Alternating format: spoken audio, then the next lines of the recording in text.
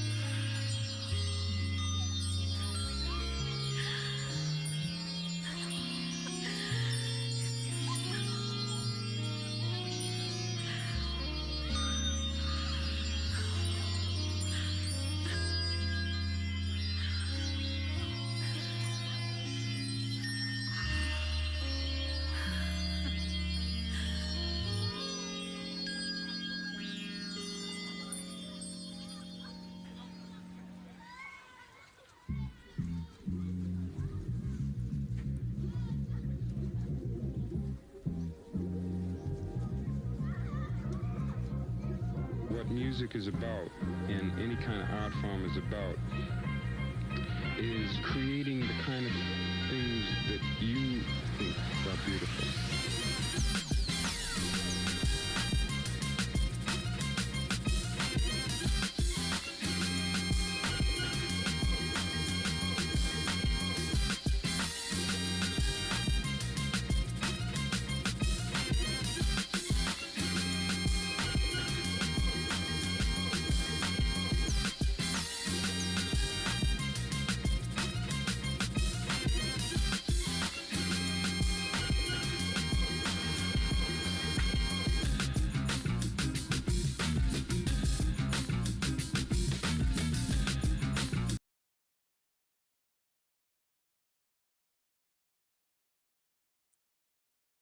Hello. Yes, we're up very late tonight. Welcome to stream. How are yous? So, it is naturally very late. I'm very tired. I hope all of yous had a lovely day, whether it be study, work, but I'm sleepy. And the best thing to do? Well, apparently, the best thing to do is answer your questions. And I thought maybe I wouldn't have enough results to actually do this in time.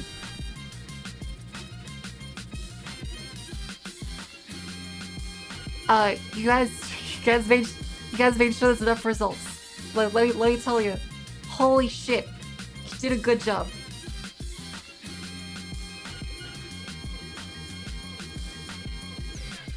If it will show. I need to put underneath a bunch of stuff. That is, if you see, 65 questions in a couple hours. So you're so far doing very good. But yeah, you can type exclamation error, and that is the Marshmallow link. It'll also repeat it throughout the stream. I'm not sure if I'll be able to get to your questions, but it's there. Also, yeah, join the Discord. Great Discord. We're taking moderator applications. Now, as to how I'm feeling today, I have had a long day. I only just got off of work a couple hours ago. Yeah. So I spent the last hour unwinding and getting ready for stream. I've only dodged by encouraging people to smoke crack. I know what you mean. That's absolutely nothing. Now, my beer of choice for today. Beer of choice. I love you for still coming to see it's such a big day. Of course. It's Friday. I gotta see all these students after class. Make sure you guys are keeping on top of your homework. But you're all of drinking age, I hope. So let's have some beers. So, my drink of choice is Monsuda. Now, the reason why I'm drinking this is because Jean suggested it. We're gonna grab it on the off collab. But we eventually grabbed just like basic bitch Sapporo. So I'll try the one my lovely Jean suggested. Yeah. Let's make the window a little bit smaller. Also, you can see all my lovely tabs up there. So yeah, this lovely izakaya background. It's very nice. So yeah, that's my beer of choice for today. Wow.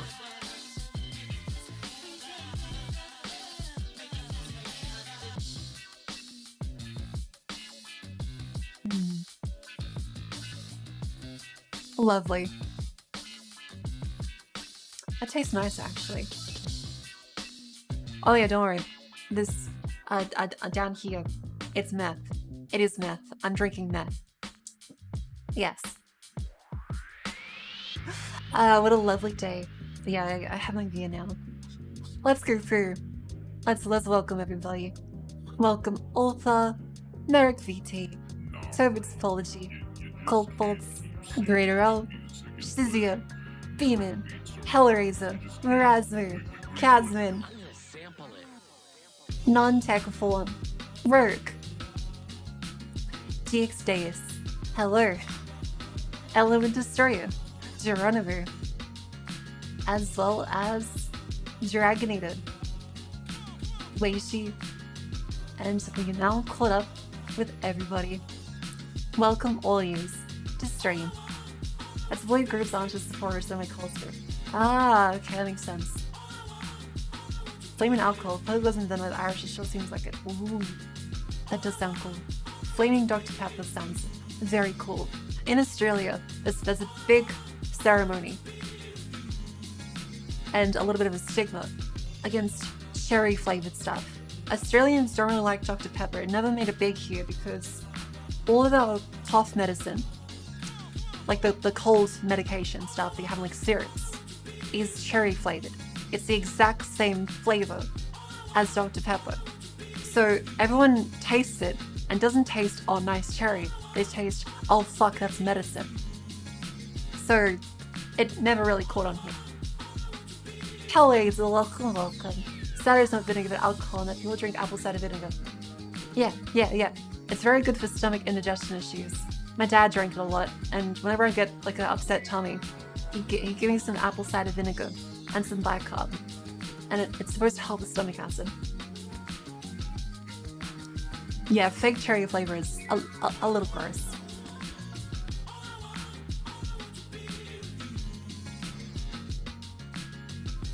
That's a very nice beer.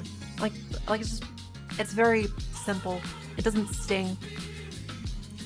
It is very pleasant to drink. That is nice. And I really like that. Good job, Gene. You made a great suggestion. American medicine's great flavor. Oh, that's why they have like lean and all that stuff. Right. That makes a lot of sense actually. Yeah, in Australia, we instead kind of focus a lot more on like cherry flavors. You take too large a gulp of liquid once and then you want to die. All the time. Yeah. Sudsy friend, welcome to stream. Like, I've tried grape flavor, but Australians don't really have like fake grape. We have a lot more like real grape flavors. So a lot of our stuff is like real grape. The grapest. So, as is some other stuff, I've been doing a lot of talking with various connections behind the scenes. I've been trying to start organizing more collabs. I've got some more progress on the 3D model that I'm very happy about. The hair is looking lovely. All sorts of stuffs. My regular job, I made sure to pick up some more shifts so I can cover a little bit more week's rent when I get out of work. Yeah. Pardon me. I'm already burping. Hiya, Creole. Welcome to stream. Yes, burp. And Hypnotic, welcome. Yes. Burping. This is nice, sir. It's been a while since I had a drink. How many mods are you after? I'd say at least 2. Maybe like 3 or 4. But like, I didn't expect them to be active. So like switch in and out like tag team. Phrasing. Like tap in, tap out.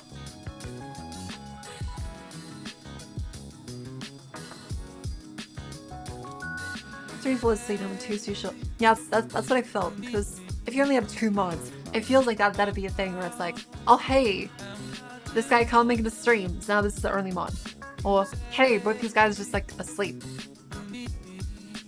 So a wide variety of people being moderators would be helpful because, as you know, our community is lovely and it's growing a lot. So the best way to make sure it grows and to the best thing it can be is to have people to spank bad people in the butt. Very necessary. Yes. Now, some other things I've been doing is I really have been enjoying watching gameplay of Dark and Darker. There's this lovely first-person medieval Tarkov, like, where you do dungeon crawling. except it's like a roguelike multiplayer. So it's essentially Tarkov, but you use swords, spells, bows. It's amazing. It looks so fun. If you have a multi-linear country which have the same time as Australia, generally yes. Usually that'd probably be better because that's what I usually stream. Usually watch streams during work. Yeah, exactly. Like I don't want to take time away from people that just want to enjoy chat. So again, it's a do it for free world, but it'd be nice to have some people. Oh yeah, don't worry. There will be public spanking. If someone is a cunt in chat, if the vibe is off, as they say, then public spanking. How many applications? Actually, I should check. I should see. I can go to Google Forms. How many applications do I have? Because, like I said, there's like fucking 70 questions for today, which is just in the last couple of hours. So it's very impressive.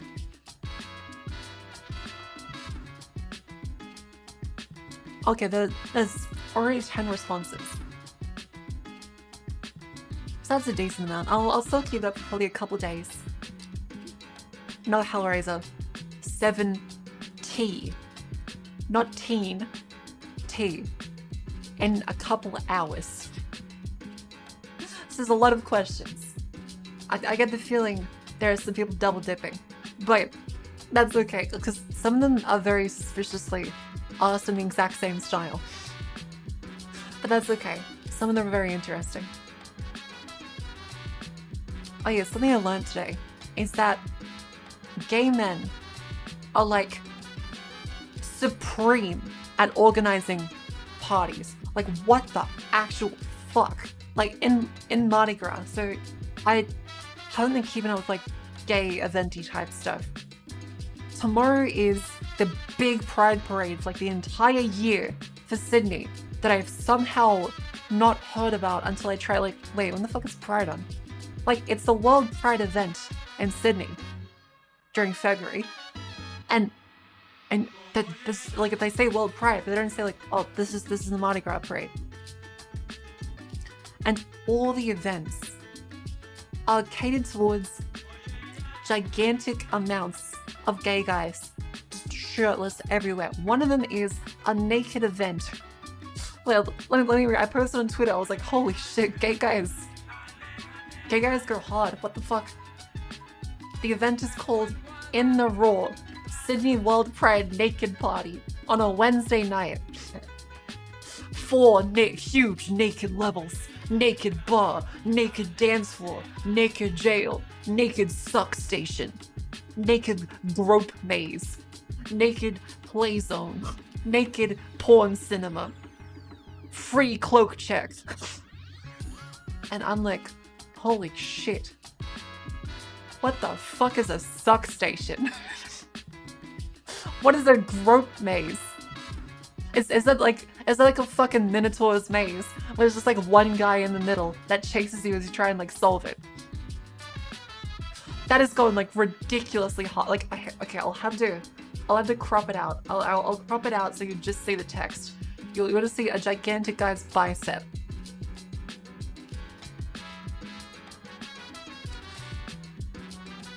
I was like, holy shit. That is impressive but kind of scary at the amount of stuff. So if you go to the snipping tool. Snipping tool, please.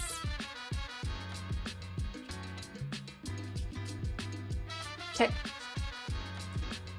It's like a DLC pack for Duke Nukem. 4 huge naked levels. A fucking suck station. A grope maze. Like, holy shit. Then I looked, I was like, okay, what events do the women have?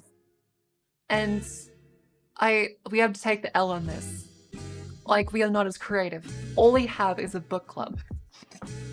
I'm like, I love a good book club. I love a book club. But gay guys have us beat when it comes to the most fucking insane parties. Like, a fucking suck station.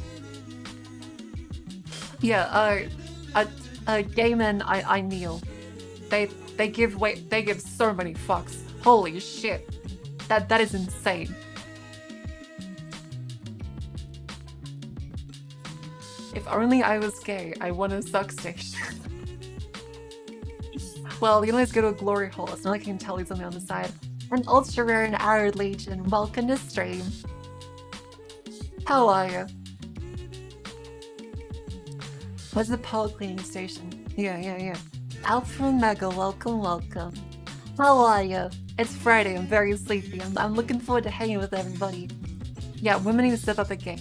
We really gotta get a little bit better. But yeah, I'm having a beer. 9 cans deep. Nice. Have some water too.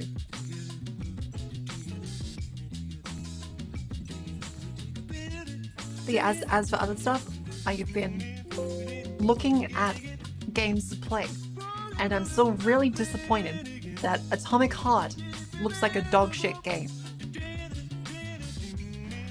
Like it just looks like Forspoken. I'm really disappointed because I've been waiting for years for it. I was expecting it to be good. I know there's a bunch of controversy around it. Cool. It still looks like a bad game, regardless of the extra stuff on top of that. Like, I have briefly researched it. I'm like, okay, that seems legit. And the game is just that, yeah, there's no 7-hour robots, twin sexy ladies, sexy. Very sad. Not heard about it. I've heard about it for like years. I was really looking forward to Atomic Heart, but unfortunately, it just seems like it's not going to pan out. Yeah, lots of controversial AAA releases. Meanwhile, all the indie games are like straight fire. Like all the fucking indie games that come out lately are amazing. Slightly better at Bioshock Infinite. Well, Bioshock Infinite has a good story. From what I've seen of gameplay, like watching on YouTube, the story sucks. And the voice acting sucks. They tried to do Booker from Bioshock Infinite, but he just swears like a child. He doesn't even act grizzled. He just acts whiny. Like, Bioshock Infinite, Booker is, you know, like a standard, gruff American sexy gunman protagonist.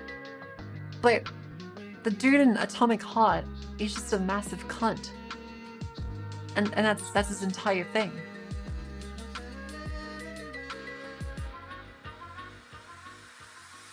Hiya, Thanikin, welcome to stream. How are you? Wait a minute, that card. What card?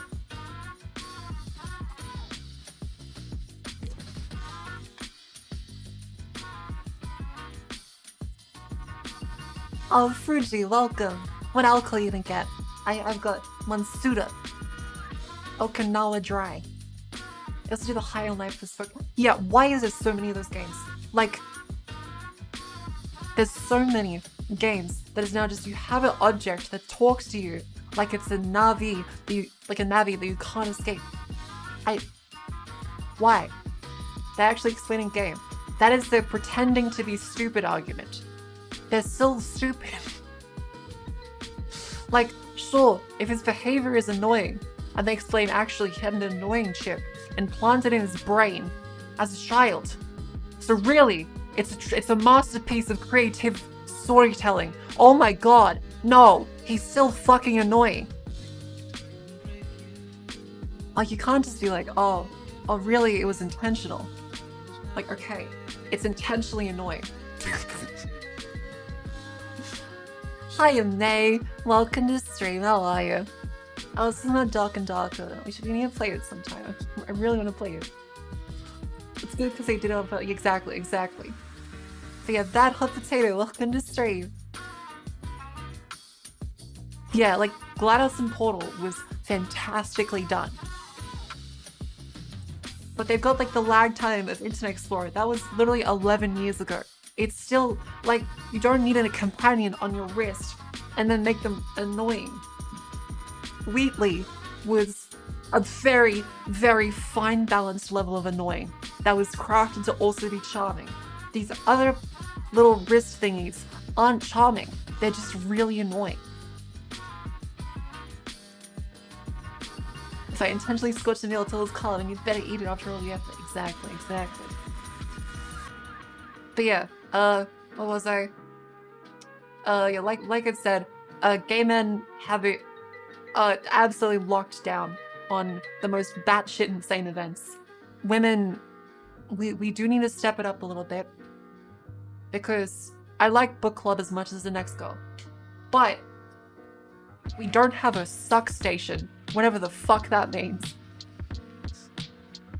Smash will follow suck station. I mean, I imagine Smash. I imagine there's probably a lot of smashing. They have a sex maze. Like, the gay guys at Mardi Gras go fucking off in a way that I have never experienced the same, like, level of anything from the girls. So,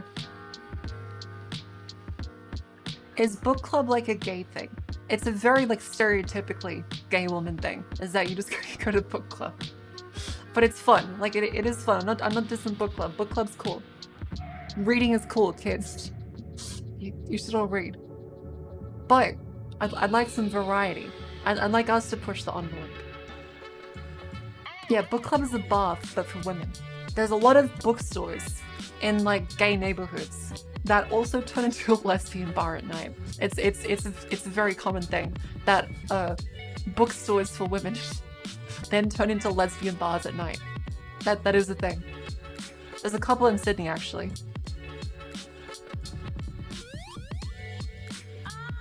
But yeah, that's fun.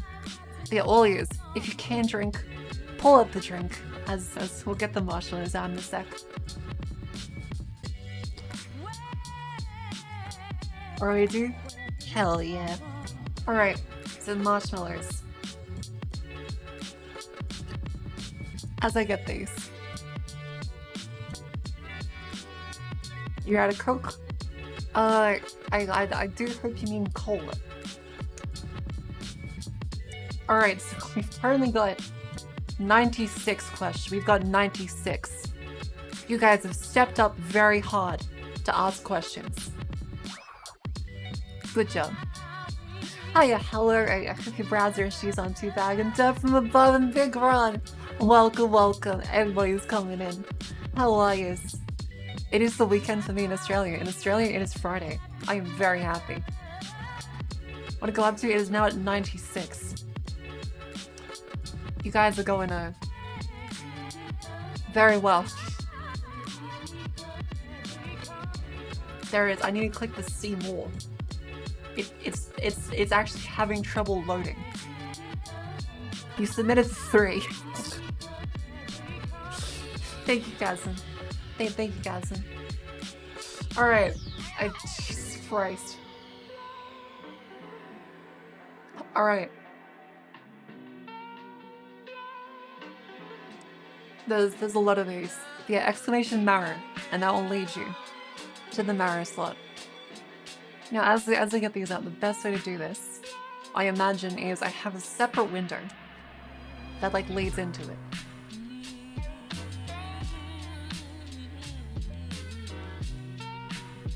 So, if I get this one up, this window. Advice to people who suffer from anxiety and want to get into teaching. So as we share this one, assume I need to go back to here. Here we go. Alright, it's like this. Now I can shift these down like this and like this.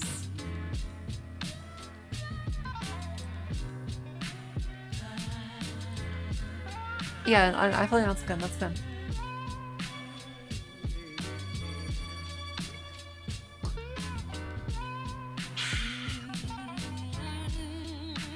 It's noon. Oh, nice.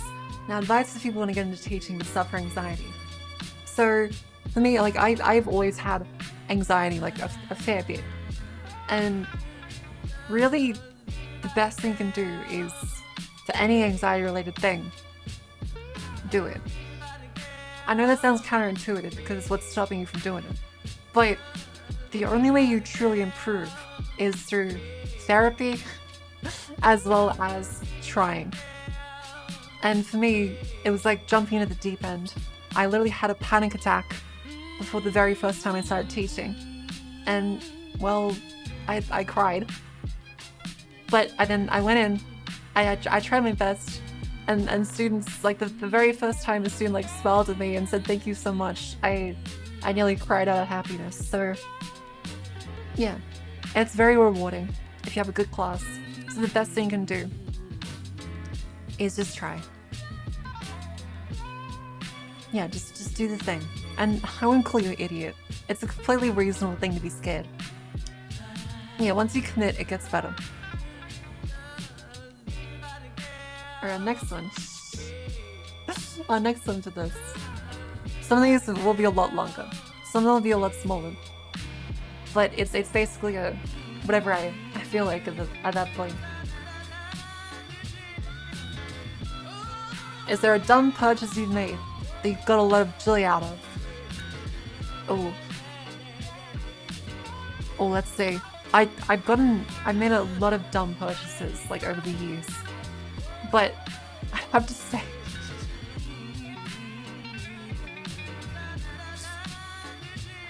can I say that?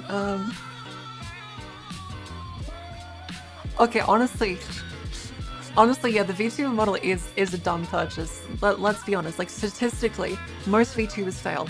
Like we'll get it. Like there's I skimmed a lot of the questions before we started stream. There's a lot of questions about like VTubing, and this one, quite frankly, is a very stupid decision. Because if you are aiming to be successful, it is dumb.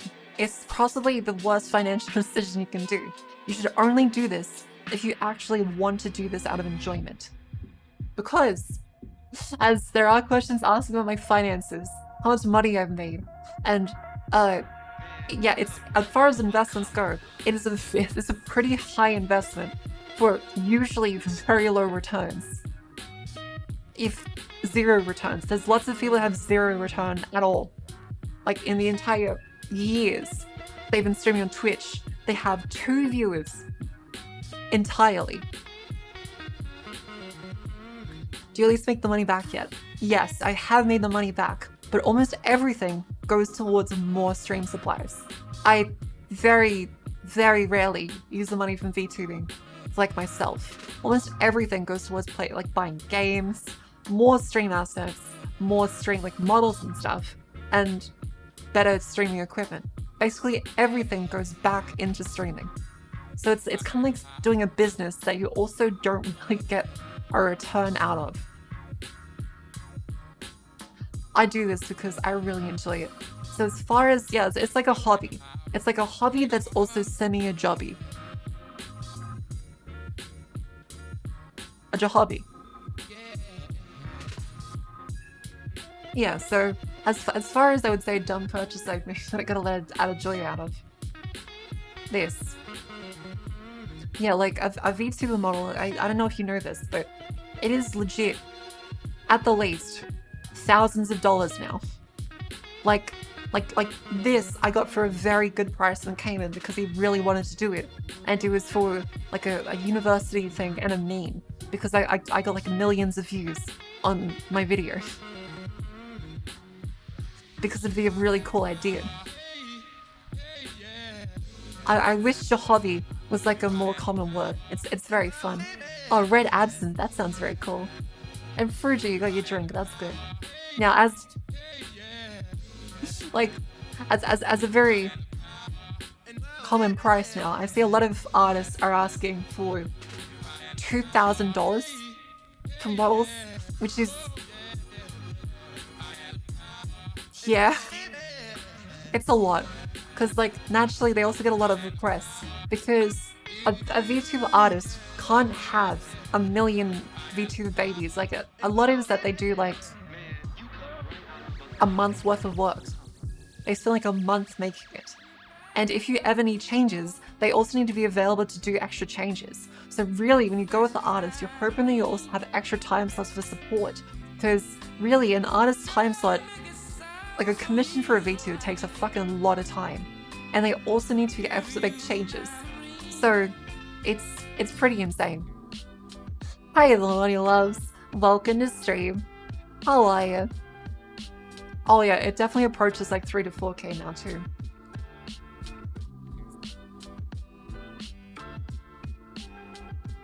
Hand tracking is still something that many do not even offer.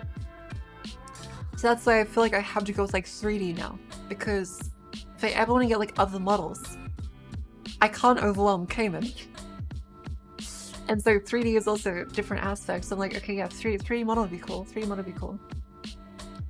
Yeah, like the best thing you can do start now would just be, you know, get a cheap model and start streaming. Like I started streaming with the base V2 Studio model. Yeah, legit the only lights, yeah, exactly. There is basically no one else that I can see that actually uses their hands on a 2D model. It's just very few people. Make it heart. Let's see, I can kind of like upside down heart. Yeah, I can do like upside down heart.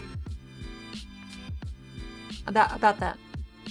But yeah, the way it works is that it flips into an OK symbol. And it kind of locks to that. So, yeah. Like the tracking is a very little known thing. Like a lot of people look at it and like, wait, is that like controlled by hotkeys? I'm like, no, like VTube Studio literally tracks my hands. So yeah, that is a dumb purchase I've gotten a lot of joy out of.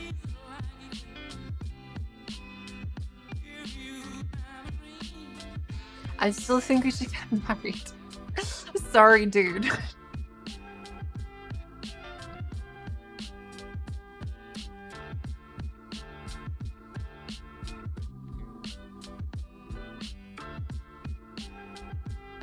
I appreciate the offer. Yeah, you do miss... You miss all the shots you don't take. That is fair. Yeah, Cleo's been sending Marius today.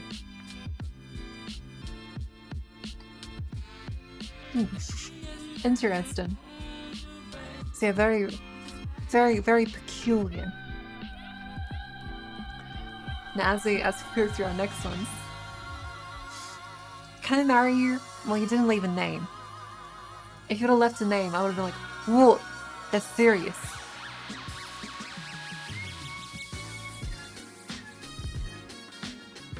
This one. How did you become so wonderful and amazing? Smart, funny, I have such an outstanding person. I promise I did not submit this. I did not submit this. I promise I didn't submit this. Hello, Marty. Welcome to stream, and I'll go wonder, hello. How are you? My secret is I have 2 wheat bix a day. Yeah, maybe she's born with it. Maybe it's Marco. So yeah. Very fun. Oh yeah, by the way, I'm actually considering getting a dynamic mic, because turns out having a condenser mic in Australia, we need fans. Bad idea. And also I can't sound treat my room as like this is a rental, and if my landlord just walks past my house, sees a whole bunch of black panels over the room, she will think I'm making meth. So, background's a bit loud. Alright, we can change it. There you go.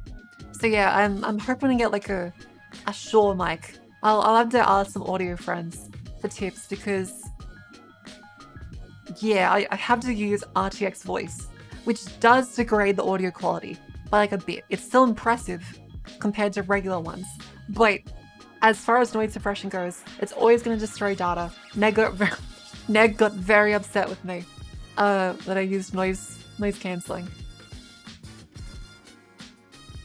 I can't imagine how much regret I would feel if I would not have central AC. I have a lot of regret, but I like this place. I do like living here. Yeah, I'm not making mess, trust me. But yeah, my personality, I suffered a lot of hardship, and so I would like to give it a semi-serious answer. I've suffered a lot of hardship, and I think the best thing I can do in return for that is just be a good person to other people. I mean, make their lives a little bit better too. Yeah. Yeah, now I need to find another dealer. Methco Fukusame has shut shop. Alright. This one's the funny question. How much have you lost or profited from VTubing over so far?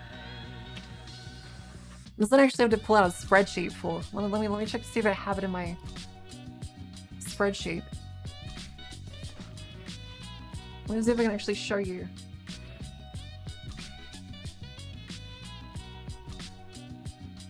I might need to pull out like another tab. So it might be actually on my personal account. I have a spreadsheet. Well, yeah, I need to do tax returns. Because remember, I still need to do tax returns. Alright, 2021 to 2022. Tax deductions. During the 2021 to 2022 financial year, I spent $5,694 on VTubing. Spent. And my income.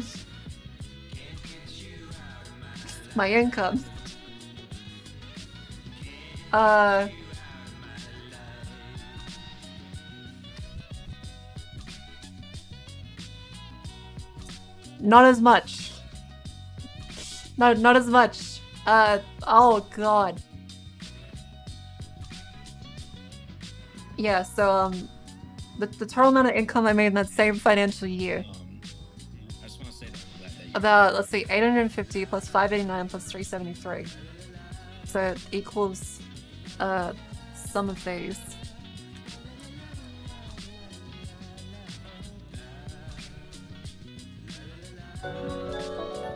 Total amount of income I made was $1,800 in a year of streaming, from 2021 to 2022. I still need to do my tax return for like this coming financial year, so from July last year to June this year. So it's still ongoing. I definitely made a lot more this year, but in my first year of streaming,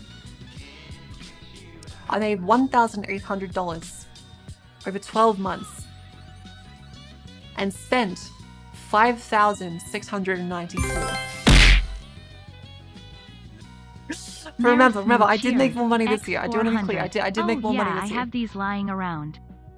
Thank you, Mirazu, for the 400 bits. It's very sweet. Ah, yes, it's hard my net loss. I'm in the green now. I'm in the green. And thank you, Latouche5, for the follow. And Cold Bolts, thanks for the 100 bits. Cold Bolts cheered. X100. Raise number to bigger number Makofu Hotboy. Yeah, so looking at this,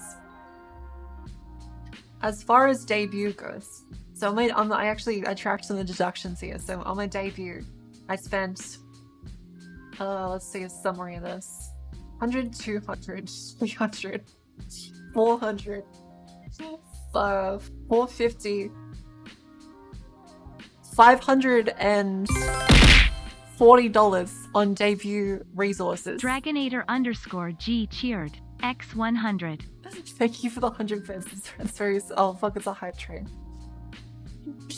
All right, that comes the scam train, guys. Here comes the scam train. So $540 on debut art, and my model cost about 1,800 Australian.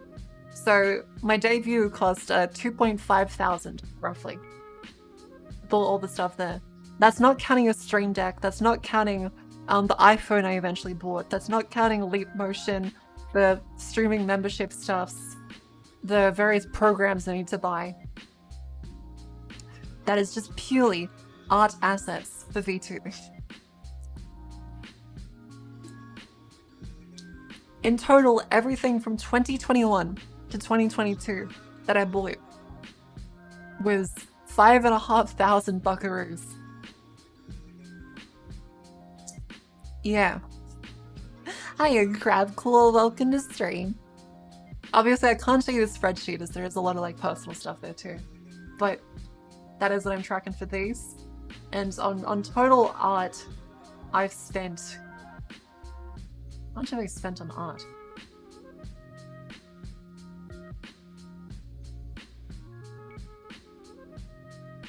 My total current art assets is... Okay, as I did this, and the last financial year was $667 on just art. It's definitely a lot more. It's definitely a lot more. Oh wow. Oh jeez. Okay. Yeah, there's definitely quite a bit more. Huh. Nice. But yeah, that's my ones there, and I believe it S572, this one. Where's my other spreadsheet there? So which is one from G57 to G63. DX Deus donated 10 Australian dollars. For the love of God, help this poor woman break even. Thank you, DX Deus, for the $10. That's very sweet. Yeah, $5,500 dues is what I spent that much. Alright, so some months have been better, but yeah, so for most of 2022, like the early 2022 months, I was making less than $200 a month. That's still decent as far as like VTubers go, but it's still like not what you imagine to be gangbusters. As at the later months though, I'm getting a bit more. I still need to update my taxes and stuff, but it is getting better.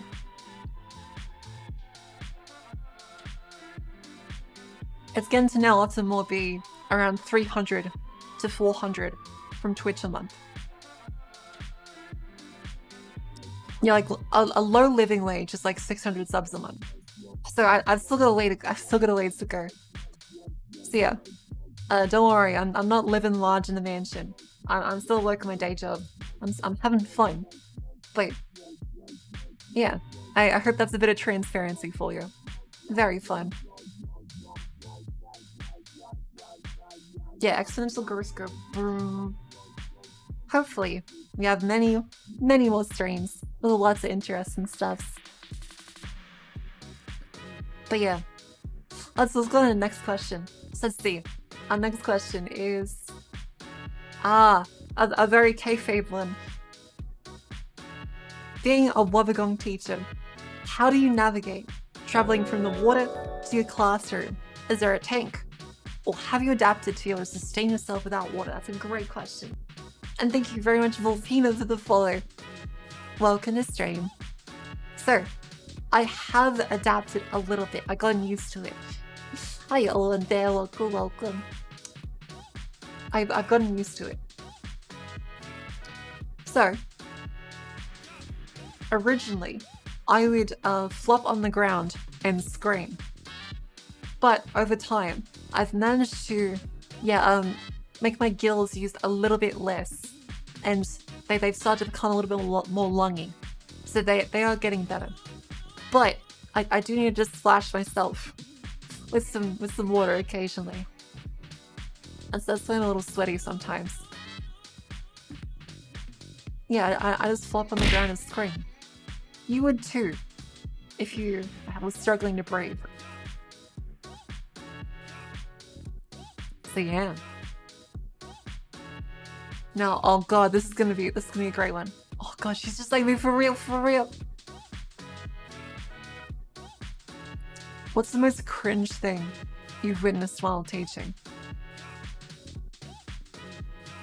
Oh boy. Oh yeah, the hydrate bucket routine. That was very fun. That kept me sustained. That was part of my adaptation period. So, at one time, I did watch a kid directly Google the answers. And like that's specifically on me. I didn't witness it. That did happen to me, but I'll make sure to tell the story again.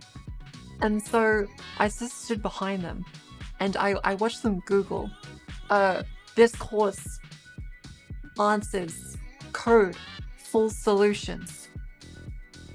And I just watched them very slowly select top to bottom, right click,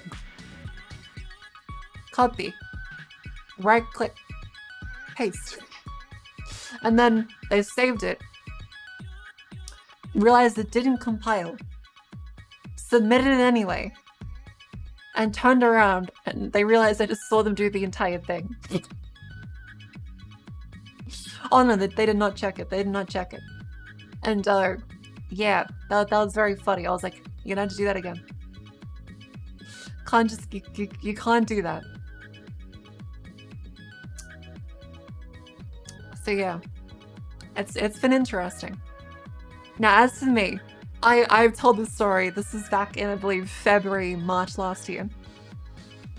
I am a little bit clumsy. I'm a little bit of a ditz. And while walking, the stair was a little bit slippery. And so I was leading my classes. I just finished a class, so we were gonna go to a lab. And as I'm leading my little ducklings, I slip. And my ankle goes to the side and goes pop. Now, that sucks because I stood straight up again. I was like, oh. And my students were really worried. They were very sweet. Like, are you okay? Are you okay? And they offered to help me. One person offered to carry me. I was like, no. I'm alright. I stood up. I was very strong. I took them to the lab. And then yes, bridal carry, princess carry, yeah, they did offer. And then I was sitting down in the lab, and I was like, I don't feel well. It's like this hurts really bad. And so I went to the doctor, and I was like, this is not good. And yeah, so I fell in front of all my students. They watched all of me, and yeah, that was very embarrassing because I had to wear crutches and then do therapy for like 6 weeks. It was painful. It sucked. Like it's good now. It's a little unstable still, but it was very embarrassing. Didn't call an ambulance. I didn't because it's also expensive. Hiya, Dive Cerberus. Welcome to stream. You bad enough dude to Princess Carry a teacher. It's kind of funny how it's like the chair meme. How as soon as the teacher's like, alright, I need a strong fella to pick up the chair. Except it's me. I was the chair. I'm gonna operate because you wrecked your foot ankle. Oh jeez, fuck. Yeah, my one was thankfully a high ankle sprain. Now it looked like a fracture at first, so they were worried. But like, oh no, thank Christ, it's just a bad sprain. And so eventually it sorted out, but I need to have like all sorts of therapy exercises because it massively weakened the stability of my ankles. So yeah, there was a dude in the physiotherapy clinic who would give me massages. Now you're like, ooh, sexy fit PE dude. Ooh. It was not sexy. The massages are not sexy. It is fucking horrifically painful. But it does help with relieving tension. It hurts. It's literally like pressing multiple centimeters into your skin to start moving the muscles around. It's very bad. It felt horrible. I was like, oh my god, why the fuck does this hurt? Why does this hurt? There's a massage. Yeah. So that was my physiotherapy. It was very fun. A good massage should hurt. I am a bitch, and I come from the most mayonnaise of origins. Like, I know there's like more, I think it's like Asian cultures with very tough massages. But I come from like little bitch culture, where it's meant to be relaxing. The moldy breast milk. Welcome to stream. I wonder if Princess carrying a shark is a good idea. I do like to be princess carried. I've experienced it once and it was very fun. Yeah, get the pressure, please. Hiya, Pale Horseman. Welcome to stream. Oh, that's alright. Don't worry. I'll be here for a while yet. Expect a nice nose. Received knockoff Zangief. Oh, gee, that's great. Brock Lesnar's Princess carried a shark. Oh, I feel like I saw that image. That was a good image. But yeah, no. Okay, what is this? Blue Ranch on Marshmallow. What is this asking? Like the pizza? The Blue Ranch pizza. It was decent. It tasted nice, I suppose. Jim says massage and honors a masseuse. He has soft heat rubbed down, you're sensitive. Ah, okay. Yeah, someone submitted their crayon drawing. I'll still stick it on the fridge because I'm proud of you for trying. But I'm not quite sure what this means.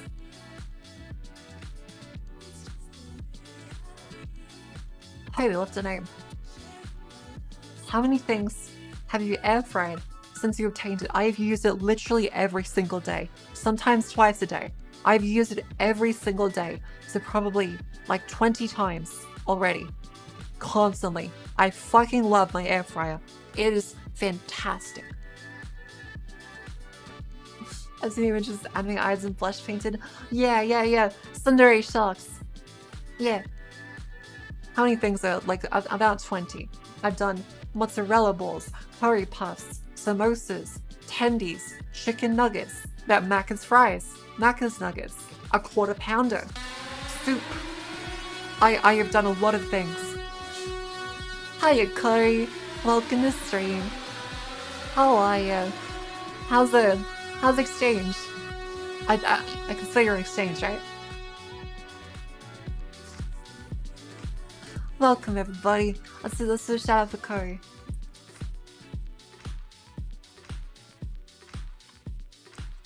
But yeah, welcome. Collins. Vicky 13. Yeah. Welcome to stream. Just came back. Oh hell yeah, dude. Nice. Welcome back. I heard it was very fun. He died an air fryer for his birthday. Just looked like I'm stupid. Now he loves it. Exactly. An air fryer is like a good cat. Or like a dog. A dad hates it at first, but then they're inseparable. We'll give it a name too. Yes, recooking last night's food is fantastic in the air fryer. It's so good. Yeah, Curry, what are you doing? Just chatting? I've been having a lot of fun lately, VTubing and stuff. It's been really nice. Making an air fryer. You should get one. It's very good. It's very good. I do recommend. Yeah, I wanted to type my shoutouts so much longer. Holy cool and meta. Welcome to stream. How are you? But yeah, okay, what's something you always wanted to do but haven't tried yet? Ooh. Exchange recap, took in chat. New little thing. Ooh, a noise. That sounds cool. Are you still going the same design? Cheeseburger. Now, I've always wanted to go skydiving, but I've been too much of a little bitch to actually go skydiving. Because you see those people with GoPros, they make it look so fun. But you're hurtling out of a gigantic metal bird, face first, towards the ground. That shit sounds cool, but terrifying. It's also a little expensive. So I haven't done it yet. Yeah, it's non-chivy? Hell yeah. Low chill fairy stream, low killer eating dinner, nice. I hope you have a good dinner. What are you having? What are you having? As I need to get more. Let's do the beer actually. And Neon Raven, welcome to stream. Yeah, like my chat's usually pretty calm. It's like a moderator would be. Very chill too. Yeah. Let's get some more beer. Let's get some more beer.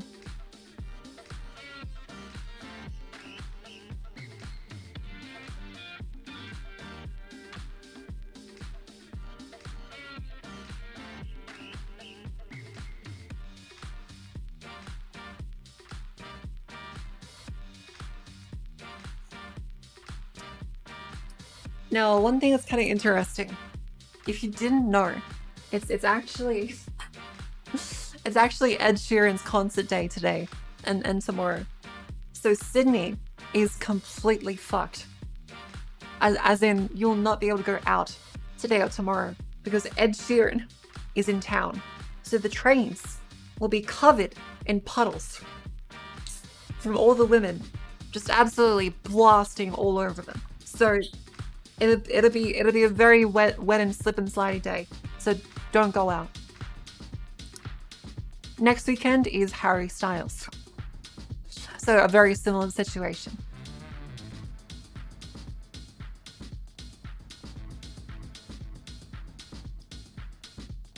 Yeah, slip and slide day. It's very crazy, like the logistics of having it. Like, wow. Yes, next weekend the trains will be submerged. It'll be like the floods.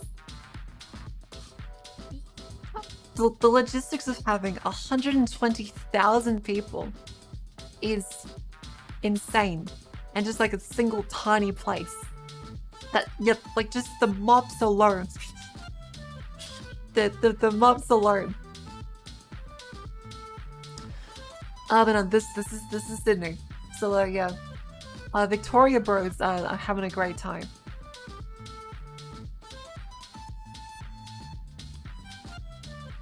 Yeah, we're gonna need a diving team.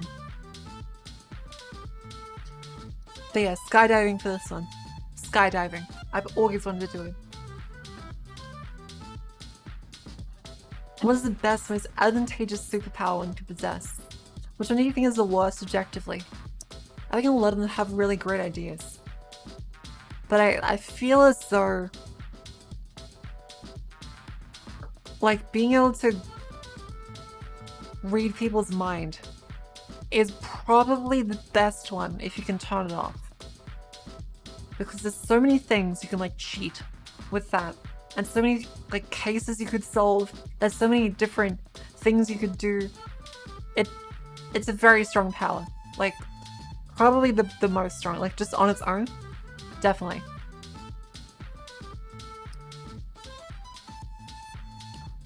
And the worst I would say is probably Big Wheel. Have you ever seen have you ever seen this shit? Hold on. Just Big Wheel. His power is that he's a big wheel.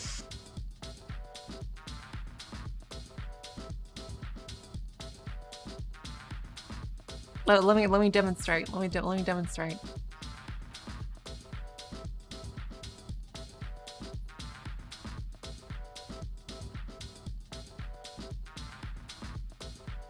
He's a big wheel. His power is that he's not really rich. He's kind of a big wheel. Yeah, it's very impressive. Demiazix, welcome to stream. How are you? The penny pincher. Yeah, Spider-Man villains are very shit, actually.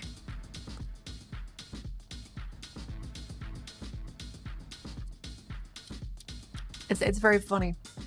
He just has like the most insane villains. It's amazing. And Wraithblade, welcome to stream. Having some beer, hell yeah.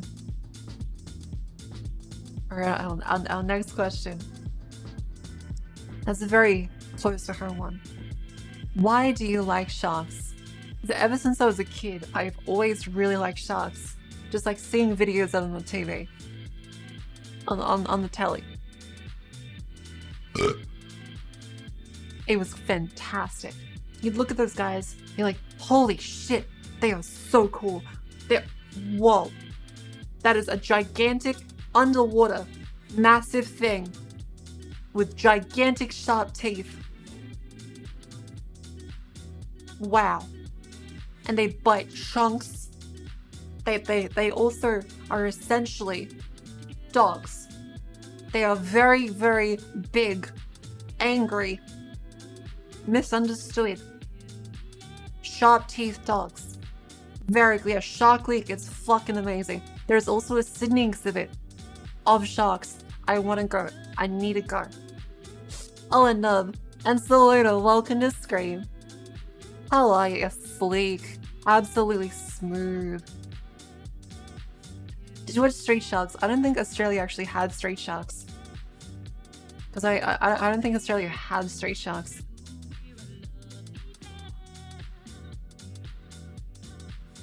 Is it true sharks love belly rubs? Sharks do love belly rubs. They also really, really enjoy head pats. Sharks are rough-skinned. No, they're smooth. They are. Definitely had that show. Was it Cheese TV? I don't think we got that channel. Hiya, Bishop Bruce too. Welcome to stream. I had it on tape. Oh, okay. Because I never got to see Street Sharks. I heard people talking about it. I was like, wait, we actually had it? We had Channel 10? I never got to see Cheese TV.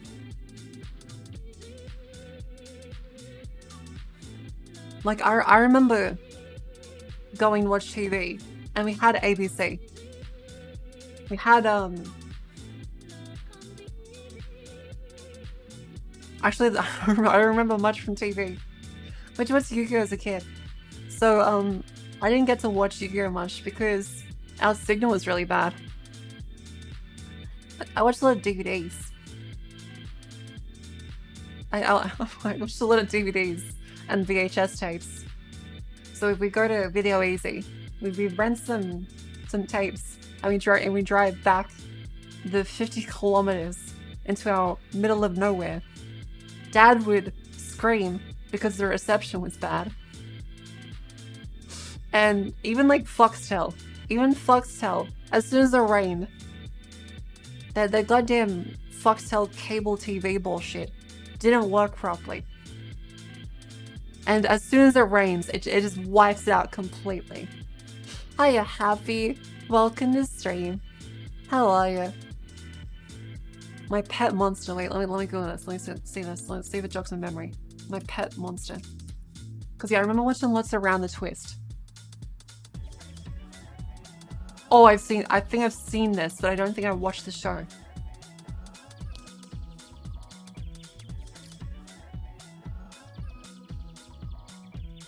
And Void Baron, welcome to stream. The drinking and Mario is going very lovely. Oh yeah, Round the Twist is amazing. I love Round the Twist. Spaghetti. The pregnant tree fella, the guy that gets pregnant from a tree. There is a Australian TV episode where the main character gets empregged. And there's literally empreg on Australian TV. I am so proud of my country. I am so proud of my country. That's probably why I'm a Fuger. But yeah, let me play Around the Twist. So let's play this all up. Let's see. Around the Twist. Empreg. Didn't realize Empreg till now. Yeah, it's Empreg. He gets impregnated by a woman too. A tree spirit. He pees on her, and she makes him pregnant. And she says, "You're gonna be a mother." It's fantastic. They're doing a reboot. Oh my god. Okay, honestly, I kind of want to see it. I think they've shown this like multiple times. but it's still fantastic. Australian TV is the most unhinged, fantastic shit ever. Like Mpreg on Australian TV is just fucking incredible. Yes.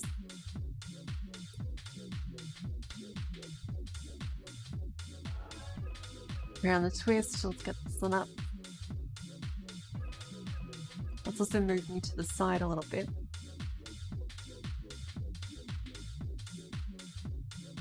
So,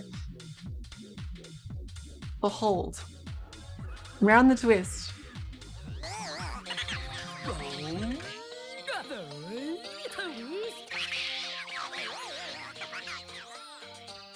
Have you ever felt like this? How strange things happen. Are you going round a twist? Have you ever felt like this? How strange things happen. Are you going round a twist? Well, have you heard the word about the bird and the spider? It wiggled and wriggled and jiggled inside it. Well, have you ever felt like this?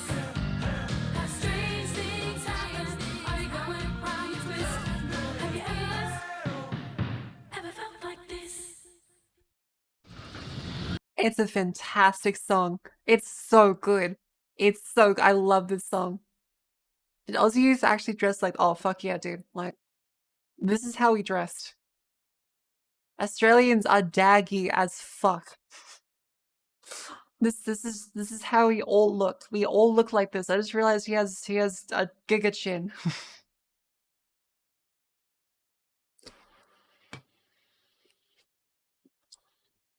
Nice. But yeah, everyone dresses like this. This looks quintessentially Australian. Okay, so he needs to pee. The premise is this kid needs to take a whiz. And so he takes the piss, and the tree. This is Australian TV, by the way. This is Australian TV. I finally found someone. Face the twist! You're a goner! Be scared, Twist! Be very scared! Can't see the twist for the trees. He's still peeing. His bullies are there. They see. I'm gonna die with my pants down! If I help you, will you be my friend and help me? Yeah, sure. What you doing in that tree, Twist? Must be a lavatory. What's going on? Why? Bridges down, rivers down. But I'm up. What's going on? Hey! Hello from the mazes. Welcome. I love Australian TV. He's still paying, by the way. He's still paying. Yeah. Think you bring Hello, yourself when you nobody. stand next to a This tree, is the don't you, Twist? Mpreg scene again. I'll Welcome get to you. stream. And the last tree you'll see will be a cemetery! Yeah! Oh, you drank a lot. Hiya, Gladys. Welcome, welcome. How are you? Now the dryad comes down, and she's a beautiful, beautiful anthropomorphized tree.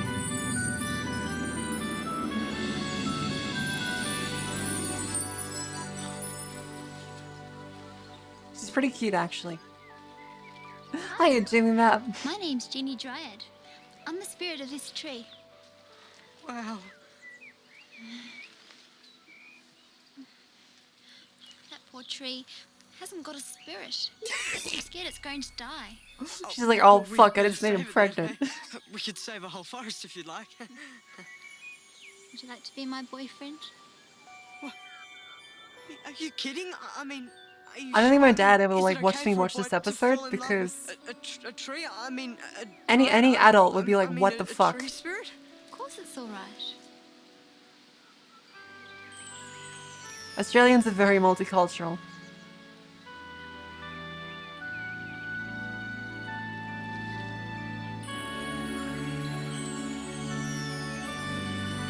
Yeah. That's great. They play this episode at school. Oh, it's amazing.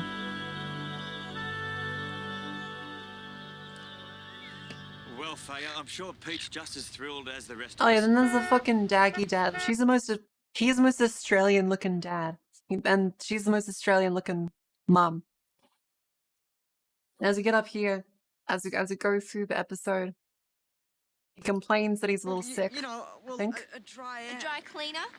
Well, it's kind of hard to explain. She comes into We're this having a room. baby. What?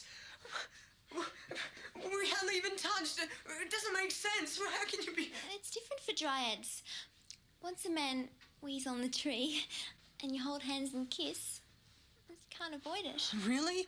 All I ask is that you let me be there at the birth. Well, if you're having a baby, of course you're going to be there. Well, Don't be silly. Dryads can't have babies. That's why you're having it. what? MPreg. Australian government funded MPreg.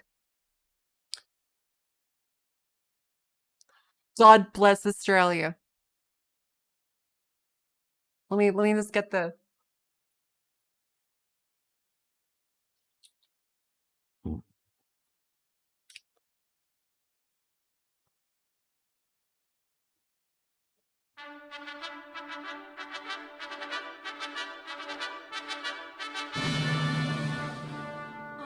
Australians, oh, let us rejoice, for we are young and free. We've golden soil and wealth fertile. Our home is God by sea. Our men abound in nature's pace and get empregged by trees. In 2 days, you're going to be a mother.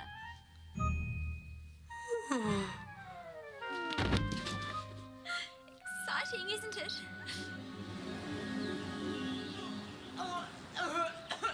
He now has morning sickness, by the way. Are you okay, Brian? Legit, he gets very hungry, There's no calling desperate. and then he goes to school. The baby in his balls. No, the baby is in his boy uterus. Oh, where is it? But yeah, the dry leg is a very. You think a grown woman normally feels? How does that affect you, Pete? Excuse me. Wait up! Hang on! Yeah, his butter is. She's a fucking deadbeat mom The one too. who's having the baby. I understand that. But I am the father. And I'm trying to be supportive. But everyone just ignores me as though I don't exist. They just look straight through me. Look, I've got a life living inside of me. That's all I can think about right now. I can't deal with your problems, okay? I love my country. Know what your game is, Twist, but you better have a good explanation. I think it's called prenatal stress, sir. And that's why we say Port Miranda is a place fertile with opportunities. Ah, it's beautiful. Let's make the MC awkward. It's average Australian moment. Have you ever made stories for the Omegaverse? I have. I've lost them at a time. But I do like the Omegaverse. I have legit talked to girls at bars, and they start telling me they're into yaoi. And I'm like, do you like the Omegaverse? They're like, oh my god, I do. I'm like, fuck yeah. It's happened a surprising amount of times that I talk to a girl and she starts telling me how she likes boys love and also MPreg.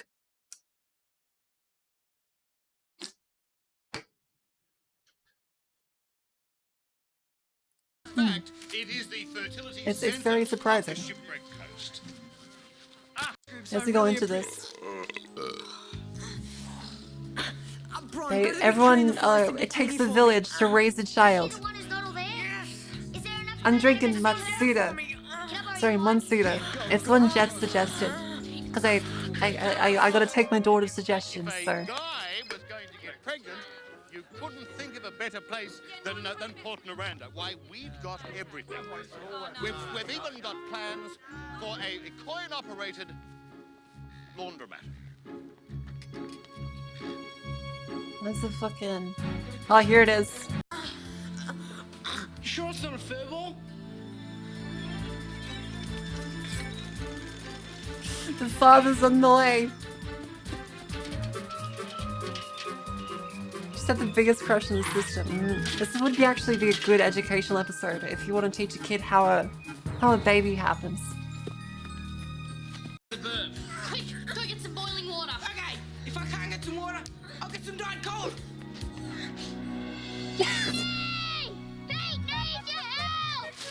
Yeah, the mother came to buy some milk.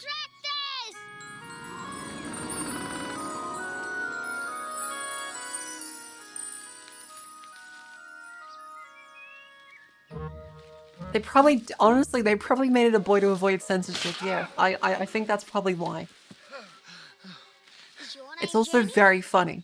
No, of course not. Look, I don't think it's going to be very... Yeah, she's a deadbeat dad. She is a deadbeat dad. You'd think she'd want to help out. Pete really loves her.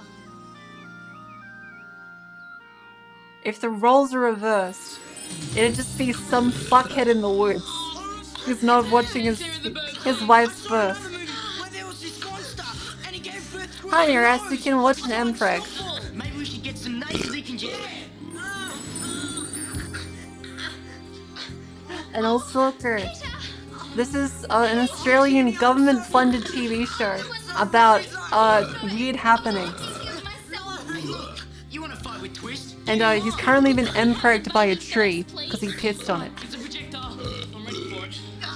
Okay, Pete, deep breath. This is not a movie, this is a TV show. There's multiple seasons of this. It's a fantastic TV show, probably one of the best.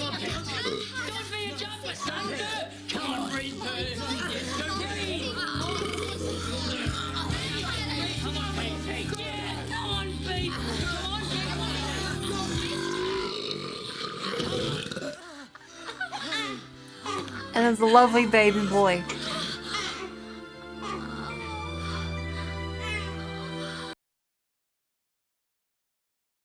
I love my country. Our land abounds in nature's gifts of beauty rich and rare. In history's page, let every stage advance Australia fair. In joyful strains, then let us sing. Advance Australia fair.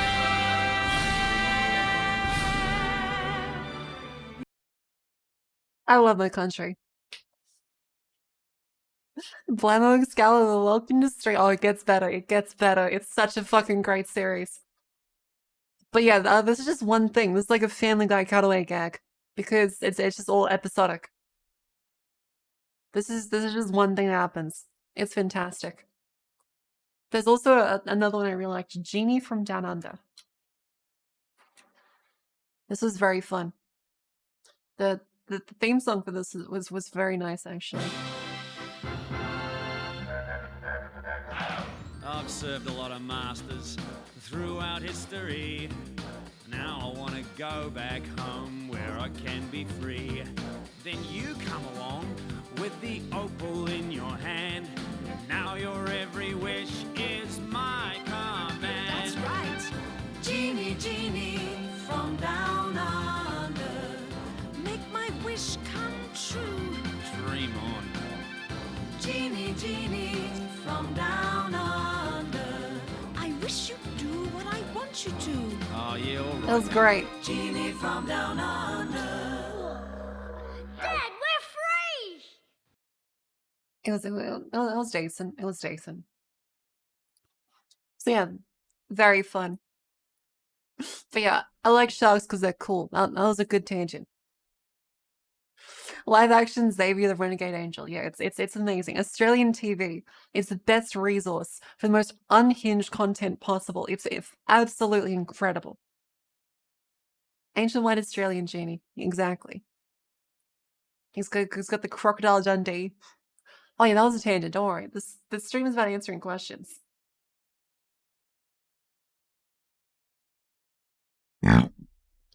That's gonna happen a lot, by the way. All right. At what point in your life did you realize you had a knack for teaching? Let's put the music back up. Yeah, don't worry. I'm having Emperor birth. My question is the fuck. Australia. Of course, why would I mute for that? I'm all about body positivity.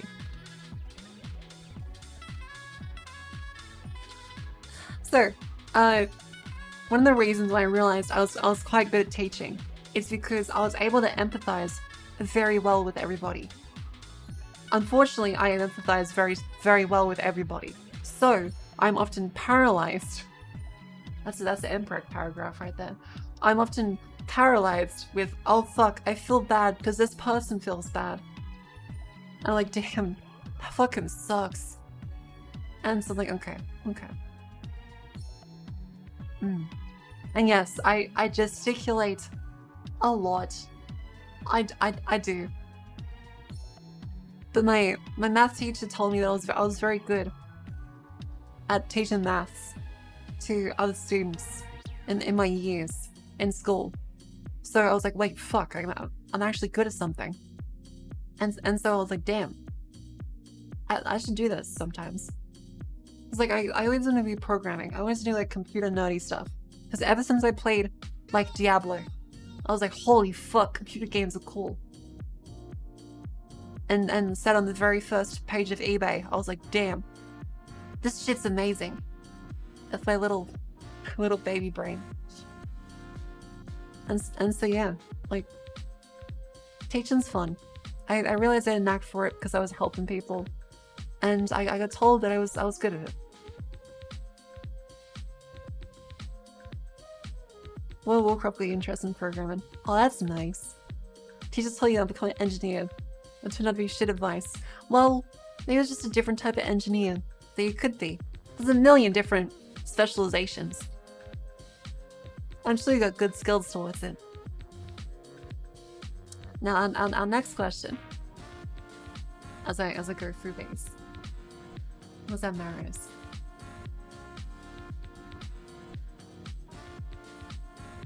Any future plans for the Wobbegong mascot? I actually do have some plans. I want to get better. I want to have a better mascot because currently I drew it myself. I feel like it's not really up to quality with what I want from like a professional one. So I would like to get like a full mascot done because if you haven't seen it, I'll have to get the references up for a sec. But this is currently a mascot and I need an improved one because it's a little bit lame because I'm not an artist. I'm very bad at art. This took me like 2 hours to make. Where is she? So currently, this is chat. If I go over this one. This is my little chibi Wobbegong. I would like a better, more professionally done one. Like, it looks cute, but it could use some refining. Like, I can bring it in actually. Use some refining. So if I get there.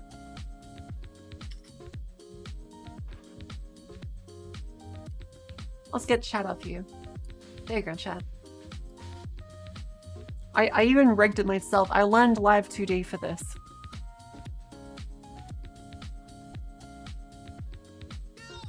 Yeah. Hi, chat. Here you are. Yeah. They move. Yeah. Very cute. Oh yeah, he breathes very heavily. He's a cute little fella, isn't he? He has overactive lungs. Because I mean, he hasn't adapted to life outside of a puddle of water like I have. I consider making a piano sticker much. I would. And again, I'd like to get it professionally done because like I feel like the design is good. Like the elements but it's gotta be a bit better. Just straight up inflates. Look, hey, don't Google sonic inflation. Do not Google shark inflation. Do not do it. But yeah. Look at your chat. Aw, you're very cute. What do you call little things around the mouth of Wobbegong? Whiskers. So Wobbegong have whiskers.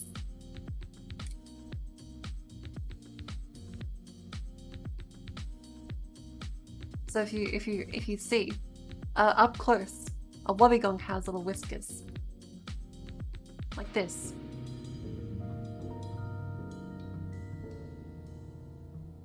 So I try my best to capture it. Little whiskers. God damn it, Googled shark inflation. You made a mistake. You made a mistake, my friend. I apologize. I did warn you. And Bullazin, welcome to stream. How are you? So yeah, as far as future plans go, I would like to see if there's like an artist that's skilled at making like full professionally rendered ones. Because again, I won't be harsh on myself. I think I did a pretty good job. But it could be a lot better. Also, yeah, I drew little love hearts on him. Like, as you can see, there's little love hearts on him. I think it's very cute. Yeah. What a fella.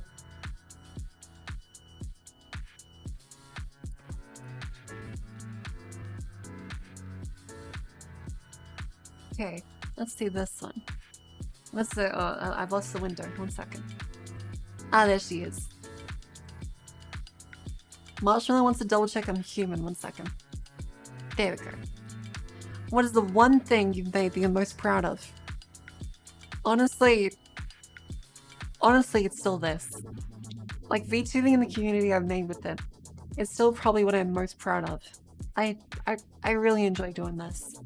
Being able to talk with all sorts of people and make people's days better, I'm genuinely very happy and very proud of. Jez, you've called the mascot using male, female, and neutral pronouns. Exactly. It represents everybody. Not all just guys. Not all just girls. You may chat. And I appreciate you. You're very good students. It's an it. Exactly. It's you. Apparently you're having sake. Yeah, the Wobbegong is everyone. Oh, it's so cute.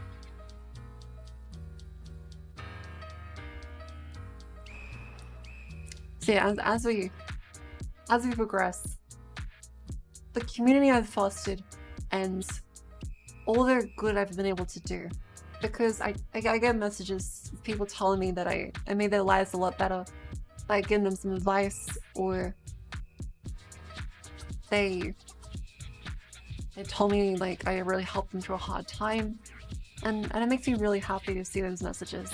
I don't really know what to say, so if you send me one of those and I haven't responded, it's not because I'm upset, it's because you kind of made me tear up a little bit, and you made me just really happy, and I'm still thinking of what to say to you. So yeah, I get this occasionally, and it makes you tear up a little bit, because it's very lovely. Need an emote of him. Yeah, he'll be great. So yeah.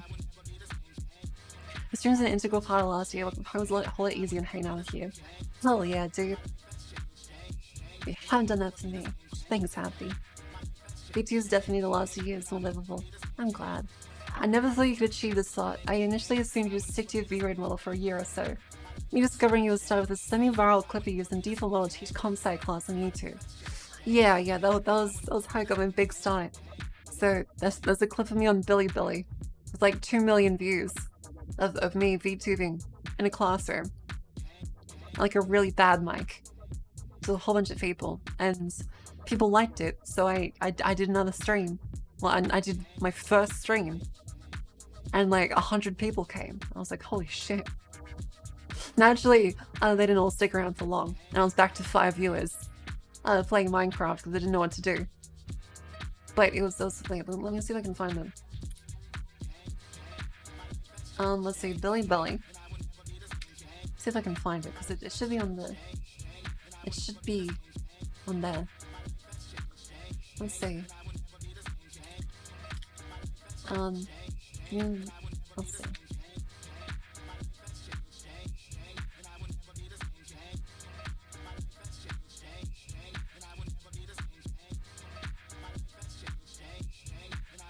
I'm sure I can find it. Let's see. Such VTuber.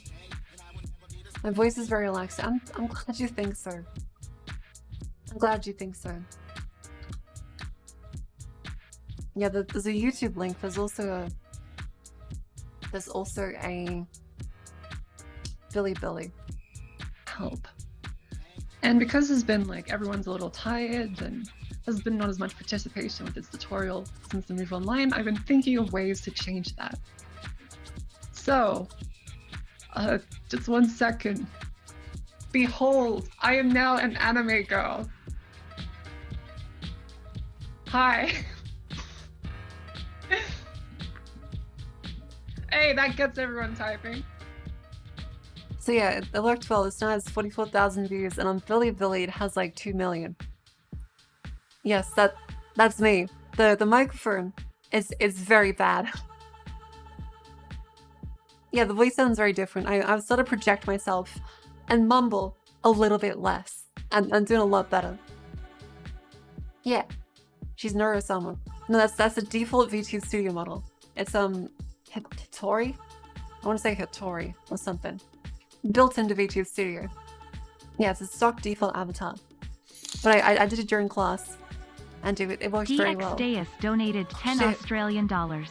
Thank you for fostering this community. I was gender dunked on hard in public in front of who I considered friends today and love your inclusiveness and being able to hang here worry-free. Thank you, DX. Thank you very much for the $10. That's very sweet. I always strive to make a welcoming community where ideally we learn about things and we accept other people regardless of who they are, as long as they aren't being cunts.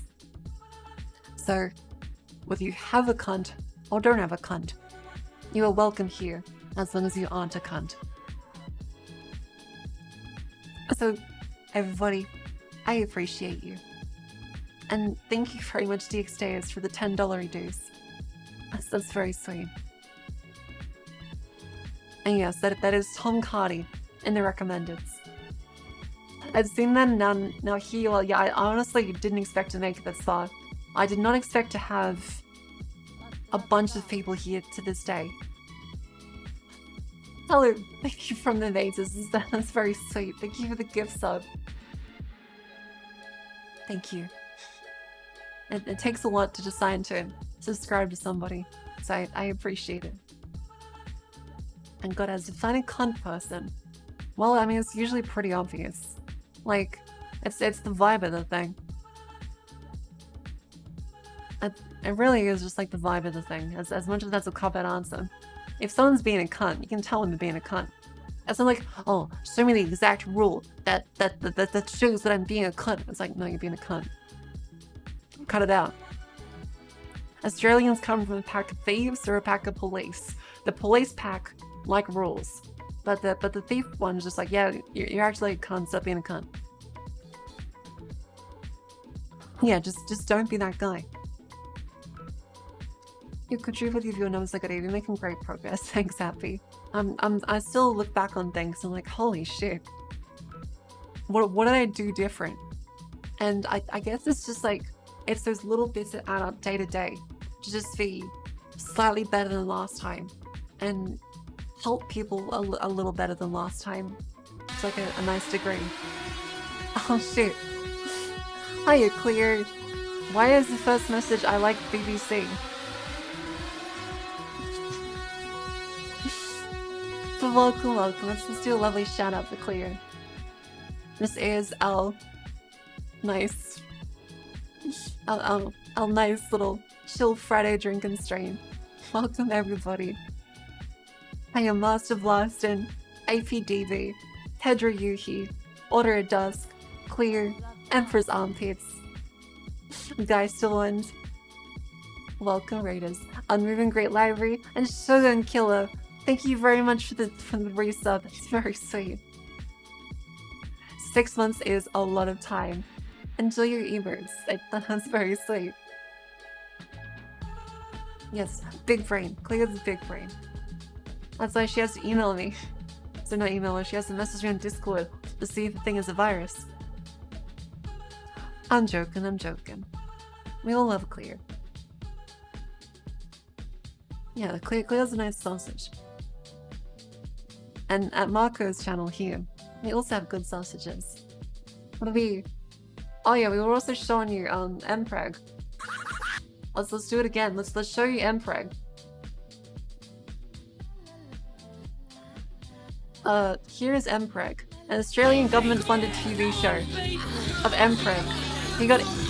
He peed on a tree, and now he's pregnant. She made him pregnant. She's the father. He's the mother. That's the father. This is the mother. He's pregnant, and this is an Australian government-funded TV show.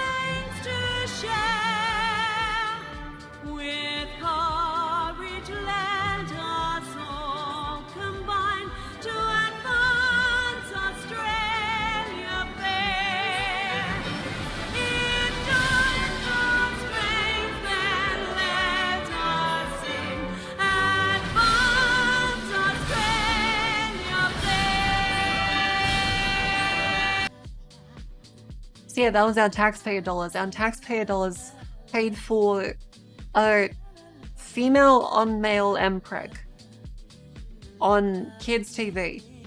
I love our country. I love our country so much. I will keep saying this. Welcome to stream. I'm Marco. I'm currently doing a Marshmallow stream where we go through various questions I would like people to ask me. You have a whole bunch of stuff available. And I was just saying how the thing I'm probably the most proud of is my community being so amazing. Oh yeah, this, if you haven't seen, sorry, let's get to you over there. This is me. This is what I usually look like. So, hi everybody. Welcome Raiders.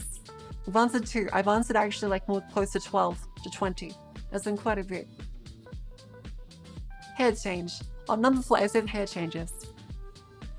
Congratulations. It's like you never left Clear.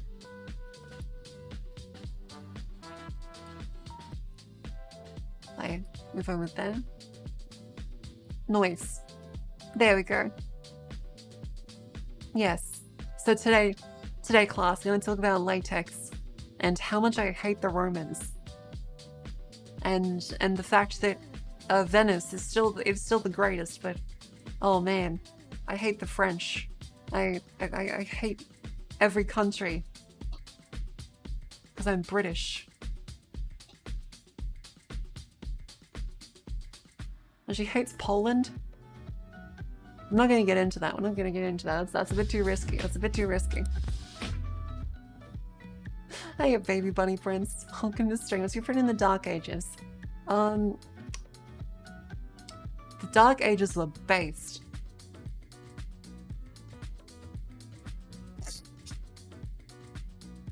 That's my clear impression. The Dark Ages were a silly sausage.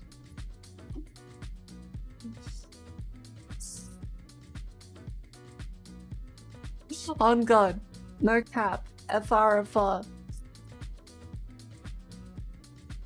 yeah, that was good.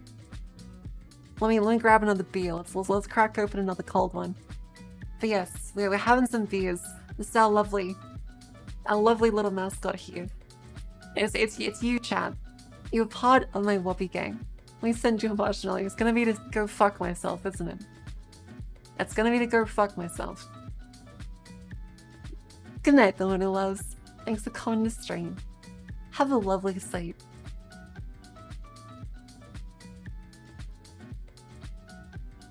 Please clear journalist's question about excrement. It's gonna be about shit in the bed, isn't it? Clear's gonna ask me how she shat the bed and try and gaslight you into thinking it was me. All my life, I have been assaulted on all sides by people shitting places and blaming on me. My sister's done it. Past partners have done it. Clear's doing it. I am beset on all sides by shitmongerers.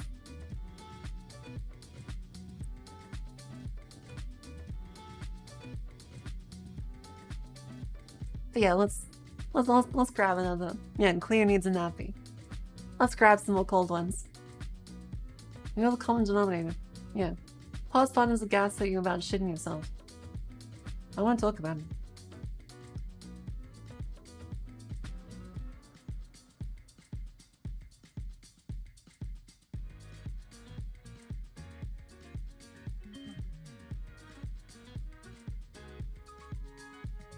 Yeah, I also need to turn the air conditioning on, but I have another beer. 1 second. Let's get a listen. Let's get a listen.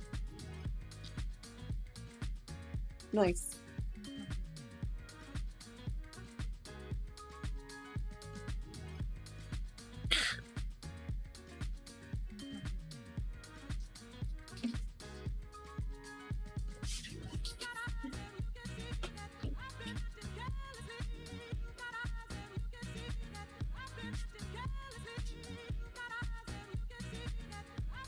Alrighty.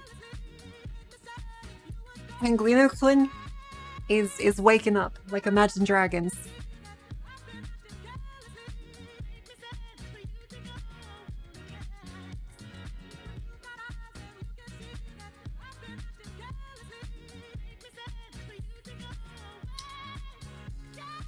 There we go. As long as you don't do pre-clean for getting strapping out, that's true, that's true. Please tell me Marco's drowning beer like her avatar is. Yes. This is my 3rd beer. Yeah, I'm breathing out the chemicals.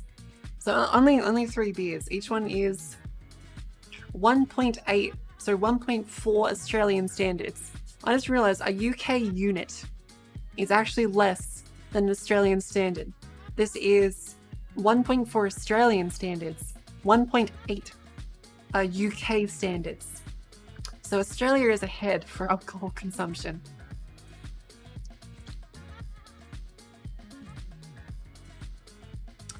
We're apparently literally built different. Only have one day till left till your time off work. Oh, that's alright. Don't worry about it.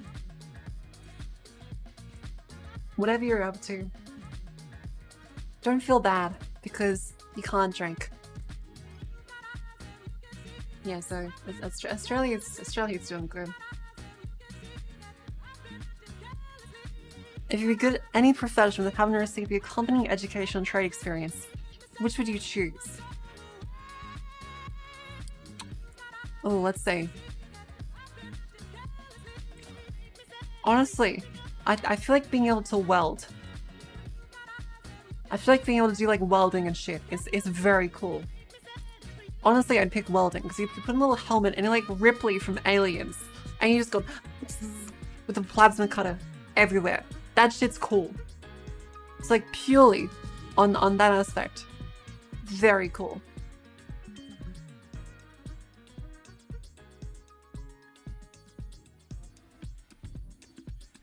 Ripley from Aliens. Absolute icon. Very nice. Gymnast. Well, okay, I suppose gymnast is a profession. I suppose so. Remember the praise you still sticking with Dark Souls 2? Oh, see, I've gotten the praise of a viewer's roommate. That's very good. Trading model Marco. I could probably get a hard hat. I can probably get one of those. It'll work pretty well. You know, plasma cutter is cool. Hell yeah. Plasma cutters are very based. And I love plasma cutters. I'm like Isaac from Dead Space. Oh, next question. Advice for a first-time rave goer. Now this is gonna be interesting because the best advice I can give you is try and find friends to go with you first. So like there's pre-advice, during advice, and after advice. So the pre-advice I would say is find people to go with you that you feel comfortable around. And whether or not you do drugs greatly affects your experience. Let's be honest. Some drugs are very cool, but I do not condone doing drugs for legal reasons. And if you are going to do drugs, make sure you test them. Buy test kits. Don't be silly. There's been plenty of cases recently during recession where times are bad. People are more likely going to lie to you about what a drug is to try and make some money. Test your drugs because, well, they mix fentanyl because they're getting lazy because they need to make sure they actually get through enough outputs. They sold you bath salts and told you it was MDMA. Yeah, Somali breast milk, not every place has that. And like in Australia too, not every place has pill testing. It's pretty fucked up. Europe is pretty ahead of most of the curve. Like Europe is pretty good for most testing places and purity. America and Australia, not so much. Like Australia is very draconian when it comes to some of our laws compared to other countries. Obviously not as bad as Singapore, but it's not great. And yeah, the US has the problem of fentanyl. Do not be silly. If your friends are making bad decisions, try and take Narcan with you because you may save someone's life. It doesn't even have to be a friend. You could see someone have an opioid overdose. Just being silly. And you could save their life. So yeah, regardless of your own personal beliefs, there are things you can do to minimize harm of both yourself and others. Hi, it's Amelia. Welcome to stream. Now, during the rave, the best thing you can do is water. But do not do tons of water, especially if you're on said certain chemicals. Overhydration is bad. You also need to make sure you have enough electrolytes, as you're more likely to be sweating. So, have 1 cup of water per hour. Yeah, like if you overhydrate, certain drugs cause your brain to retain water better than if you weren't on the drug. So that means that if you drink too much water, your brain will swell, and that can cause strokes, blackouts. Very bad. Overhydrating is also bad. Another tip for raves is bring gum. You will often have to hide gum in like your bra or your undies or your shoes. If you have gum, it's a great conversation starter, but even if you aren't on drugs, a lot of other people are, and if you give them gum, they will think you're God's gift on this planet, and they will want to be your friend instantly. Because it helps when people are chewing, so that they don't ruin their teeth. And people on MDMA are very, very nice, so they will want to be your friend. And another thing is Vicks inhalers, or Poison, is another one as it's known, is, well, it is good to inhale like menthol-y type stuff, like eucalyptus-y scents. Yeah. And if you do that to other people, they'll also be very happy because it helps clear your head and makes you feel like a little bit more awake, as well as clears up congestion. So always take one of those too. Hi, Gene. Yeah, this is a mascot. We had a question on him. I was like, oh, I should bring him out. Because yeah, I've always wanted to get him like more professionally done. Because I drew this and learned live 2D specifically to rig him. Look at this little fella. Look at him. He's such a dude. He's such a man. He's such a woman. I love him. I love them. I love all the things. Yeah. So yeah, welcome Gene, welcome Gene. Oh right. I have Where is it? Agonlan Suda. I tried it. It's very good. It's very good. Thank you for the recommendation, Jean. I got it right now. It's very easy to drink. It's very nice.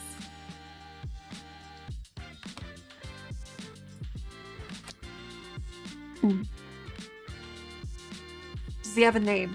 He does not have a name yet. Currently, it's just like the Wobby Gang. Aw, thanks Happy for the gift sub. That's very sweet. Thank you. Enjoy your emotes, Jean. Plenty of hot dogs. But yeah, as some more rave advice, I would suggest after the rave, you should stock up on various supplements like magnesium.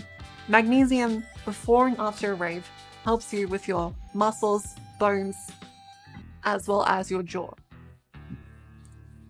Also, vitamin B12. Vitamin B is linked to a lot of deficiencies that link to depression. Part of the reason why people feel so bad is they make certain bad decisions with substances and don't adequately restock their brain's supply of nutrients. Vitamins are essential to your brain functioning correctly, and B12 is one of the biggest ones that helps. So, also supplement B12. Another one is vitamin C. Various substances also lower your immune system. So, have vitamin C too. But yeah, regardless of whether or not you're going to do various substances and make bad decisions, bring gum, bring Vicks inhalers or Poison, as well as a very happy attitude, some very bright and colorful clothing, and do some cool shit. Because everyone wants to be your friend. And if you go in there, you smile, and you be kind to other people, you'll have a fantastic time. Hiya, Siren. Welcome to Stringer. Jets, Jets, Jets. I love Jets. She's my lovely daughter. Moldy breast milk. I have been to many raves. I have been to a lot of raves. Yes, I have fucked up a lot. So take it from me. Like, don't make mistakes. Like, the best thing you can do is learn from people that care about you. She is adorable. Jets is adorable.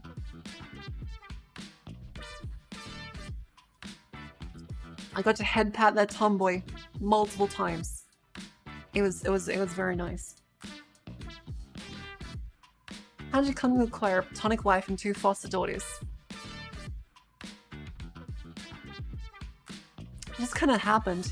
I remember Jean messaging me, like, hey Marco, I think you're really cool. Would you like to make a group chat? I was like, hell yeah, dude.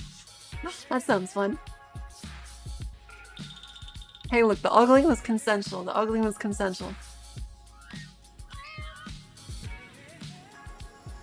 I told Jean she head pats, all of it, completely okay. If she wanted to grab a titty like Neg did, she absolutely could. It was consensual.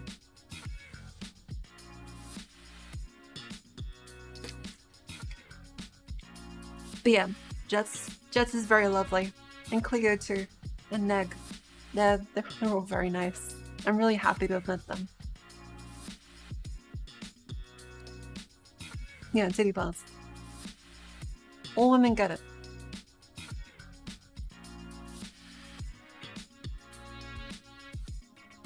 Yeah, watching Jets play Metal Gear is fun. I still need to play Metal Gear, but like, one of the trends I see with VTubers lately is everyone is playing Metal Gear, and I wanted to play Metal Gear, but everyone's playing Metal Gear, so I'm like, damn it, I have to wait.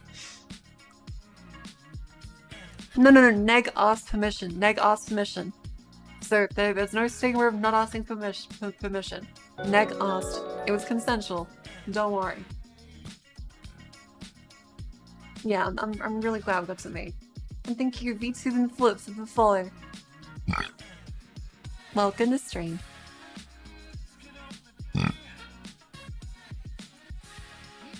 Yeah. Yeah, like, oh fuck, I'm trend hot. Like, I've wanted to go playing gear, and not everyone has been playing it. Yeah, Exqueezy. Yeah, respectful titty grab. Meg was very respectful. She asked, she had consent. She was very, very polite, very soft.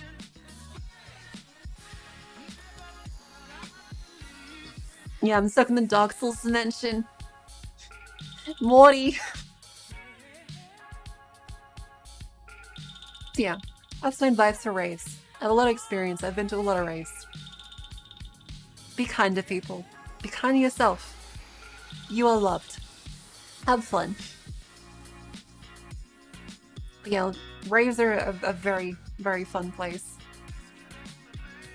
Members are heavy, men are holding for you.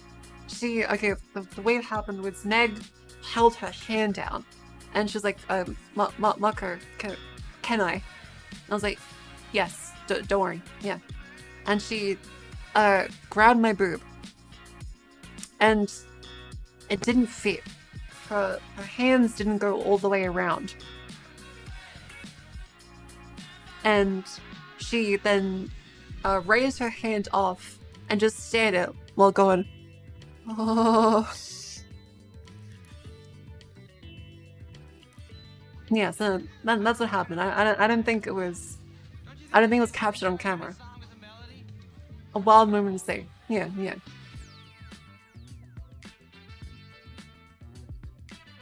But yeah, again, it was consensual. Don't be a weed about it. Didn't give them a squish together. No, she was very respectful. Alex unidentified, welcome to stream. But yeah, top three video games. Ooh. Okay, I would say mechanically Counter-Strike has to be one of them, because it's still like at the most absolute base a good game. Counter-Strike has to be one of them. The community kind of shit, but the game itself fantastic. Source or Go. I feel like Go is still a better game. CSS has a lot of issues. I feel like CSGO does play better than CSS. I feel like 1.6 is an entirely different experience. 1.6 is interesting. Like the fact, okay, when you play 1.6, there is not one spray pad. It's like there's no single spray pad. It is random, but not fully random spread. It is choosing one of 7 different spray patterns, I believe. That means that the first 3 or so bullets, 3 to 4 bullets, are consistently going in one direction, so you can counter against them. But as soon as you spray, it's up to you to identify what spray pattern is actually happening, and it's one of 7 different spray patterns that you need to counteract differently. Whereas Counter-Strike Global Offensive is all one pattern. Do you know how many BTD emotes? I think they're all the same. I do need to change them. I would expect to go 1.5. Look, Australia is a very small country. We had to get things in a very weird way.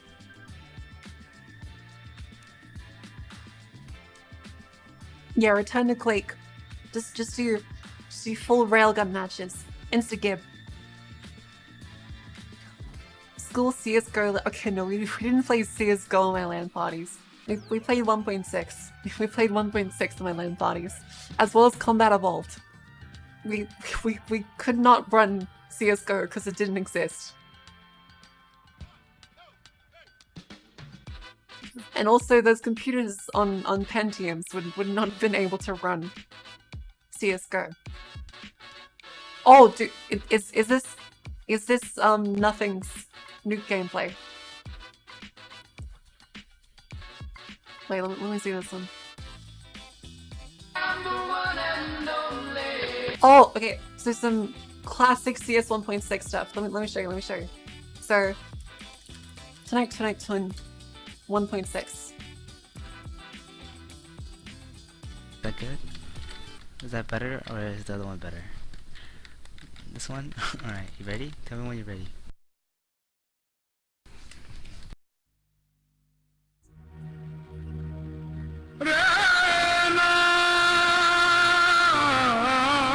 The mouse used to move. It was amazing.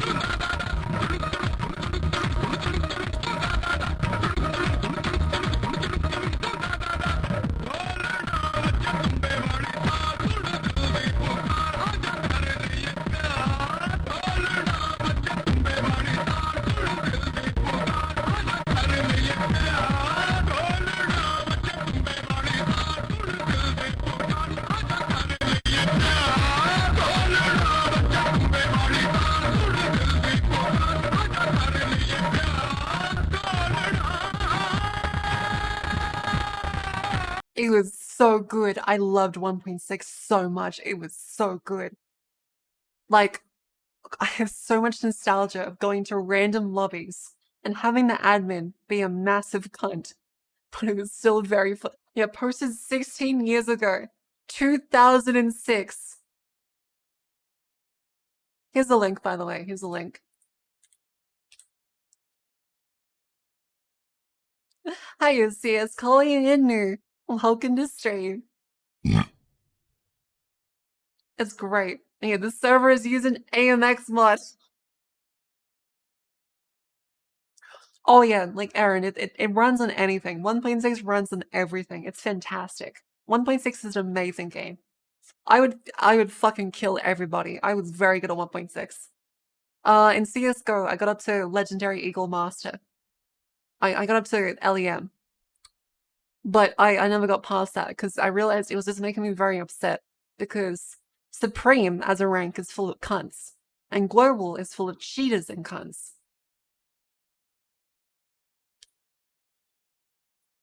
Oh yeah, Boomer left is that Boomer. So yeah, this is very fun. Blech. Sorry, I was getting hair on my face. Another thing that was very cool is you used to be able to wallbang everything. So this ow! So again, this relates to my one of the best games of all time. Like Counter-Strike as a series is in top 3. So nothing nuke 1.6. I've shown this before. It's so fucking insane that they used to be able to do this.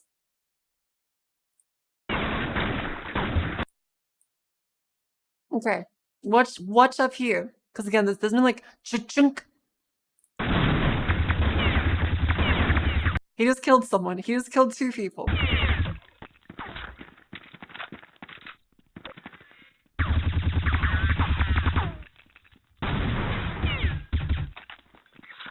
That is, this is default. This is default plans on nuke. So this is right behind a set of boxes in the middle. There's a big red cross in the middle. So this lineup is directly where bomb plan is. Insta-killed. He's killed 3 people. And he killed him through the door. So that is in, I think it's like hell? Is it, okay, I can't remember what this bit's actually called. But he is wallbanging. Okay, look, he looks to the left. Behind here is a dude. This is a solid concrete wall that thick. Dead. In 1.6, you could wallbang everything. In 1.6, you could wallbang everything. Okay, so this is default plant. This is the default place you would plant as a terrorist to initiate the defense stage.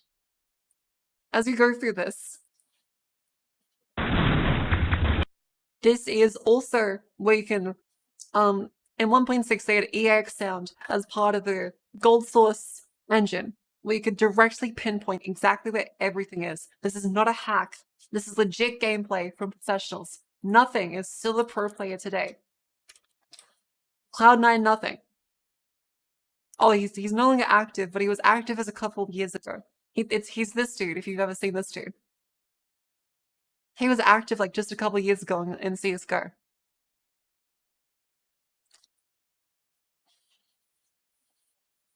That's what all weapons do. Usually it was the main rifles. Because pistols and SMGs couldn't do it, except the Deagle. The Deagle would do it briefly, but didn't have enough armor penetration. SMGs couldn't do it. How's that considered okay? It was a skill issue. If you couldn't accurately determine where people were, that's a skill issue on your part. You're meant to walk around and not make noise. So yeah, this is around default playing, because the angle of this is aligned with here is where they were planting the bomb before. So he goes back over here, he aligns with this part over here. That's, again, that little doorway we saw before. That little doorway we saw before is where this lineup is.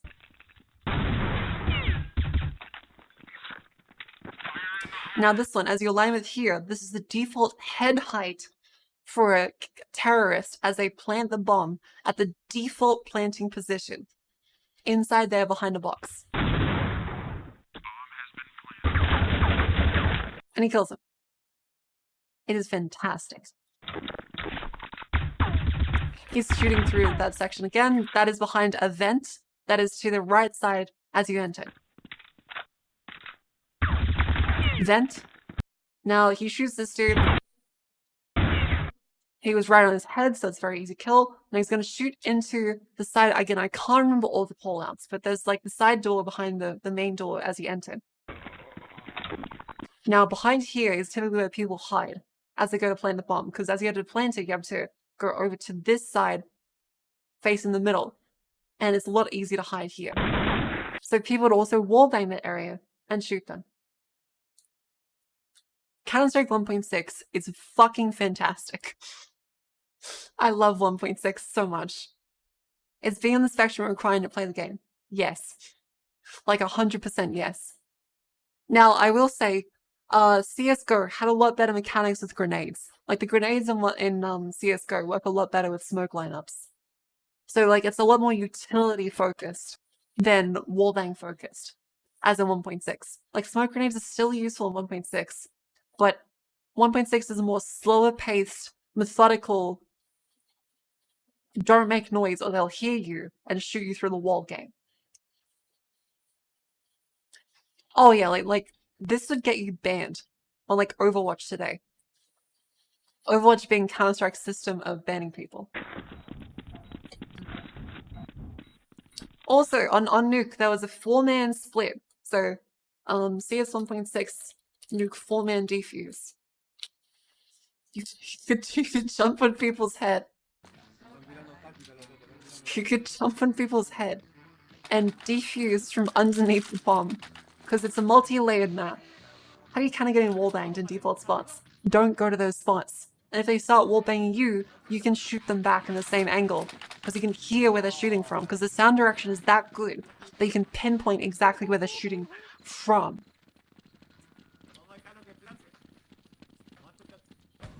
So yeah, this is ramp into B-side. So you sit up here, and I get everyone to come up around.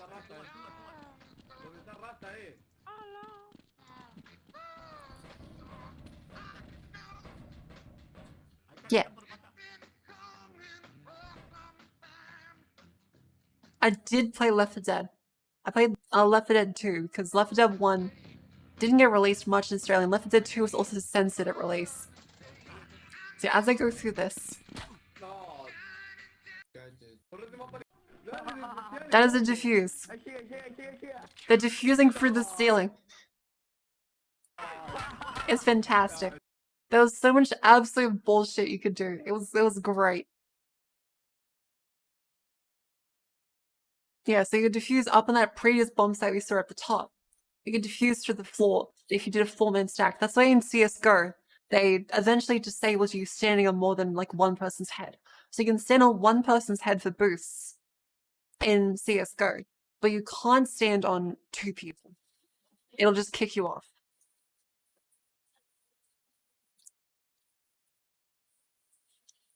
See, it's to prevent stuff like this. But yeah, CS 1.6, amazing. As the other top 3 video games, ooh, I need to think for this. Also, I need to pee. I do need to pee. Let's put in some tunes while I go take a piss.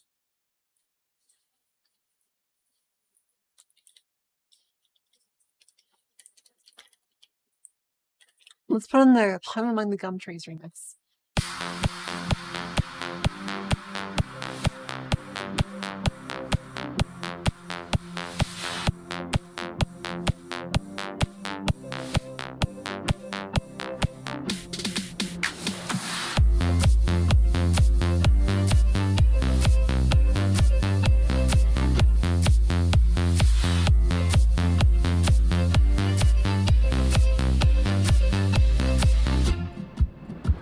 I've been around the world a couple of times and maybe more.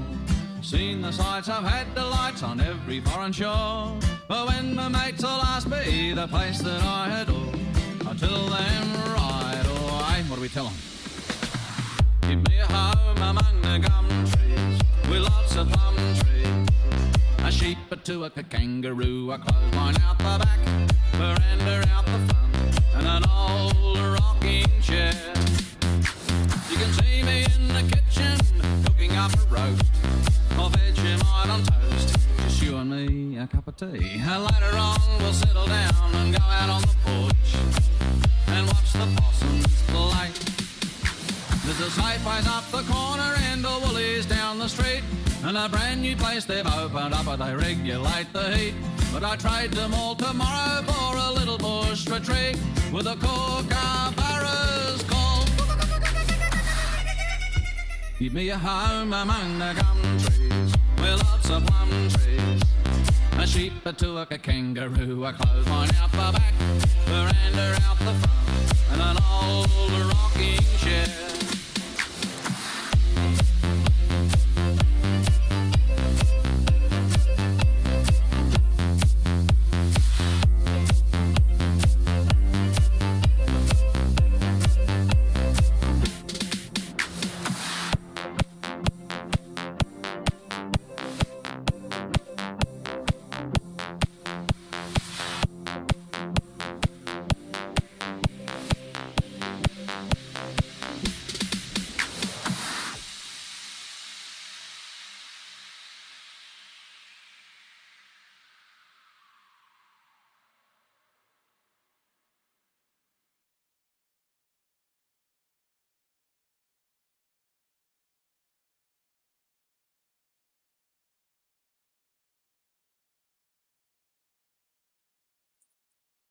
Hello.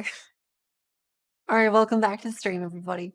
Hi, an instrument dumb creature, welcome to stream. How are yous?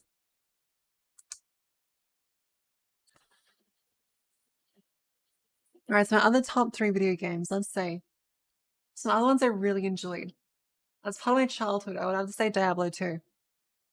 Diablo 2 was absolutely amazing. I really, really enjoyed it. Hiya, Hot Yummy Rays. So yeah, I'll also put Diablo 2 up then. Now another game, let's see. What else have I really enjoyed? That's recent. Copyright infringement? Well, that's still this one. That's this one. I mean, I'm still infringing on Clear. Right, or I could do the mum hair if you'd like. Yeah, let's change it up to this one. So now as we go through, I'm trying to think of like another game I'd say that I'd call my top. So you have the Counter-Strike, I guess, series. Diablo 2. Minecraft. Honestly, probably Minecraft, yeah. Minecraft is pretty amazing. Like, as far as things go, Minecraft has brought absolutely everybody together to agree it's a good game. So yeah, I'd say Minecraft. That fits there.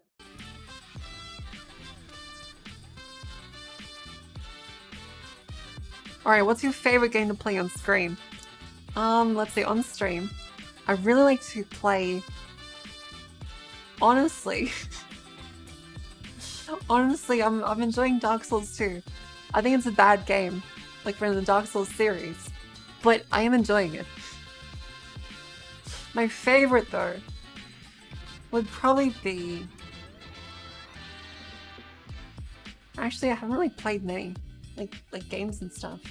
Like, as far as chill out stuff goes, I just want to play games I enjoy. So, like... Let's see, what else have I actually played recently? I'm gonna double check this. Let's go and see what else I've played recently. Yeah, that could be fun too. Let's check me.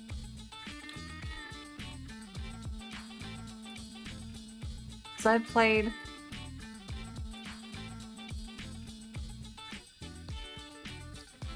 Wolf Fortress, Noida, Cultic, Dark Souls, XCOM, Sekiro, VR chat. Like, honestly, I do really enjoy VR chat, but it does tend to make people leave because there's a bit of stuff that goes with it. and people usually want to have like a more chill game. Whereas VR chat is very intensive and can be a little finicky at times.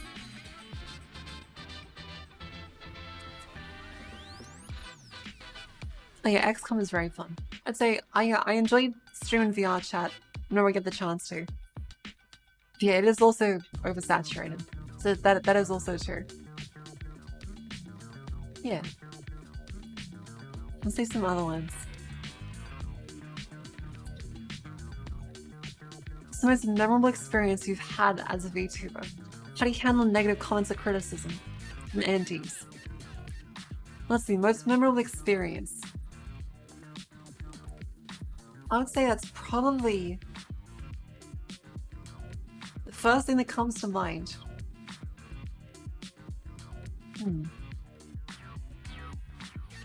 What is the first thing that comes to mind? Because I'm a little drunk. The first thing that comes to mind may not necessarily be my most memorable.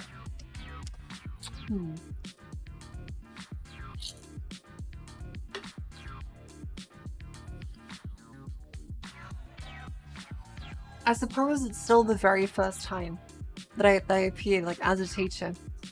I guess it's still the most memorable one because it's what yeah, like the first thing, like me going into a class and directly saying, "Hey, behold, I'm now an anime girl." Yeah, it's like that. I'd say that's still my most memorable.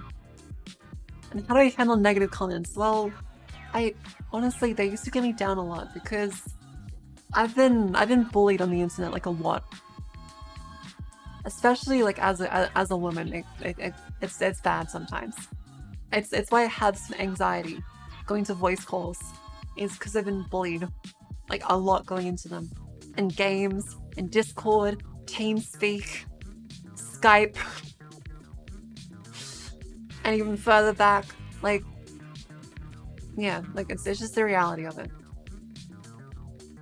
Just being oh yeah, like I had people tell me they would find where I live and rape my corpse. That's not like a, oh fuck, holy shit. That's like a regular thing. That's like a regular thing.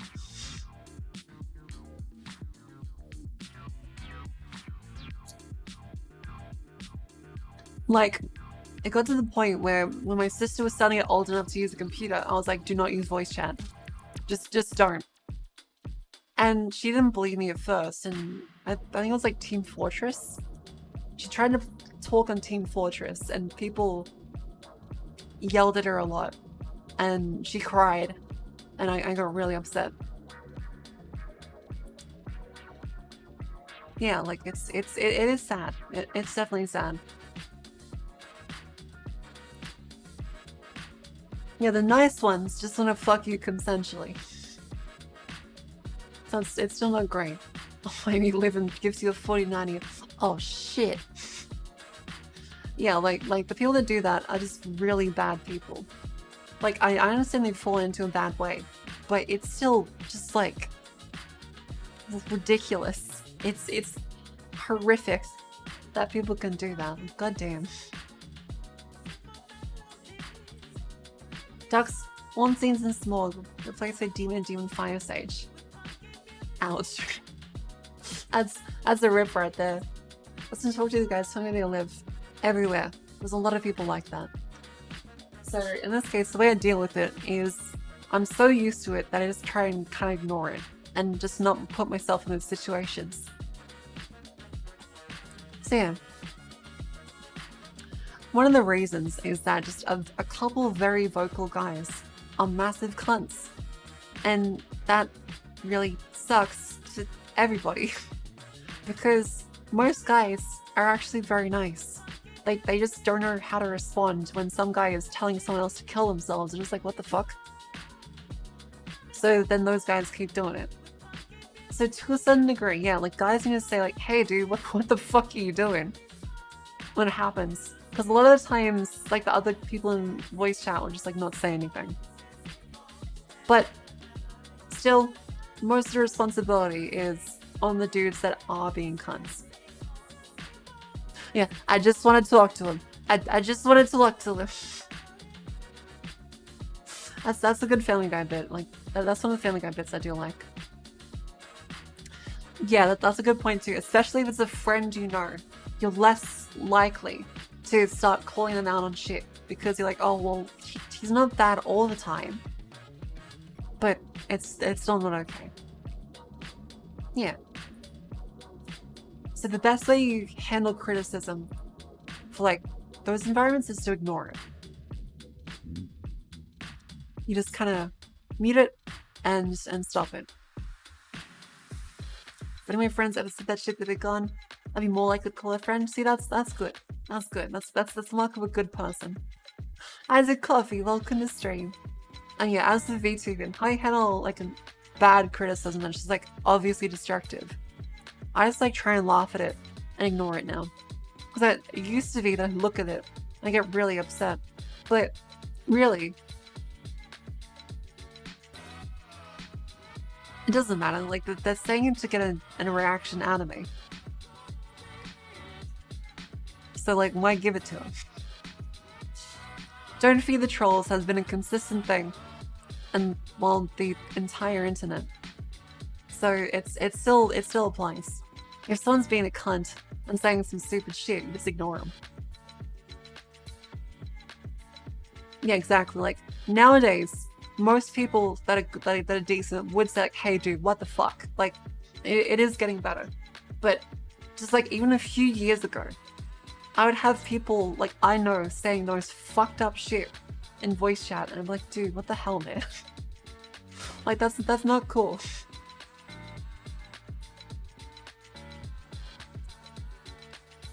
Oh yeah, that's a cursed Dark Souls run right there. Yeah, like why spend the few bits of energy you have that isn't working or like trying to do other stuff on just being an asshole? Why do that? And yeah, send a video of their behavior to their mother. If you know them, just send it to their mum. Yeah, like Oceanus, any server which like has multiple nationalities, I've found is also really fucking bad, because there's also racism involved too, like a very bad amount. Hiya, Ultimate Cell. Welcome to stream.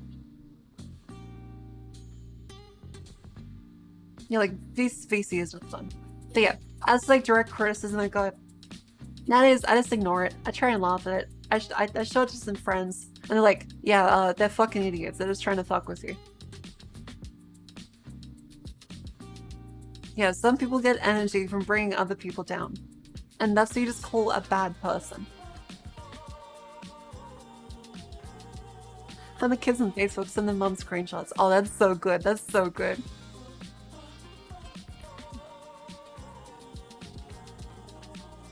Alright, let's see this one. What was teaching a first class like? So I kind of touched on this a bit before, but I had a panic attack beforehand, and I didn't know how to react to it. So I was definitely a little scared. But it did eventually go well. It did eventually go well. Also, by the way, if you aren't drinking water currently, have some water.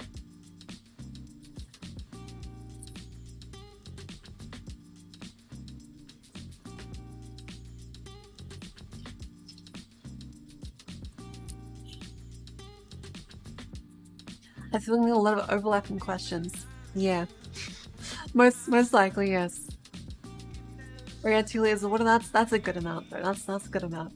But yeah, my first class, I stepped in and I was like, okay, I shouldn't fuck this up. I shouldn't fuck this up. I came with notes. I was like, okay, so I can talk about this. And I was very shaky. Like it was in person. I was very shaky.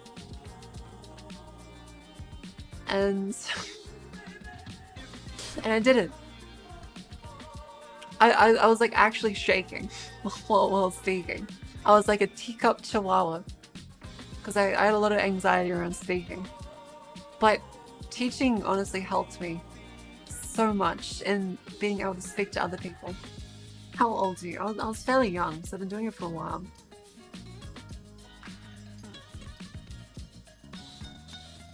Yeah, like it It takes a lot to actually do. But yeah, imagine giving a speech in front of the school. And the dread that feels for you. So, yeah. Yeah, like I've been doing it a while, happy. Again, doxable stuff I try and avoid. But, yeah, I've been doing it a while. And I really enjoyed it. Like, sure, I get paid. But the reason why, like, people do it over other jobs is because, well, you enjoy it. You like helping people. You like seeing that moment when someone finally understands something that they wouldn't have understood without you, and that you've helped them that much. Is just a really great feeling. Yeah, like it's really sweet. It's really sweet.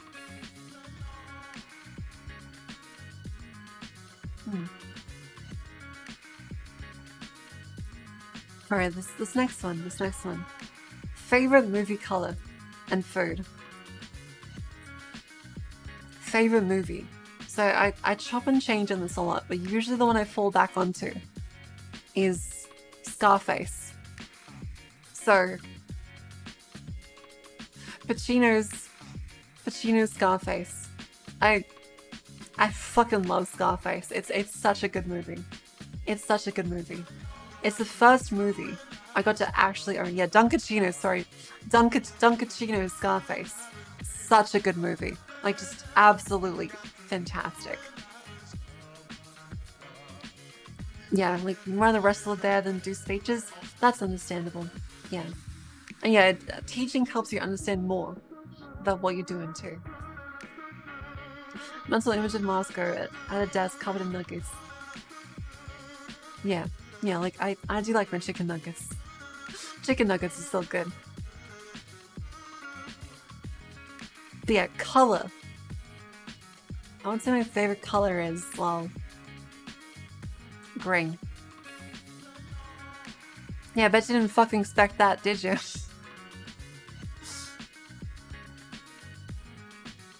I like green. Green is a good color. It reminds me of the grass that I couldn't step foot on as a shark because, well, I spent a lot of time in water. So, reds and blues. Green is an above ground color, and VTubing has allowed me to come out of the water and spend time with you guys. So green is my favorite color. Yeah. And food? Well, I'm a shark, so I really do like sushi. Sushi is very good. Oh, Boondock Saints is a great movie. I've been meaning to do a rewatch for a while. It's a great movie. It's got some fucking great quotes. But yeah, green, as well as Scarface and sushi. Favorite memes or trends? Alright, so my favorite memes or trends. I really like when people just start playing games that I want to play and I get accused of hopping on a trend. In this case, Metal Gear. I'm holding up playing Metal Gear. I talked about this right before. I'm not playing Metal Gear because everyone's playing Metal Gear and I want to play Metal Gear. God damn it. But that's right. People just saying your favorite is Scott Pilgrim. Well, the comic, I would say, develops a lot more, but like the movie is good too. If you enjoy the movie, like there's nothing wrong with that. Those people that get sick out of our ass.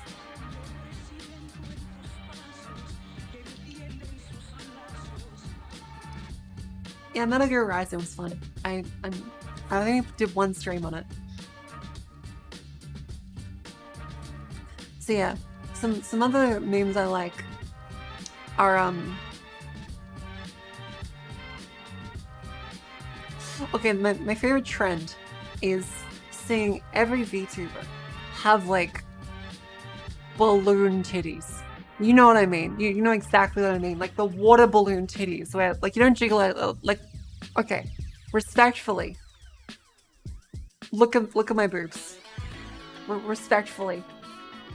The way they move.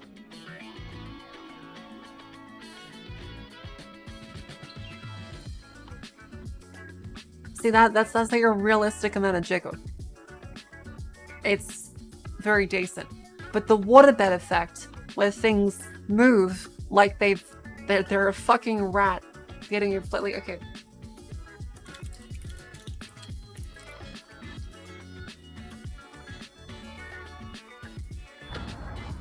This is every goddamn VTuber's titties. I am not exaggerating. This is every VTuber's titties.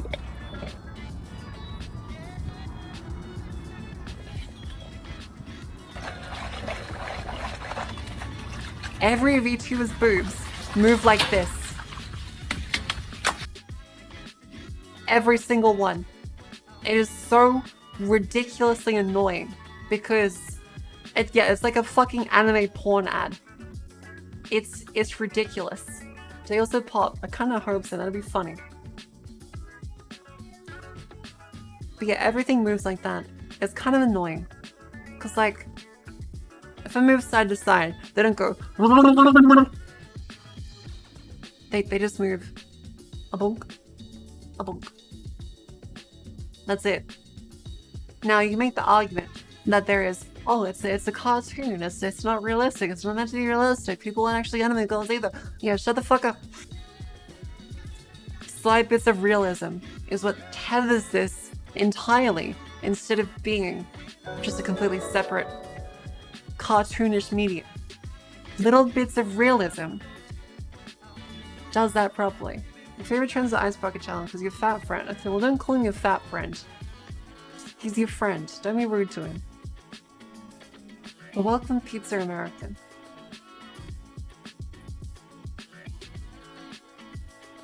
Imagine an anime girl poking in a straw like a Tropicana.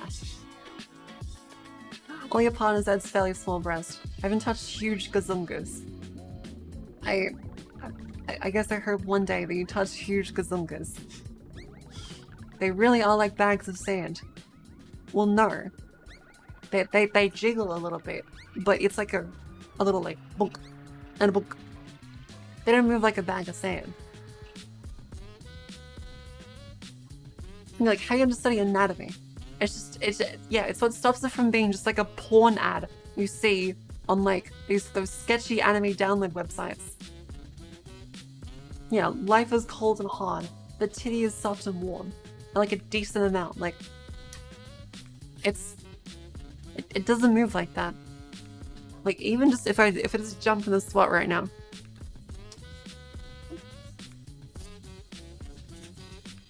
Like it jumps up and down. It jiggles. But it does not do a full-on fucking reverberation category 7 earthquake.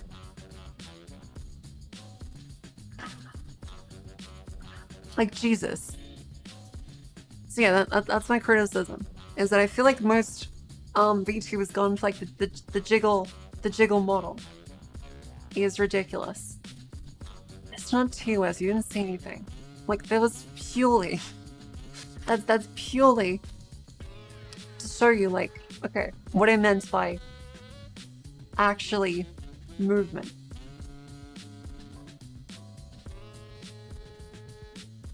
Hi, Tixerd. Welcome to stream.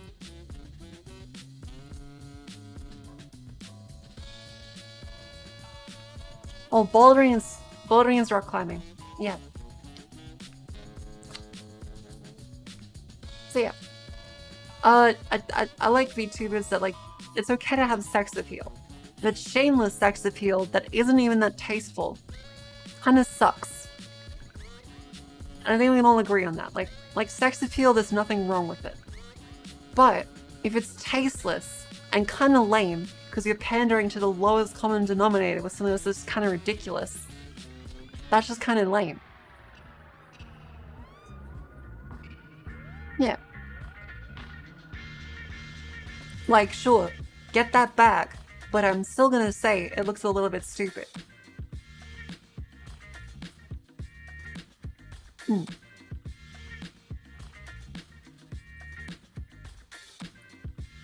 Oh yeah, like Bayonetta is fantastic. Okay, let's see this one. How do you prepare for a live stream? Okay, honestly, what I do for a live stream is I panic. I panic before a live stream. I spend the live stream kind of being a little bit worried. And I'm like, okay, I gotta make sure that the thumbnail is ready. And I gotta make sure that the OBS scenes are correctly set up. I'm gonna make sure that my VTube studio is working correctly today. And I also had to make sure that I'm actually going through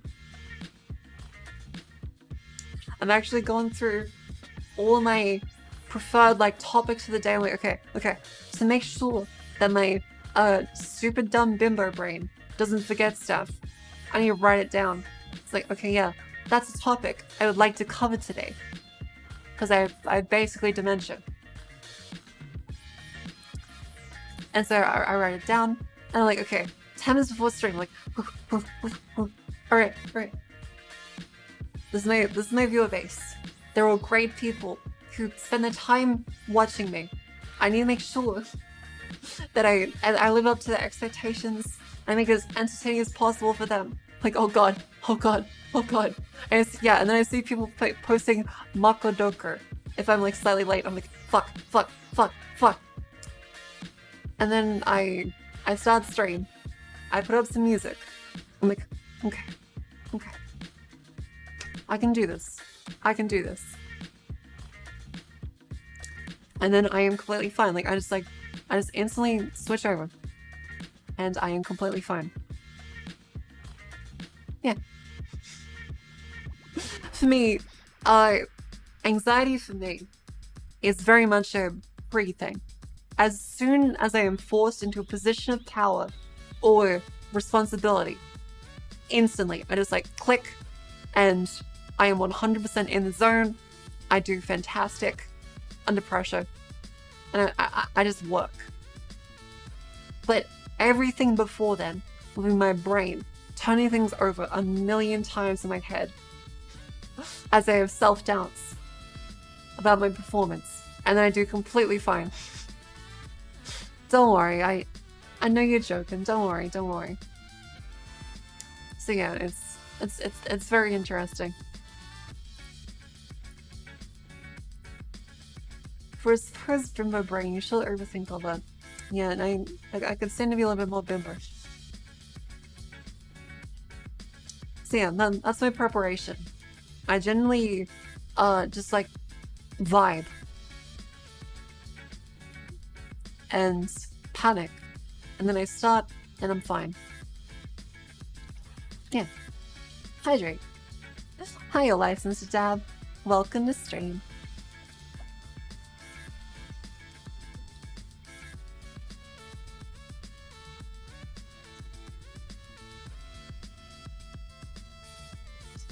Are there any smells that bring back memories to you? What are they and what memories do they elicit? Ooh! Well, I smelled this one the other day actually. Wait, Australian little, the little ones. Is it these? Yeah, it's these. Musk sticks. These guys have like a very particular smell. And it takes me back to like go into the tuck shop and you're picking out some lollies. You get like $1 with you. And you get like a shit ton of them. You get a ton of musk sticks. Yeah, I think they did stop making these. They did actually stop making these. They taste so nice. Like it's such like a weird to describe flavor. But it just brings me back to being a kid and go to the fish and chip shop. They've got like a whole bunch of fucking lollies. Just a big bunch of containers worth of them. And you give the lady, she's got the tuck shop lady arms. She's got like wings like a chicken. And she's like the loveliest lady you meet. There's a bunch of like really shitty newspapers there too. There's some overpriced food because that's the only shop in your area for 50 kilometers. And then you buy some chips as well. You get some hot chips for another $1. And it's like a bag that can fit under your arm. It's like a huge bag, like $1. If you get $2, that's like a full dinner meal. Just like in solely chips. Yeah, Tuxedo Lady's built like a capital D. That's so nice, that's so nice. Yeah, the 2-headed pythons are gone. You think of something else? Ah, okay. But yeah, musk sticks taste very nice. They taste like pink. That's the best description. Musk sticks taste like pink. They're very good. Very good. I do recommend them. Yeah. As the other lollies. Like just smelling some lollies is nice. Australian lollies.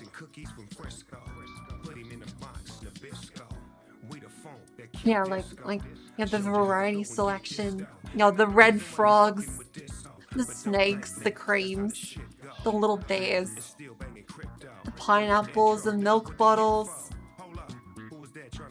the weird fucking, like, licorice ones, killer pythons, the teeth. Oh, the fucking teeth. Yeah, the teeth are good too, the minty. But yeah, the pineapples are really nice as well. Like, Australian lollies are fucking amazing. Hey, I like the teeth. The teeth are a good one. They're very divisive because mint, but they taste good. I love lollies. Those taste, no, they have a very different, distinct flavor. They do have a different flavor. Australians is underneath that one. 1 second. No colors. I do not know Spanish. I apologize, as I do not know Spanish. But welcome to stream.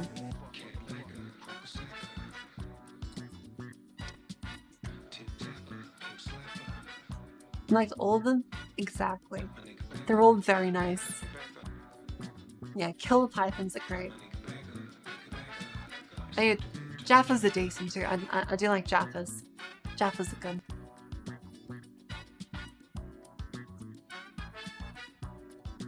Does Australia have similar snacks to South America? I'm not sure actually. It's like listening to people speak in tongues. It is. Like Australian lollies are very different to a lot of the other world. Alright, this one. What is a childhood habit or preference you'll never outgrow?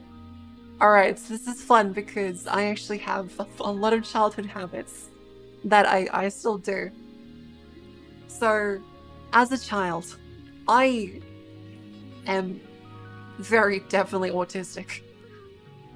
Like, I spend most of my time trying to mask behaviors that I didn't realize were very not normal. Like, I would walk like a penguin with my toes inwards.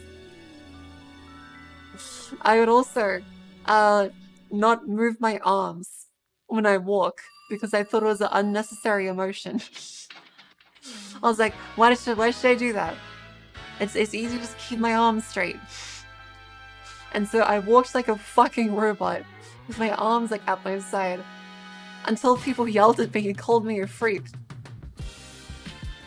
And so from a young age, I was like, okay, I should not do that. I should really not do that. And so I forced myself to learn how to not do that. Yeah, like arm swinging is a learned behavior. I had to force myself to swing my arms because my family got mad at me. You swing your arms like Bigfoot footage. Oh, that's great. That's great.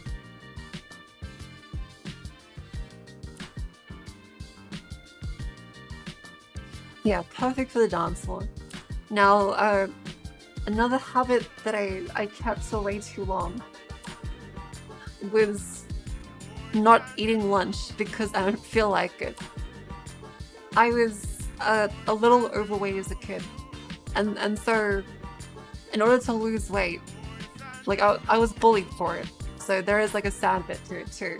But I decided that I would just not eat because I wanted to lose weight, and it's really unfortunate. So I would just, yeah, and I just skip meals, and well, that's kind of continued. Like if I just don't feel like it, I just still don't eat. No, it did work. I did lose a lot of weight. But it got to the point where teachers were a little worried about me. Because they'd think, oh fuck, is her dad not feeding her? And I'd be like, no, my dad gives me food. I just don't eat it. And like, why? Like, because I don't want to be fat. Because people bully me for it.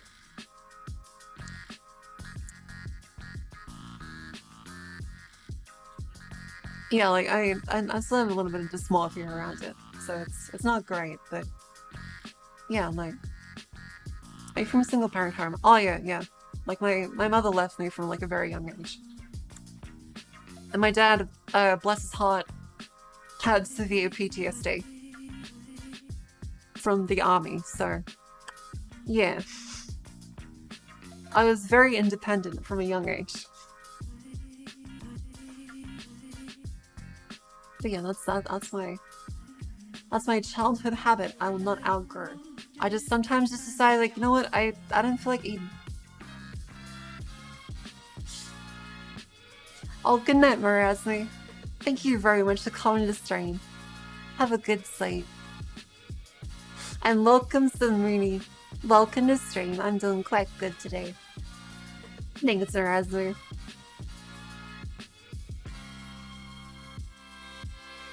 So yeah, well, one of the things I definitely noticed is, like, I remember, being invited over to a Christmas dinner. Like, on Christmas. And just watching a family talk to each other and nothing go wrong was very surprising to me. Like, I kept waiting for, like, a big fight to break out, like really bad things to happen, and it was just really surprising watching just like multiple people in a family just like talk to each other. Because like I have like basically no family. The rest of the family is even worse. So it was very surprising to me. When it's like sat down, I was like, holy shit, this is actually what families are meant to be like. Yeah. So yeah, that's part of the reason why I guess I'd say I'm, you know, people always say like mature. Really, it means I've suffered quite a lot, and I know the value of not being a cunt. Because, well, I want people to be happy. And ideally to make the world a better place than I found it. The reason why we on Earth today. Yeah. You, me, him, her, all these different. For some visiting friends, and I was playing video games with their dad. I used to just stare at him. Well, my dad was a good role model when he was there for me. So he got me into computers. He got me into playing games. Like he would sit me on my lap when I was a baby, and we'd play like the PlayStation, and I was very happy. Yeah, he got me my first Game Boy. Yeah, like when my dad was there, he was very good. Alright, some other ones. Some of these are very serious. Remember, some of these are shit posts. Some of these are bad. What trait do you admire in others but don't possess yourself? The ability to 100% concentrate on things. I feel like as I've gotten older, I think I've probably been masking some form of ADHD. Because I can't concentrate on things well. Like I've never been able to. So, like the fact that people are able to concentrate on things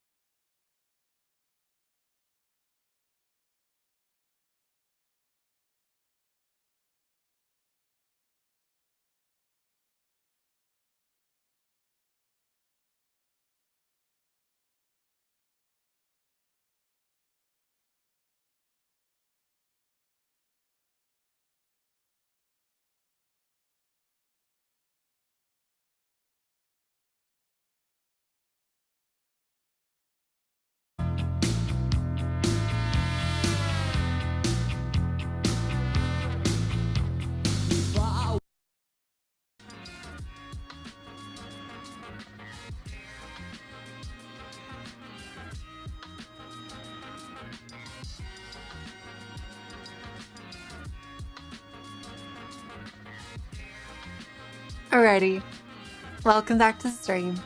Covers get you slammed for specifically the BRB screen. So as long as I don't play those songs during the regular stream, it doesn't cut out anything important. It always just mutes them.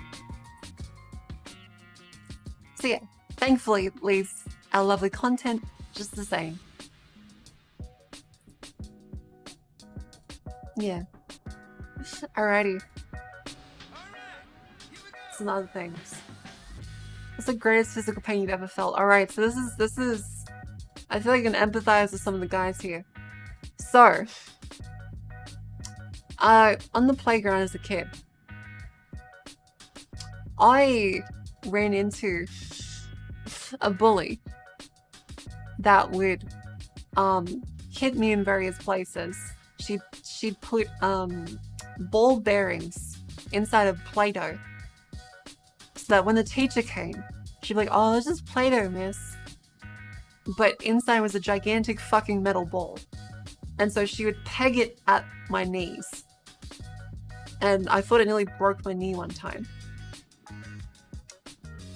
Look, I went on to some bad schools. Like, rural areas have some bad schools. Yes, that is psychotic. She was a piece of shit. Yeah, I used to be a traveler, so I took some Play-Doh to the knee. Now, she also broke my glasses. She broke my glasses and full force kicked me in the munt area. Like right up that area. So the guys and girls both feel an immense amount of pain in that area. And she had steel-capped boots. I don't know fucking why a child has steel-capped boots at school, but she did. And it felt like it broke something. Yeah. Now, she got sent to the principal's office. Of course, she went straight back to school. If I would have defended myself, I would have gotten suspended. Did she get in trouble? Nope, not at all. Yeah.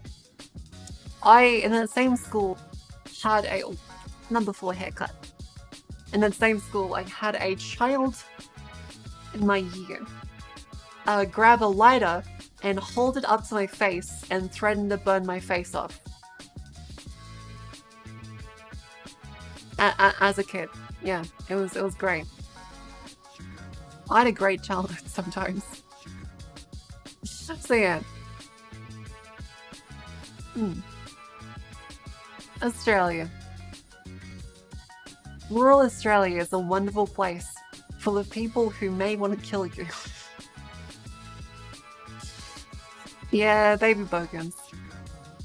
It was a bit scary. But I left that place, so my next school's a lot nicer. I had some friends in high school.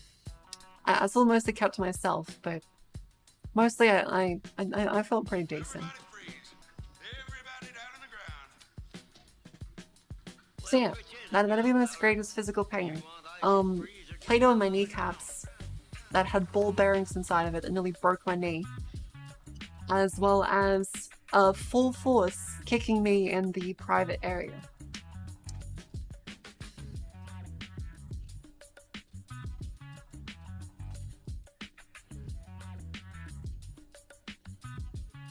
Alright, this one. In a Freaky Friday situation, where you woke up in someone else's body, who would you like to be for a day? And have them inhabit your body? Alright, so I've thought about this. I saw this question earlier. I thought about this. I would like to have Ryan Gosling.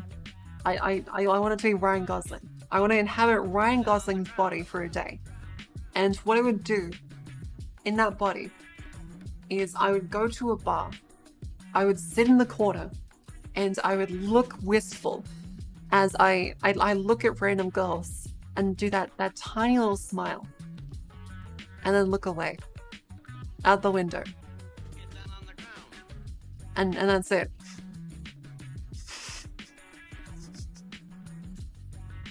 I think that'd be great.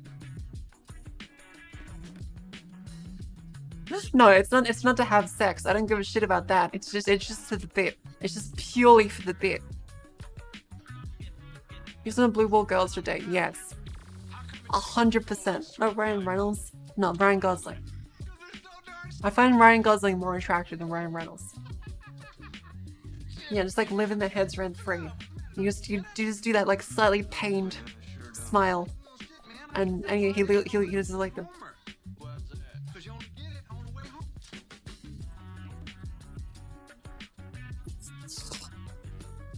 As he just looks off to the side. Just far away stare.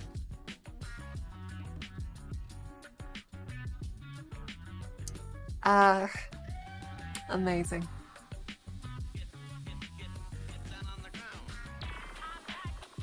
Alright, this one. Have you ever had an epiphany? What was the realization? Well, for this one, very early on in my life, I realized that adults don't know everything. And they don't actually have your best interests in mind sometimes. Sometimes adults are just kind of bigger toddlers with the exact same issues. They're just a bunch of children that really want to pretend like they're better, but we're all in the same boat, kind of. And yeah, from like a young age, I learned that adults, yeah, they don't necessarily have your best interests in mind sometimes. Reynolds is definitely hotter? No, I disagree. Like, I think conventionally, he's more attractive. But Ryan Gosling is more attractive. And so that's my insight. Yeah, pose on tapes. Okay, that one's a little bit too depressing. So let's go with something nice. What's the most ordinary seeming thing that you find fascinating? So, I think it's truly amazing every single day that we have the internet. The ability to talk to everybody at everywhere at the exact same time is truly absolutely incredible. Like nowadays, it's just people take it for granted. They're like, oh, use apps. Yeah, I'm a little bit sick of it, eh? But it's, Marco, can I get a hack to a .docx? Yes! Jesus fucking Christ, do not open that clear. Do not open it on your local machine through a .docx file. Do not open that. Do not open that. Please, dear fucking Christ. Why do you have a .docx file? If this is for the sponsorship, they should just be sending you an email with a key, and that's it. They should not be sending you a .docx file. At the best, they should send you a Google share link to it. Worst case, open it in Google Docs. Do not ever open a .docx from a random person on your own machine. Open it in Google Docs. Go to Google Docs and open it there. Do not ever open it up. Got the key in the .docx file. Okay, they gave you a key. Does the key work? Does the key work? And also double check that it's not a docx.exe. Do right click it and double check that it's not an executable file. Neil and Bloomy, welcome to stream. Yeah, I need to make sure Cleo doesn't get her entire Twitch channel nuked and taken over by an Elon Musk AI-generated investment scam. And that's a very common thing.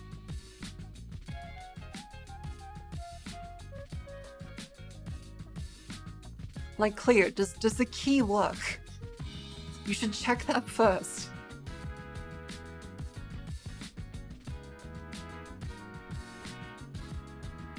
Like, it's happened a lot that people run docx files and it was actually executable, and now they've given up their entire Chrome access keys to everything.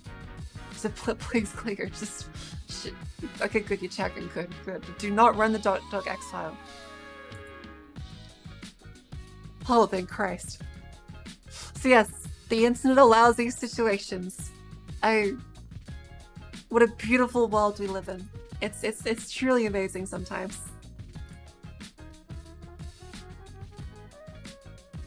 Yeah, like phishing is like, people always know the phishing emails, that it is mass emails. They're hoping to find the stupidest common denominator that will ignore the spelling mistakes, so they will go along further with the phishing scheme. But that is the lowest form of it. It's something everybody experiences. The better form is spear phishing. That is something where they specifically target it towards you. They don't include spelling mistakes. They don't include weird sus shit. They specifically try and make it as normal looking as possible, as legit looking as possible, using information they've gathered from researching you online. And that will fool most people. Spear phishing is incredibly easy to get if someone just ever decides to target you. Googling your name gives them so much information. Every single person on Earth at this point has been involved in a data breach. The code did work? Alright. Still, open the .x file inside of Google Docs. So you go to, okay, let's go to Google Docs. Let's show Cleo how to do it. We'll go to Google Docs. I'll make sure there's no other secret ones. We have up here.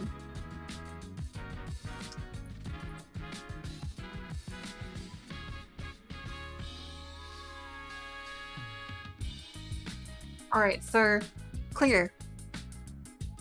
What you want to do is, let me just quickly change my window to be a little bit smaller.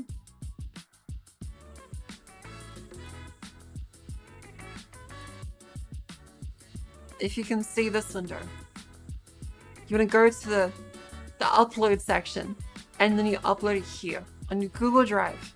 So you go to upload section, open a file, upload the file there. That will at least sandbox it to this one. Do not download a .x file to your machine, and do not run it. You find this by clicking the folder icon on the right-hand side of your Google Docs, or if it's directly shared in Google Docs, then you can edit it in directly there. But do not open it locally. Downloading a file is safe. Running it is a bad idea. You can open it inside of Google Docs. So you can directly drag it onto Google Docs and open it that way. But do not open it locally. I would quite frankly suggest uninstalling anything that can run .x files. I would suggest also making sure you can see hidden extensions. So definitely search how to do that too. But also, I'm very drunk, so I'm doing tech support to make sure Cleo doesn't lose her Twitch while pissed. But yeah, the internet, fascinating thing. Absolutely amazing. Alright, this one. What do you think is the future of VTubing? And where do you see it going? And do you have any goals or milestones? So, I'm hoping in the future that it still exists in a year. Naturally, I think it will. I think I have a decent chance of existing in a year.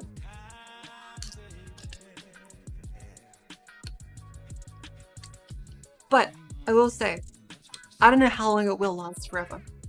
Because, well, quite frankly, we talk about AI a lot, but yet, artificial intelligence, it's not a case of, oh, it's going to replace this one group that I don't specifically like. No, it will replace you. It will replace you in every single facet of your life. And that's something we should all be scared of. Because we're not ready for it. And the argument of, oh, AI will replace VTubers. Yeah, if it can replace people talking and coming with creative content in an instant, live, it will replace you doing your blog post. It will replace your journalism. It will replace your video editing. It will replace every single thing you do. The only reason why you would choose a human worker is if they choose to be cheaper than a robot one. So, as far as like the future goes, make sure that you be kind to other people and do your best to guide the future towards a better place. Because artificial intelligence can help us. Artificial intelligence can make humans so much better. It can help us do so many things that we can't have ever done otherwise. I don't think AI will be banned. I think people will try to ban it. But, well, it won't be. Technology that massively improves the world will never be banned because of capitalism. That's like a sheer reason of, well, it will make people a lot of fucking money. That's the motivation right there. All our laws, all our foundational systems, if it makes the money, it's not going to be banned. That simple fact is that if it improves their ability to make money and control the world, it will not be banned. It's as simple as that. And yes, be kind to machines. You should already be kind to machines, but, well, when it comes down to it, if it goes Skynet, I don't think it'll go Skynet. Like, I think that's pretty unrealistic. If it does go Skynet, then, well, we're fucked. There is nothing you can do. The Terminators are a very chill scenario. As fucked up as that sounds, an actual AI dedicated to killing us would be able to do so very easily. So Terminator won't happen. We will just all be dead.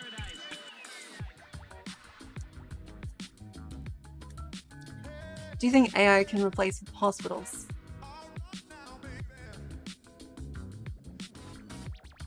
Yeah, probably. Doctors are fallible. Doctors have to remember training. Doctors have to keep up with training. Doctors have to consider all sorts of millions of situations, and very frequently disregard certain situations that are edge cases, but still have a possibility because they're edge cases. It's very likely that doctors get replaced with robots too. I watched Mark Conan VTuber version. Oh, thanks. I have posted my face in paid actresses form before, so some people in here have seen my face before. So it's on my Twitter. But yeah, I do like to keep it separate.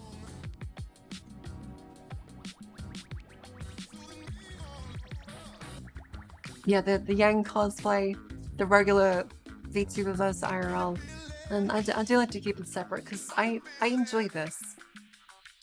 I enjoy like the performance aspects. I enjoy pretty much all the things I do as part of this. I think it's very fun. Yeah, I just wanna play a video game. Exactly. Exactly. But yeah, and as for... I've talked about this a couple bits, but one of the reasons I like VTubing is that I can just be myself. I don't have to worry about how I look this day, because I'll always look the same as a VTuber. I don't worry about, oh, such and such did this wrong. It was like, well, I'm a fucking anime woman. I don't give a shit about that today. Yeah, there's a nice degree of separation that allows me to inhibit a character that I don't have to give a fuck about some stupid real-world problems. I just get to enjoy things I do. Number one. Yeah. So yeah, it's nice. Creative writing can be too stylistically shitty to be taken over AI. Exactly. Like, okay. Immersion break. Let me show you, Ben. Let me show you how much work that went into that one photo. Just to do this. I'll show you that photo.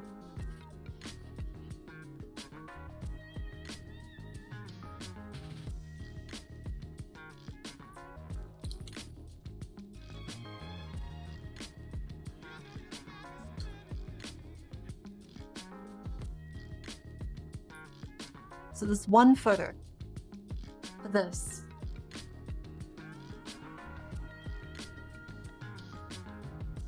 Again, wee woo, emotion. Oh, I actually did control. Let's see. Wee woo, emotion break, wee woo. The amount of makeup that goes into doing a cosplay is immense. Again, wee woo. 3, 2, 1. That is how much makeup I'm wearing at this point in time. Is quite a lot. I had to do so much makeup in order to do this. Naturally, this is paid actress, but if you take a look at the makeup, that is fake lashes, that is eyeshadow, that is concealer, that is foundation, that is blush, that is bronzer, that is also lipstick, lip lining, concealer, eyebrow management, eyebrow plucking, all sorts of things in order to actually do this. If I had to appear on camera every single day like this, I would go fucking insane. But VTubing allows me to just do this. I don't have to give a shit about what people think to me today. I can just appear on stream and not care.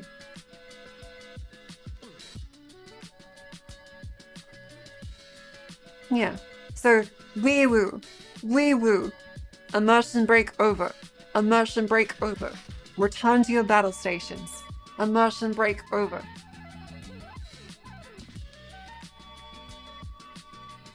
So yeah, like I get to just appear like this, and it makes me happy because I've mentioned this before.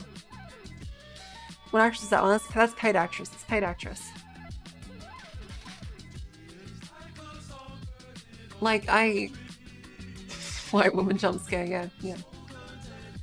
Yes, yeah, I can just stream up to waking up. It's easy.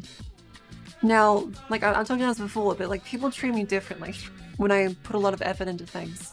So, like whenever I go grocery shopping, I specifically let myself get a little bit greasy, and just don't do my hair. I don't wear nice clothes.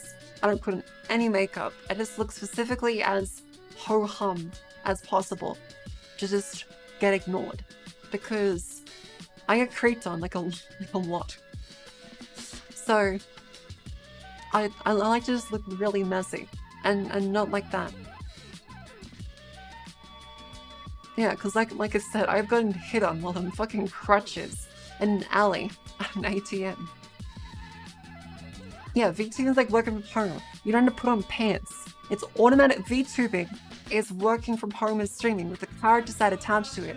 That makes me really happy because I love the character aspect. I love the metaverse aspect. I love all sorts of the cool things about VTubing. But being able to not have to wear makeup and not have to tolerate being on camera all the time and having people clip weird angles of you to be like, oh, woman ugly, fake woman, ugly woman. It's just like, okay, this is pretty nice actually.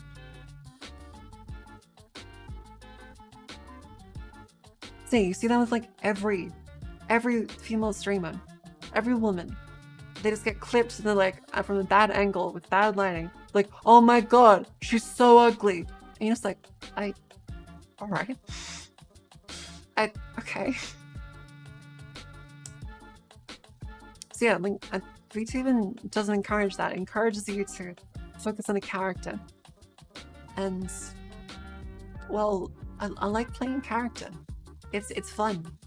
I'm a fucking nerd. I scored LARP on the category of nerd to goth. Therefore, this is like my ideal situation.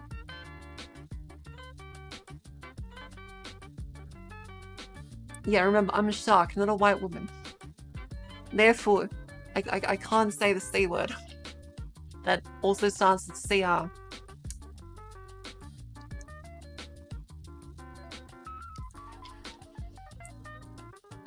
Yeah, thank God we have Germa. The friend of laughing. I love Germa. Germa is amazing. No, not crikey, not cringe. The wafer variety. Because yeah, even that average is slightly attractive people. Oh yeah, like people absolutely fucking shit on Dream.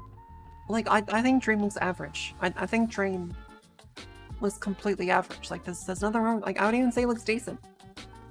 There's nothing wrong with how Dream looks, and people are like, okay, he looks horrific. He's ugly, and I'm like, what the hell? Clear, don't get clear. Don't post that. You're a partner. You can't say that.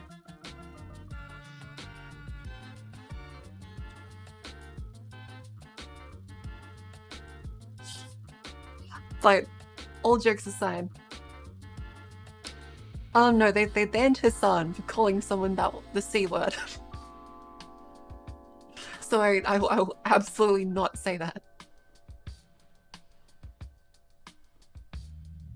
Yeah, exactly. Food. Food. 100% food. Yeah, exactly. No idea what you're talking about. No idea what you're talking about. Exactly. I've never been to Cracker Barrel. It does sound fun. Enjoy the switch over to mobile Twitch. If you're getting comfy in bed, yeah, don't go on a hard say. Don't go on a hard say. You get called a carrot. But yeah, like in the future, I would enjoy like being partnered. I think that'd be fun because there's definitely while you're streaming on Twitch, there is 100% like this pressure that you have to achieve these certain goals or else you aren't important. Like a lot of cases, like I've like sponsors have like looked at me and they've been like, oh, you aren't partner, or your Twitter followers are too low. Now, although I'm drunk, I'm still not gonna say who they were because I like to stay professional. But I saw that and I was like, what the actual fuck? Who gives a shit about my Twitter followers? They aren't who watched me. Twitter for VTubers is purely VTubers and a whole lot of accounts of people that follow it. Everyone else, no one gives a shit. The people on Twitter do not buy anything from you. Twitter has the lowest ad ratio, the lowest ad targeting out of any system on the internet. MySpace probably has better fucking ad targeting. Dig probably has better ad targeting. Like, fucking Twitter? Really? So yeah, like, there's a big perception that, oh, you only really matter as a streamer when you have like partner tick. So I definitely do feel a lot of pressure to be like, okay, well, I need to get partner. So I need to make sure I stream. I make sure I stream for long hours. I make sure I stream good content. I make like, obviously I always want to make good content, but it needs to be content that people actually are popular with. Because there's a lot of things I want to do, but doesn't get me numbers because, well, I can't stream for long because it's like short form stuff. Yeah, it's like the tick of death. I need to fucking go sicker mode constantly to make sure I get it.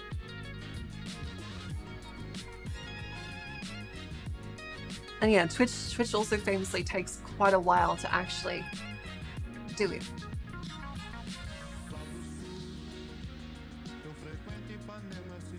So yeah, there'll likely be quite a while of waiting to see if I actually get partner. Because I've already applied once before. This will be my second time applying for partner.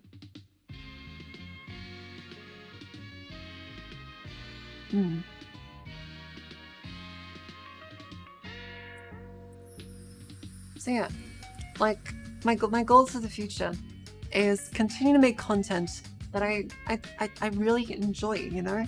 I want to make something that is great for people to watch because I want to make people's days better. I want them to have fun watching my streams. I want to have fun watching my content. And that's ultimately what I need to focus on. So yeah, like as much as I say partner is like a big, oh god, I need to be this, I need to be this, I need to be this. Like I still need to just focus on doing good things. I was just super applied like 8 or 9 times. Jesus Christ, I would go fucking insane. Because you need to wait like a month. You need to wait a month between applications. That is consistently applying for 9 months. That is ridiculous. I would cry if I was meeting the requirements for 9 months and they still rejected me. Jesus. Yeah, where you go with partner is honestly, like, after talking to my friends who are partner, hi Clear. Not much, seemingly. Like, you don't really seemingly get much out of being partner. It's just like, you get a funny tick mark, which gives you recognition with other people. It doesn't fundamentally change you. Like, you're on like a XQC level. Obviously. There's hundreds of people that are partner, like thousands of partners. It's just, you get a tick mark. You do not get a better deal from Twitch. You get a tick. And Privilege, yeah, welcome to stream, welcome to stream. And Flizzy, thanks for the follow. Yeah, so you get a reason for rejection. Usually, it's like, they'll say like the requirements, or they'll say like, okay, are we doing like this aspect, or view botting, or some other thing that's preventing you from being a partner. I submitted another request. I have submitted another request. I am waiting for another stream. Yes, there are streamers who haven't view botted, like over the threshold, and it fucks up their records. So yeah, it is annoying. You get sponsorship offers from Billion mobile games. Yeah, Clear tells me she just gets so many sponsorship offers, like shit tons. From to everyone that's rejected first time, it's in the same rejection message to everyone. Yeah. It's like they want to say persistence, so you don't like get a million views in one month, and then just instantly get partner. Because that kind of like rig the system. They want consistency above everything else, which is why I've also felt like a little bit pressured to stream more often. Obviously not against you guys, but like, I want to just, you know, I want to get this brain virus out of my goddamn head. Holy shit. I want to just get the funny check mark, disable the funny check mark, so that when people see it, like, hey, funny check mark, and that's it. And I can not fucking worry about it. Because once you have the funny check mark, it doesn't matter. Everything you do from then on is not tracked in the same thing. There's no thing above partner except far off nebulous goals that you set for yourself. Partner is like the last frontier of bullshit arbitrary number that decides some things and feels like a barrier. So, I just want to get it over with. Holy shit. Because I enjoy streaming. I love streaming. But having like some arbitrary thing was like, you have to be bigger number, better person, bigger number, better person, bigger number, better person. It drives me fucking insane. Yeah. So, I think there's lots of people that are great streamers. But focusing on numbers sends everybody minhara. So yeah. I try not to focus it on too much. It's like I far and forget. It's already been like a week since I applied.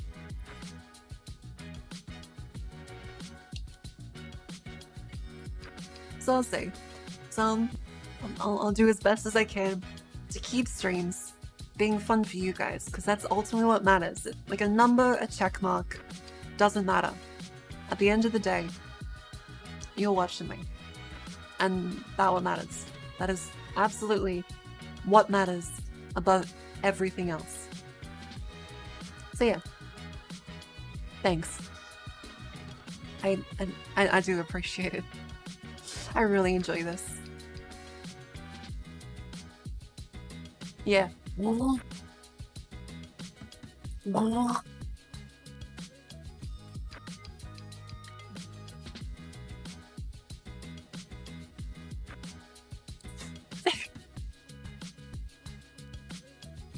don't get bounty access.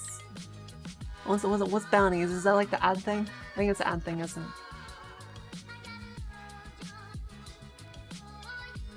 Only watching the 2 days of streams are nice. I'm glad you think so. I'm glad you're enjoying it. Thanks, Gaston. Alright, so that's that stuff. Let's grab another beer. Let's grab another beer. All ears. If you can safely drink and are of age. We've now entered the blushing era. I am feeling it. I am buzzed. I'm happy. Let's have another beer.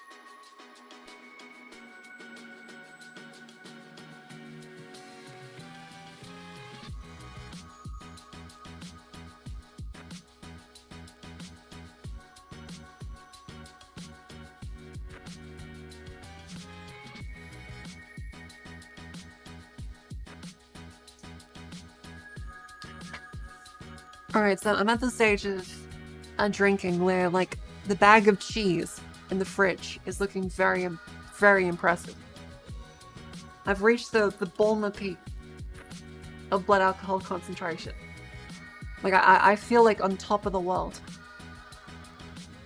If you've seen that XKCD, like this one. As your programming skill increases, and when your blood alcohol concentration reaches like that point, it just goes. I'm maintaining it very well. I mean, bag of cheese, the bag of shredded cheese. Yeah, this thing. Bag of shredded cheese. This one, the bag of tasty Woolies cheese. Optionally mozzarella.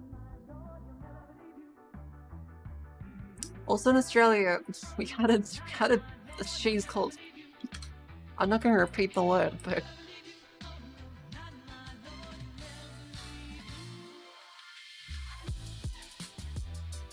yeah. So Australians have been saying this until like a couple years ago. And we only really realized, we're like, oh, fuck. Alright, shit, we should probably change that. And now it's chia cheese. Now it's chia. Now it's chia. Now it's chia, which is good. Cause yeah, Australians didn't have the same history with it, so like yeah, we should probably change that. I think they renamed the town. I think so. I don't have eggs. I don't have eggs. Eggs is suddenly getting expensive too.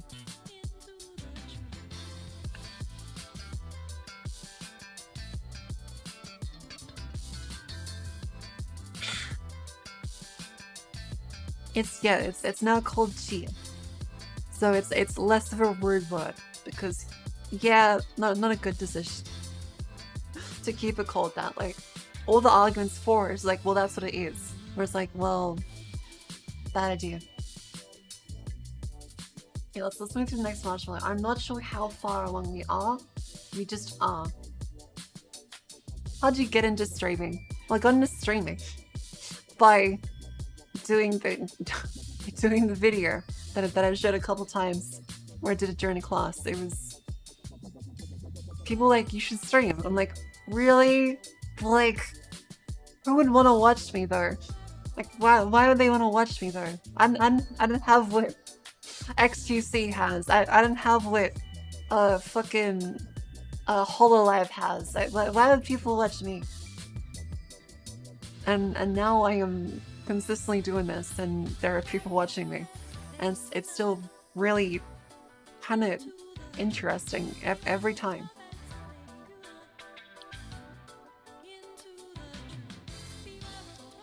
Yeah. Yeah, I'm digging this energy. That is the politest way of saying dumb bimbo. Thank you.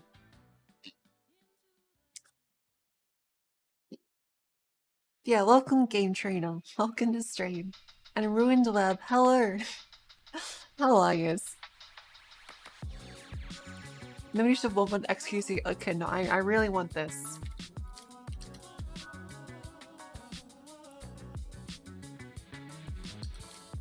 I want what XQC has of this.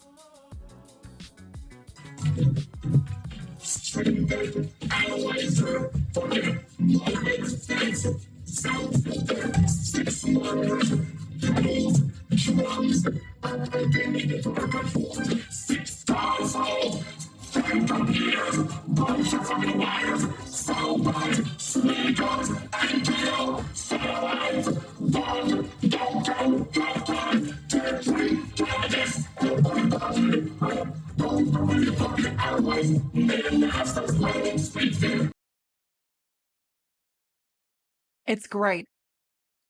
Like, I watch the SQC's stream sometimes. I think I can't comprehend what he's saying. I don't have enough brain damage to watch them half the time, but they are very funny when I do understand it.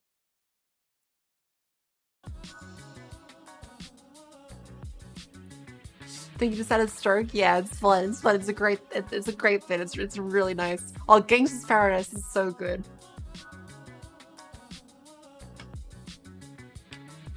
And I don't even think this is a hot take, but I honestly think Amish Paradise by Weird Al Yankovic is a better song. Unironically, I think it is. Never listened to a complete sentence from XCC. Yes. You watch him enough to understand. I know. It's his own language because he mumbles French English in Canada. I know.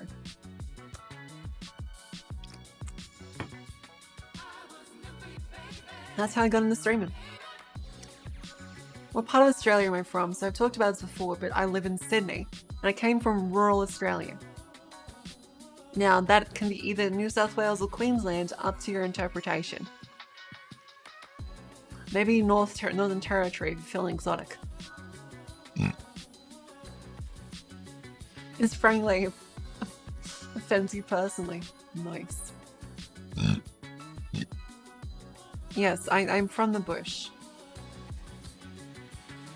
I will say, not Tasmanian. Not Tasmanian.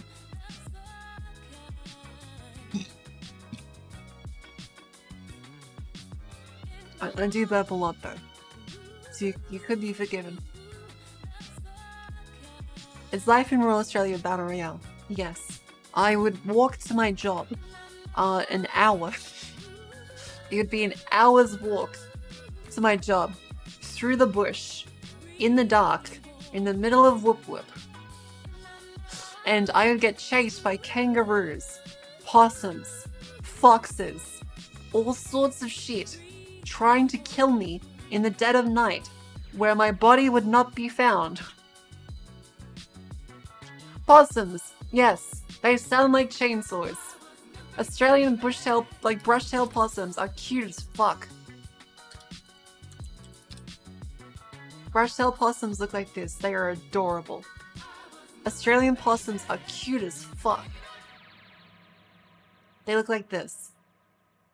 They're very cute. Australian possums are cute, but the way they sound is, well, they sound scary.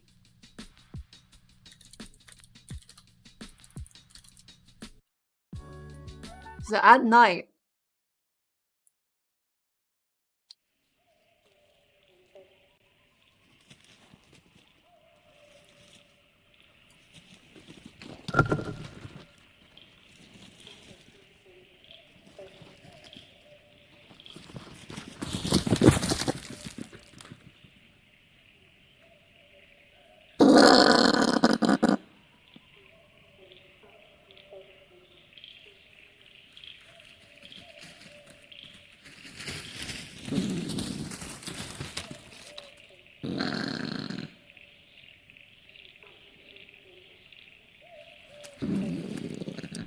so yeah, on my way to walk to a Subway to work for $12 an hour, I would hear that in the dark, and I would use my shitty Nokia phone as a screen to try and light it up because I didn't have a torch because I couldn't afford one.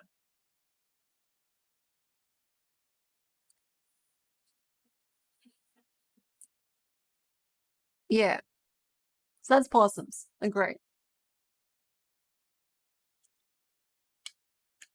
I know, Nokia phone, great phone. I could have thrown the phone at it. But it didn't have a light. So, yeah. And also, yeah, it's like an hour's work.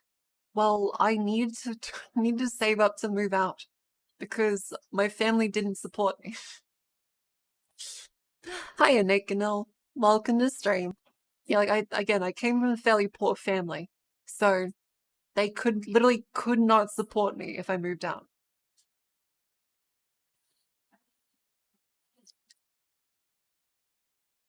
So I had to save everything I could. Torch means flashlight, yeah. In Australia, we call flashlights torches. We also call torches torches. I think it means something else. Oh, the gay thing? Oh yeah, they didn't support that either. Don't worry. It's consistent with what you're imagining in both ways.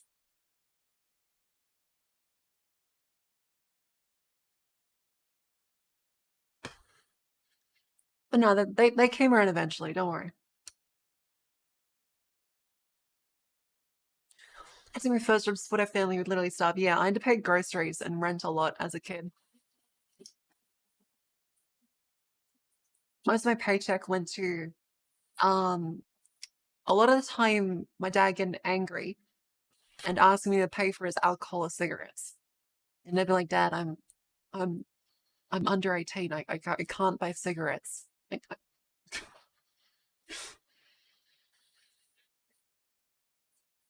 Yeah. Let's see, next one. This one, oh, that's more of these ones. Here it is. Any tips for a starting university student? Get this one over. I'm super nervous, and week 1 starts next week. Let's get some more chill music back on. So, what I would suggest for... Yeah, sorry, I had to make sure you could hear the possum properly.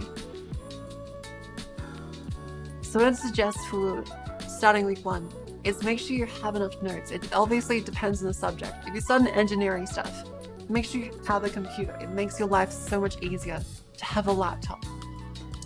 Now, the best thing you can do, the top tier advice that is necessary to do well in uni, don't stop going to class at all, no matter what.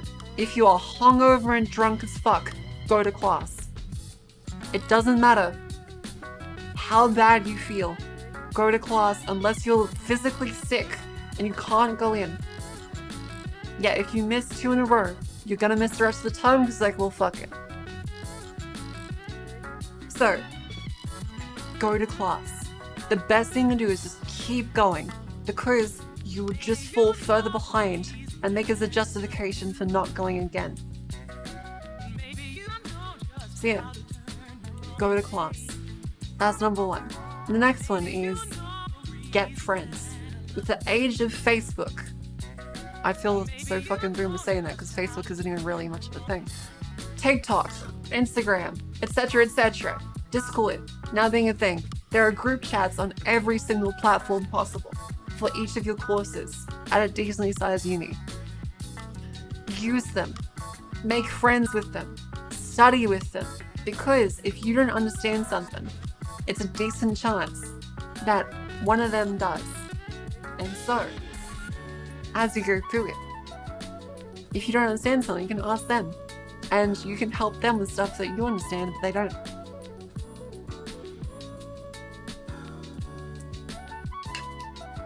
Yeah, networking is the main reason to be in school to begin with. A lot of cultures like to think that, well, you go there for a degree. Let's be honest, having a degree, kind of fucking useless. Because anyone can get one, really, with a pass. It is dog shit easy to get a degree in most subjects. The true important part of university is being able to network with people and learn how to become an independent adult in a safe environment that's still kind of similar to school, but a better try. P's get degrees, yeah, passes get degrees. Yeah. Hey, Mr. Personality, I'll just drink some water.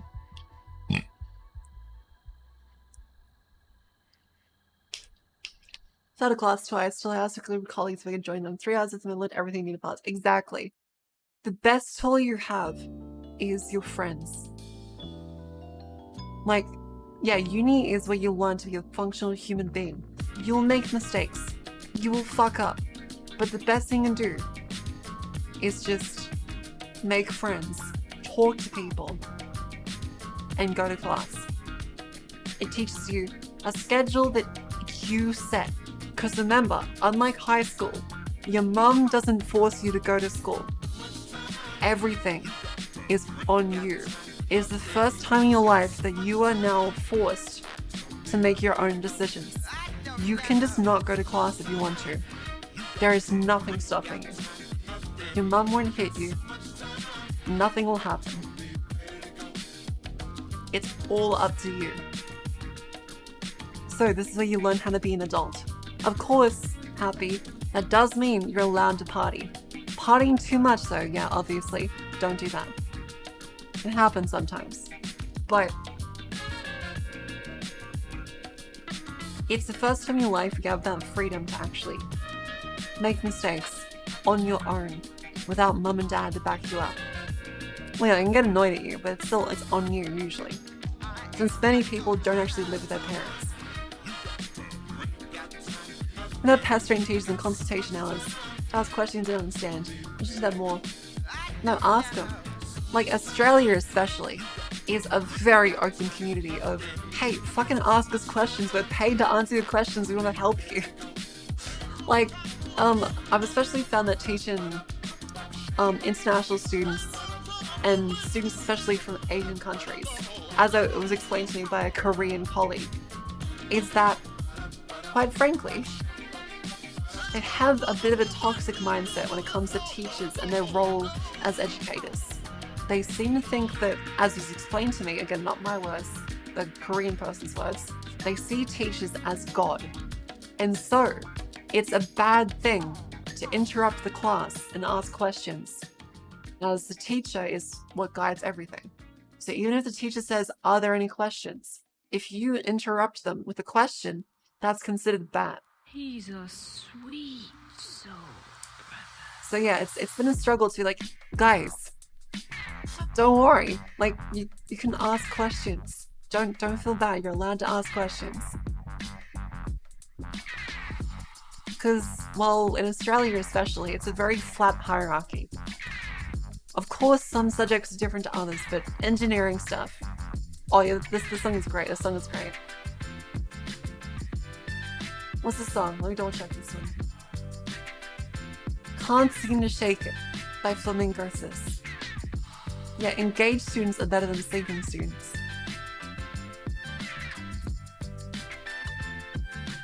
Uni should teach you to question everything.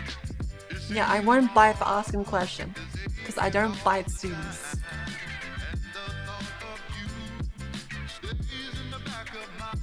But if you have stupid questions, there is no such thing as a stupid question. So people always say, I'm sorry, but can I ask a question? I'm like, don't worry. You're allowed to ask questions. Because I guarantee you someone else probably has the same question. Trust me, willing to help explain it, but they might be very good at doing so. Ah, okay. Only student? I mean, only student.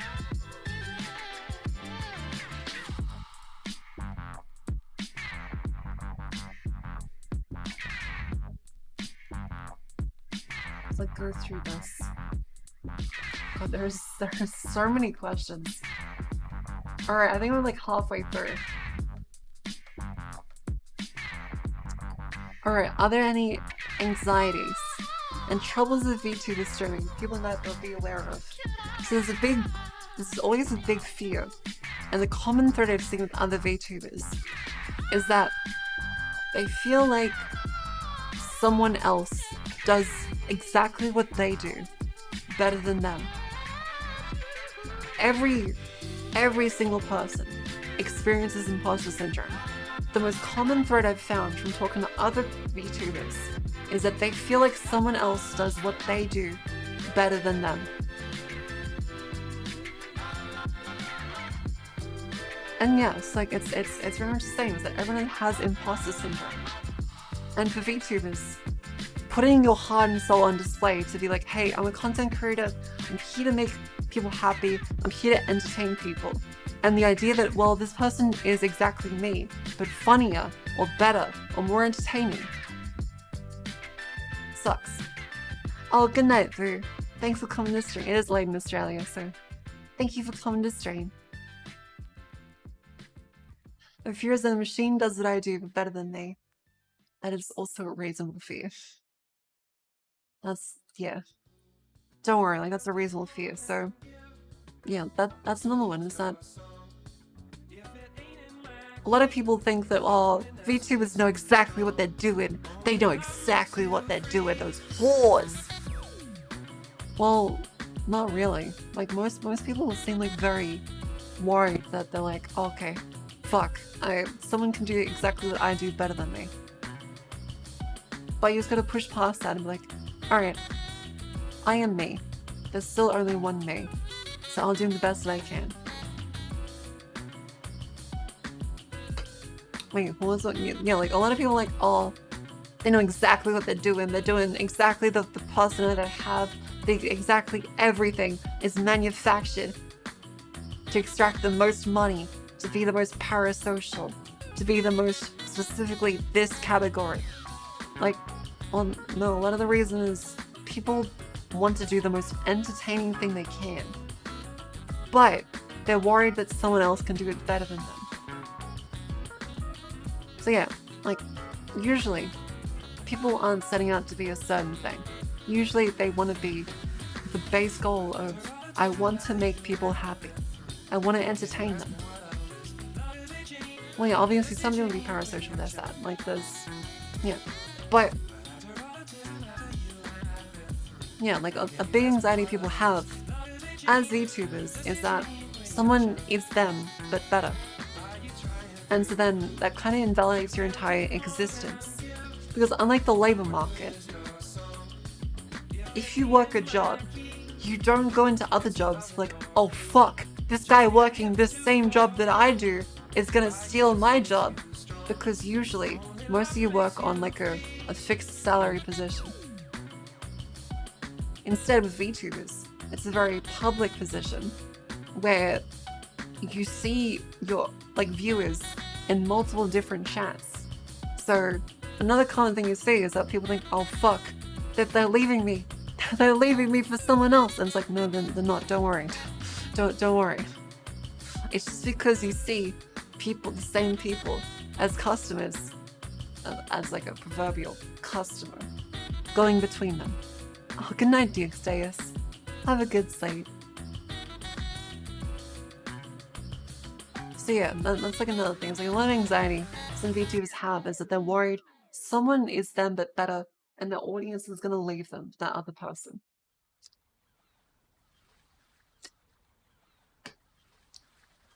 Another thing is trying to avoid doxing yourself constantly. Because people always like to armchair psychologist and armchair general their way through the, oh god, how could this streamer be so stupid? How could they have the same PC for multiple things? Like, most people straight, like, I showed you my budget. I showed you that I lost more money by like a factor of 4 times than I made in that one financial year. I don't have money to make a separate stream PC that I use solely for stream. That's thousands of dollars. So yeah, like, it's very easy to dox yourself. Like, even just taking all the precautions possible, it's very easy to slip up with things you say. And one of the most, yeah, like, I've spent like $2,000 on virtual reality stuff in like the last 2 months, not even counting the model, which will also be like $2,000 for a 3D model to do the VR stuff.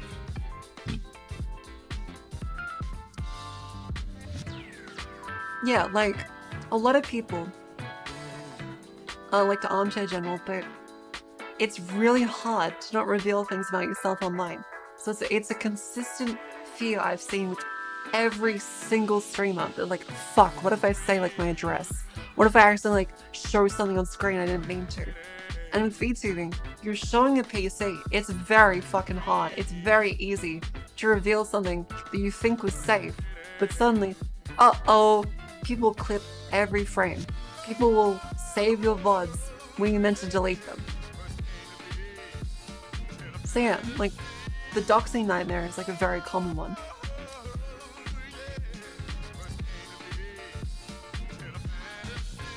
Yeah, like, there's a lot of obstacles with time. And quite frankly, a lot of people will never be able to reach that level of upset. Just having a presence on the internet will prevent you from being able to have that same level of anonymity that OPSEC demands.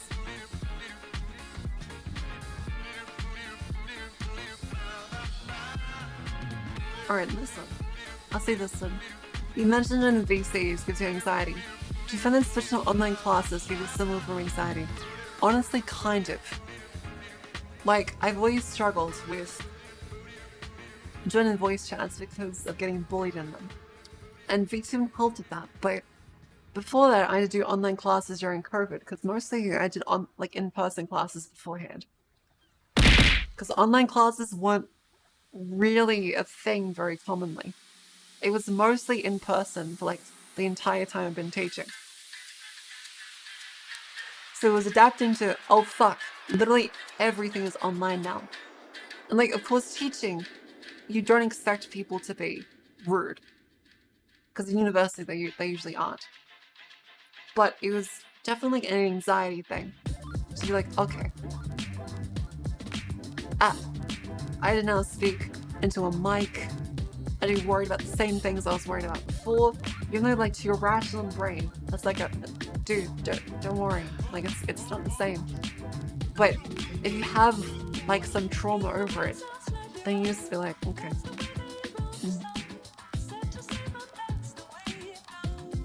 Hi, it's Fukininji. Welcome to stream. How are ya?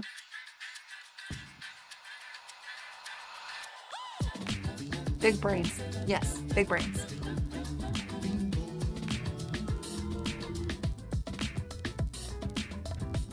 So yeah, like I did get a similar form of anxiety, but I was able to manage it better because of the expectations.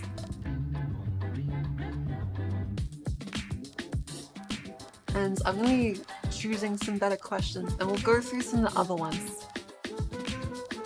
Because there's still like dozens upon dozens upon dozens of questions. Like, oh my god, there's so many questions.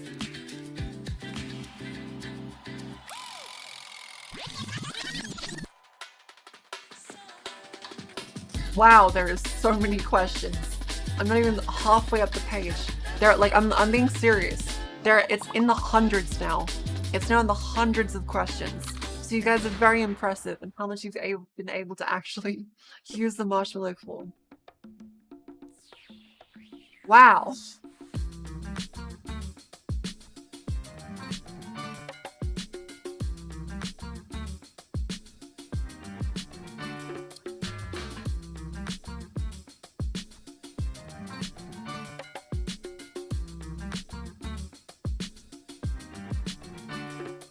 Huh. I'm just like scrolling through this and like there's a lot of very serious questions that require like 20-minute answers. Like a practical TED talk for an answer. I'm like, those are really great questions, but it's 1 AM. I'm not sure if I can answer these. And I'm also drunk.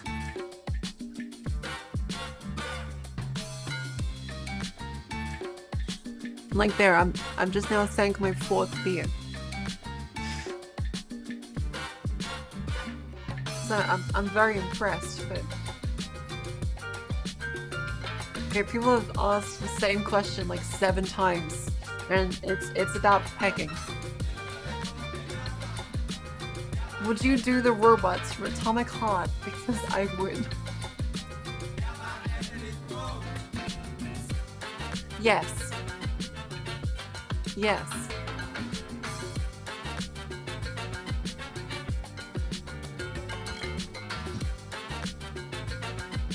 There's okay, one of them is the B-movie script.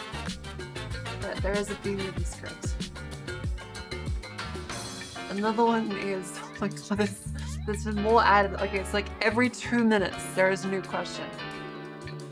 Every 2 minutes. Wow. That's impressive. It's like while this stream has been going, there's been a question every 2 minutes. Oh wait, new Gorillaz album? Oh, that's cool. That is very good. Alright, so while I go into this one. Since Valentine's Day just passed, do you have any funny stories relating to crushes or exes? Yeah, I was worried I wouldn't have enough questions. You guys definitely stepped up. I'm very proud of you. You did good. So...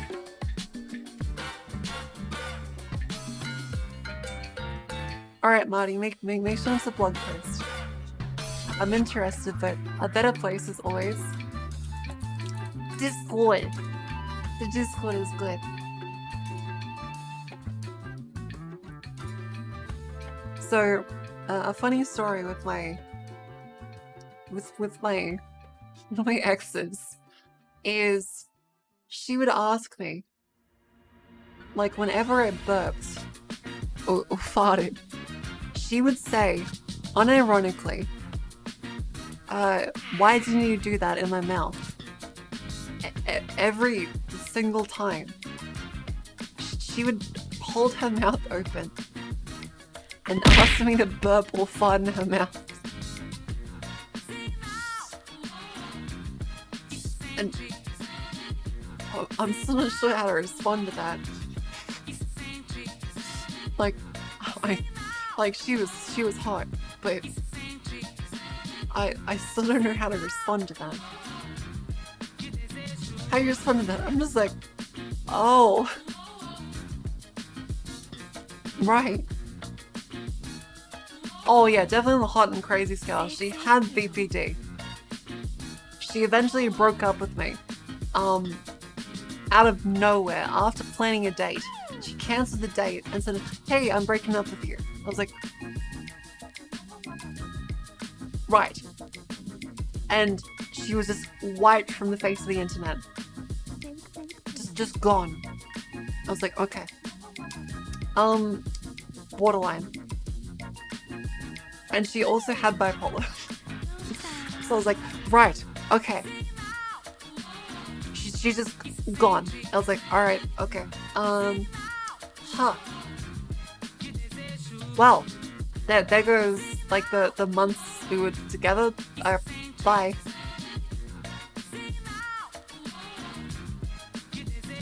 Yeah, so it was definitely really weird. But, yeah. That's just kind of how it is, I guess.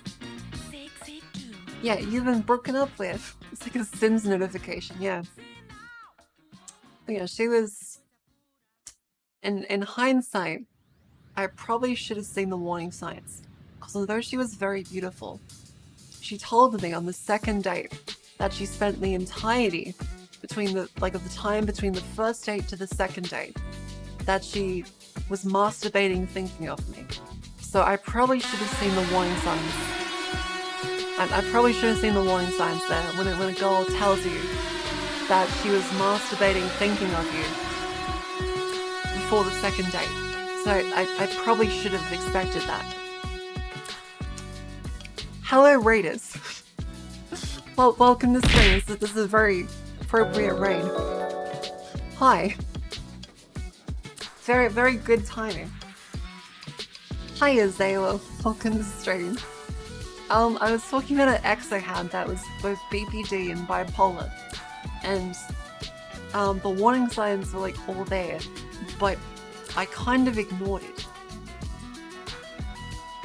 So yeah, shout out Zayla, she does good singing. What are you doing today? What are you doing today, Zayla? Lovely to see you.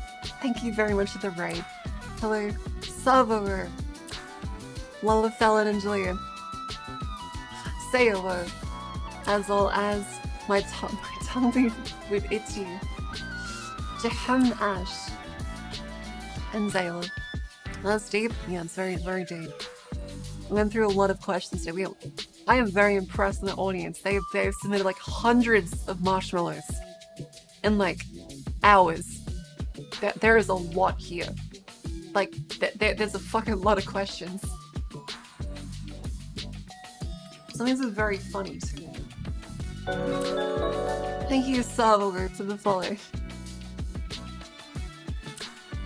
I sound very BBD, more of a her problem. Well, she didn't just like ghost me out of nowhere. she's like straight up on the date. Like we spent one weekend cuddling. And like literally I was like, yes, like she was like, yeah, I'd like to play like yeah, we can go like another date. I was like, yeah, I'd like to. And then she just like said, Kate, I don't want to see you anymore. I was like, right? What? and then she blocked me and never talked to me again. And I was like, okay. Well, there goes that then. And it was over text too. Good night, Zayla. Thank you very much for the raid. Have a good sleep. Yeah, everybody follow Zayla. Very lovely.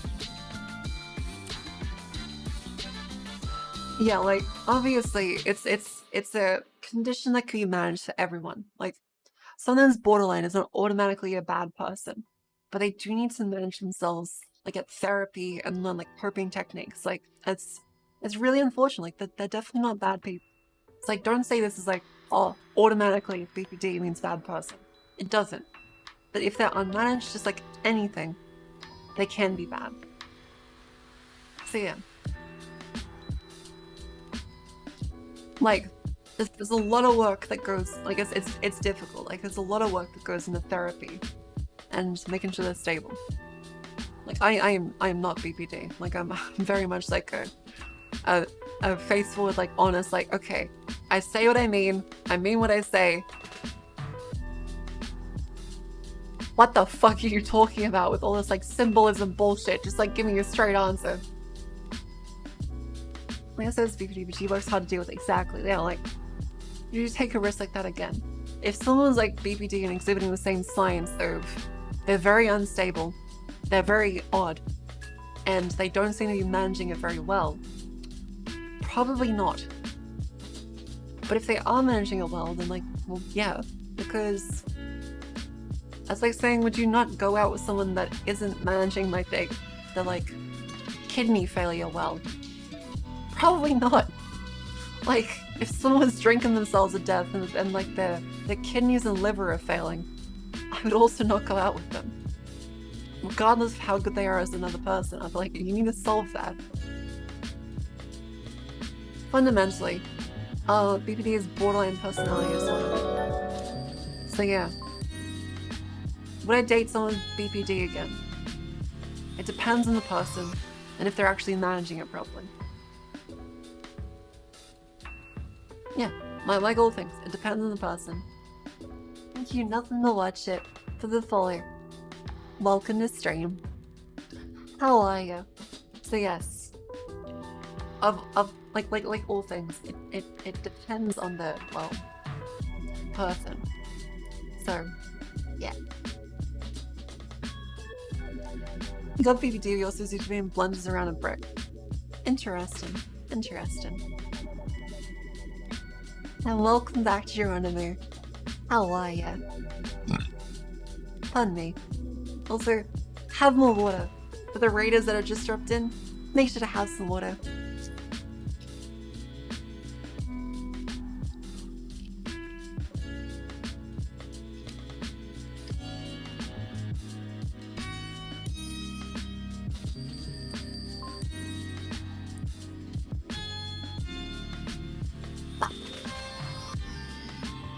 Oh yeah, plus to check. Yeah, that's one funny story about a crusher and X. Oh, this one's a good one. This is a fucking good one. Is there any program and joke or computer science joke that makes you laugh? We all know what I'm talking about. You all know exactly which one I'm gonna bring up. You all know exactly the one.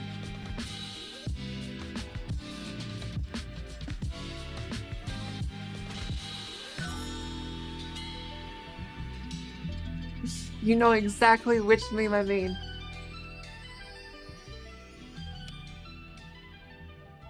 Alright, take your bets. Take your bets. Imagine it.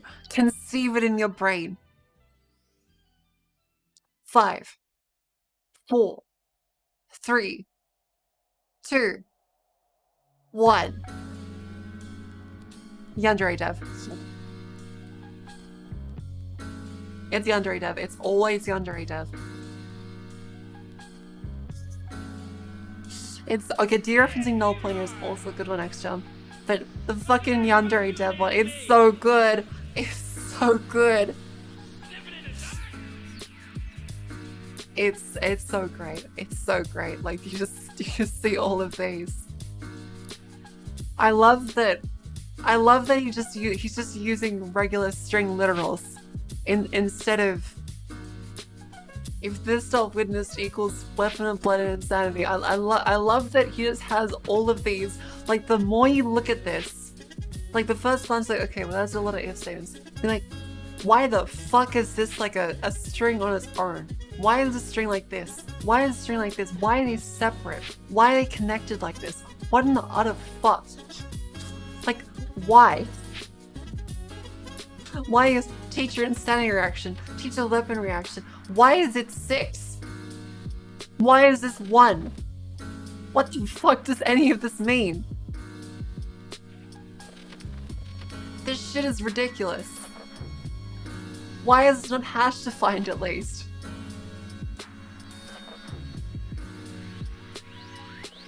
Like, holy shit. Yeah, the more you look at it, the worse it gets. Like, if this dot teacher, if this dot with, like, why is this indented? Flip this. Make this condition if not this dot teacher. So you skip it instead of indenting multiple spaces. There's no need to indent this inside of this code.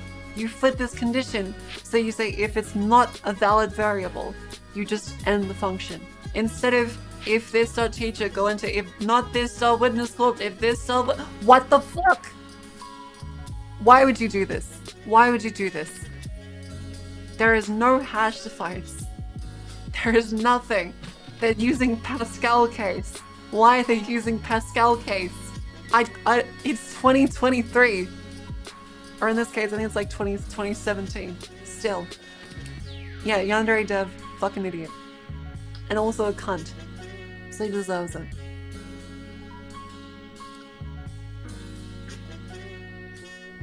So yes, for my entry, this is still the funniest joke I can think of. It's very funny. It's still very funny. Playing people asking questions to the game being delayed. Exactly. Yeah, it's still very funny. Alright, our next question. Do girls walk around and look at guys and think peggable?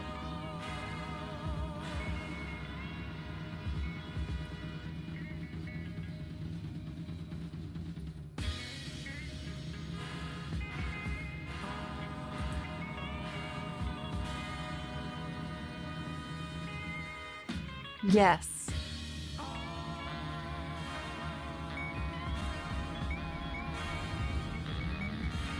We do.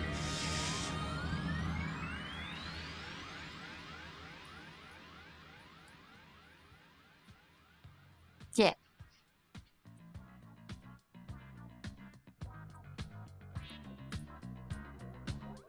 Well, I told you the reason why I like femboys is because I like little puppies. They're very cute. They're not threatening. Another one. Have you had a hoe phase? If so, what are your thoughts on hookup culture?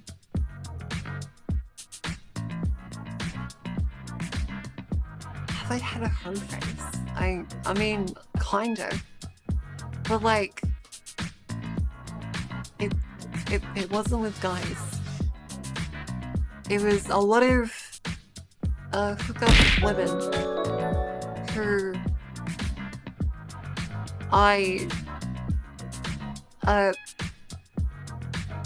it was basically domination loss every single time.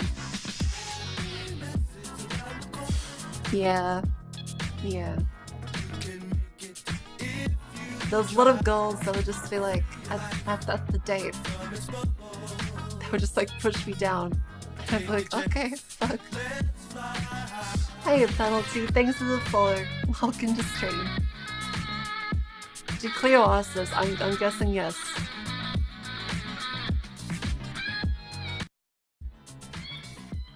I'm guessing yes that Cleo asked this question. Sub so hard, can't you dumb a girl? Yeah. Have you seen some girls? They're very strong. Yeah, this feels like a Cleo question. I imagine this is Cleo's question. Well, when I mentioned hookup culture, there is nothing fundamentally wrong with hooking up with someone, unless you're doing it to fill a void. Like, my her face to me was more experimentation of, well, maybe I should try it. Like, I don't know what I want, so I should do some experimenting. And then I figured out what I wanted. And what I wanted is a nice, loving relationship with someone that I truly care about.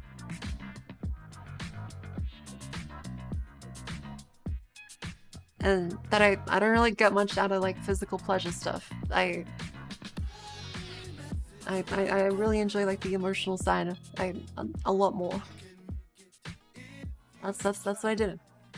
Everything you do is to fill the void. Well, as long as you fill in the void with happiness and making the world a better place, and that's okay too. Who would have to hurt someone? Like I've never done that. Like, how would me having sex hurt someone? Like, how? Oh fuck, I'm so sad. That person had sex. Like, does anyone actually think that? Like cheating, yeah. Like of course. But outside of cheating, would anyone give a fuck if you had sex with someone else? Oh my god, they had sex. Like, it feels kind of silly. Yeah, like, if they care in the first place, why should I give a shit about those people? I experience people with toxicity of hate sex. Not really, honestly. Like, most of the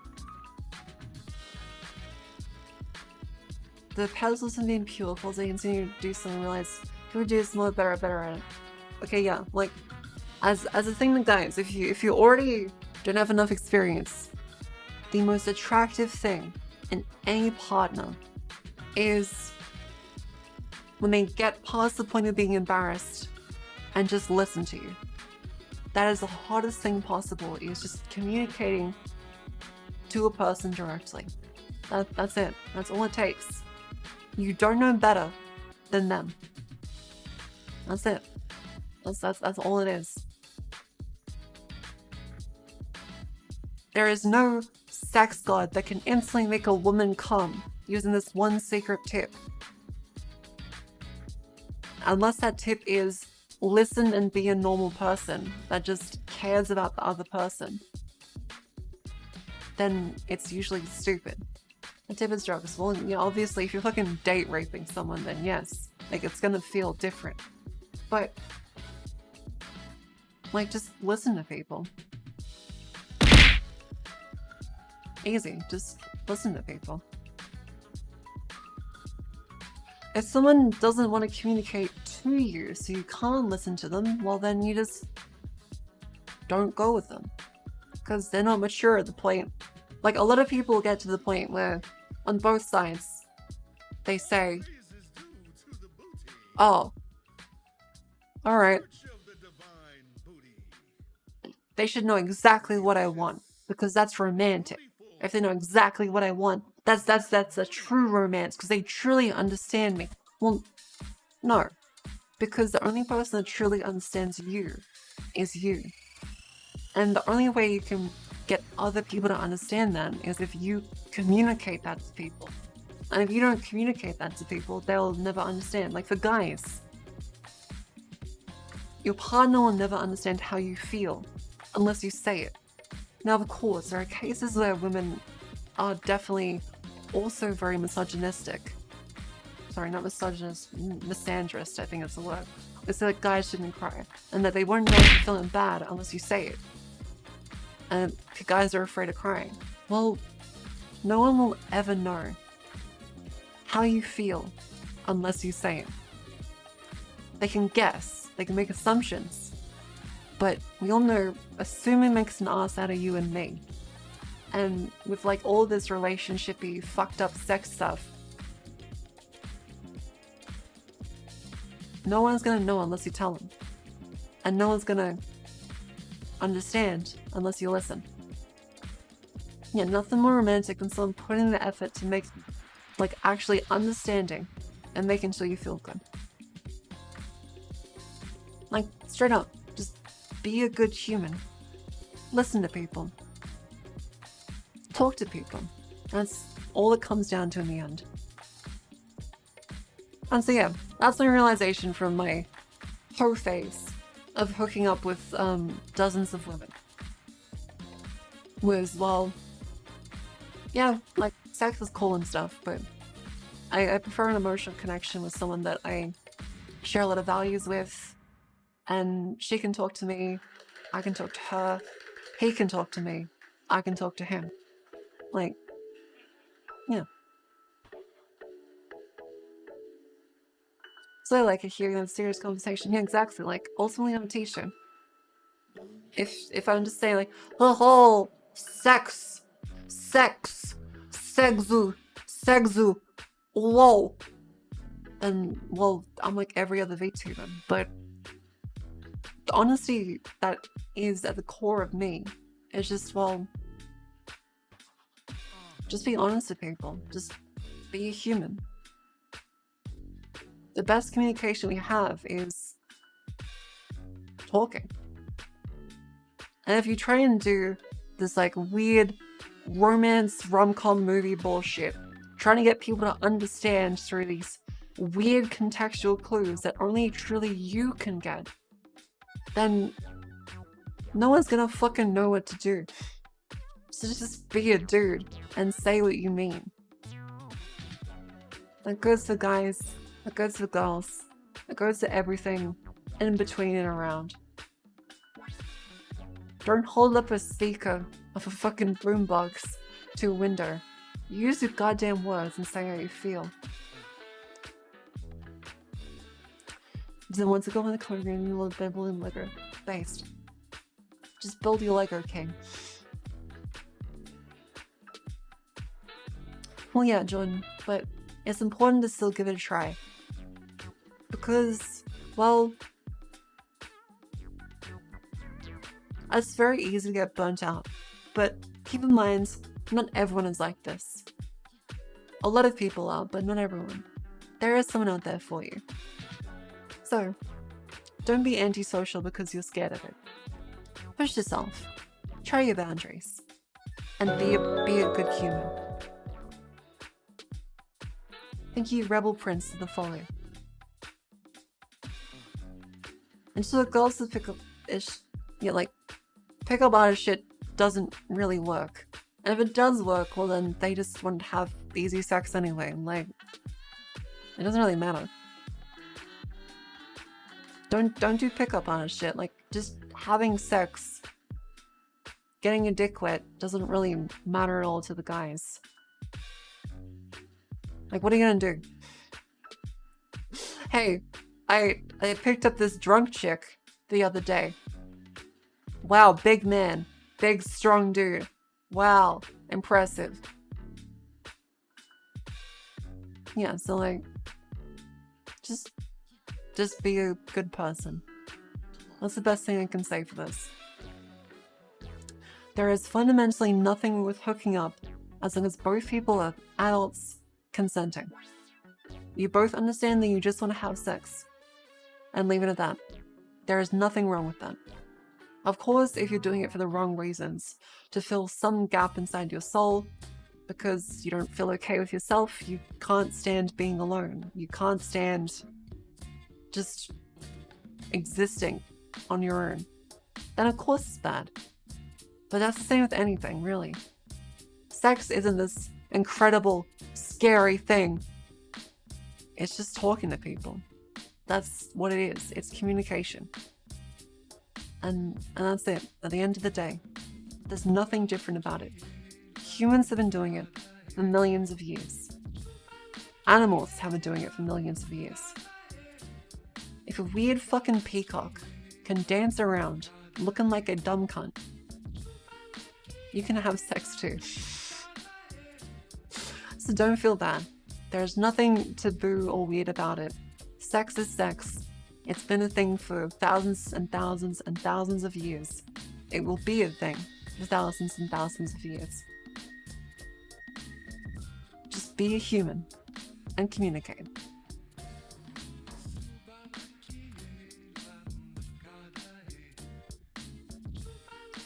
Oh, that's okay, Rebel. That's alright. Welcome to stream.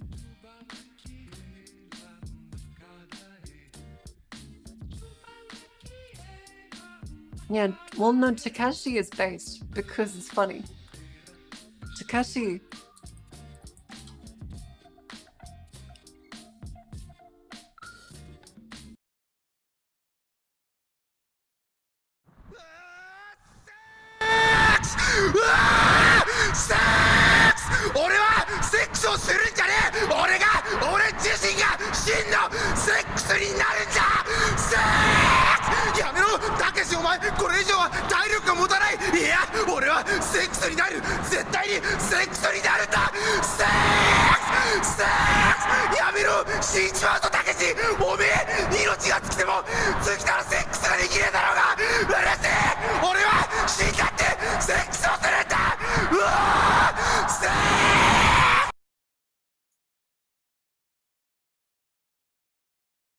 Thank you, Takashi.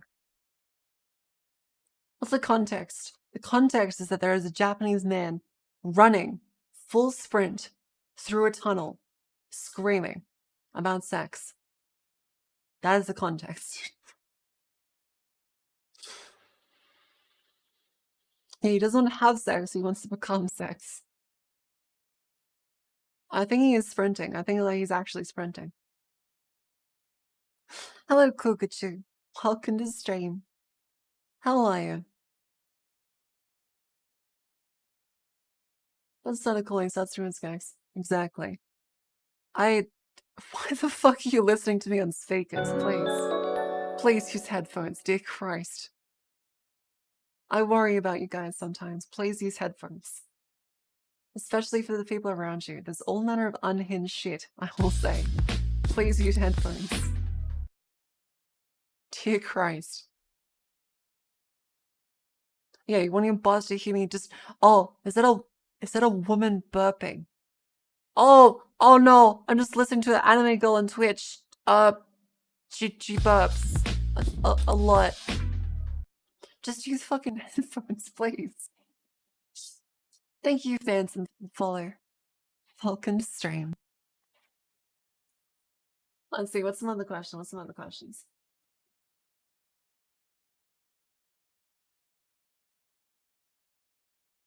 Whoa, this is a good one. This is a good one.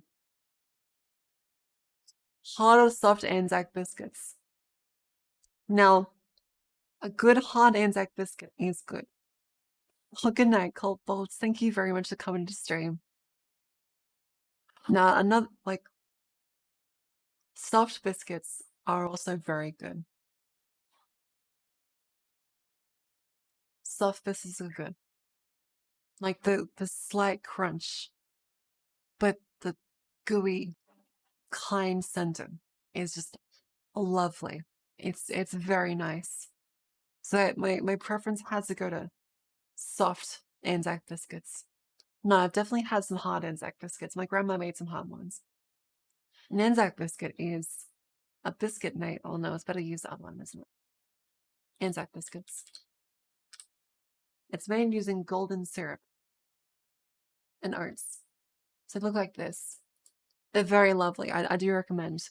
They came about due to Australians' involvement in World War I as part of the Australian-New Zealand Army Corps. They keep very well. Golden syrup is like, imagine maple syrup, but poverty.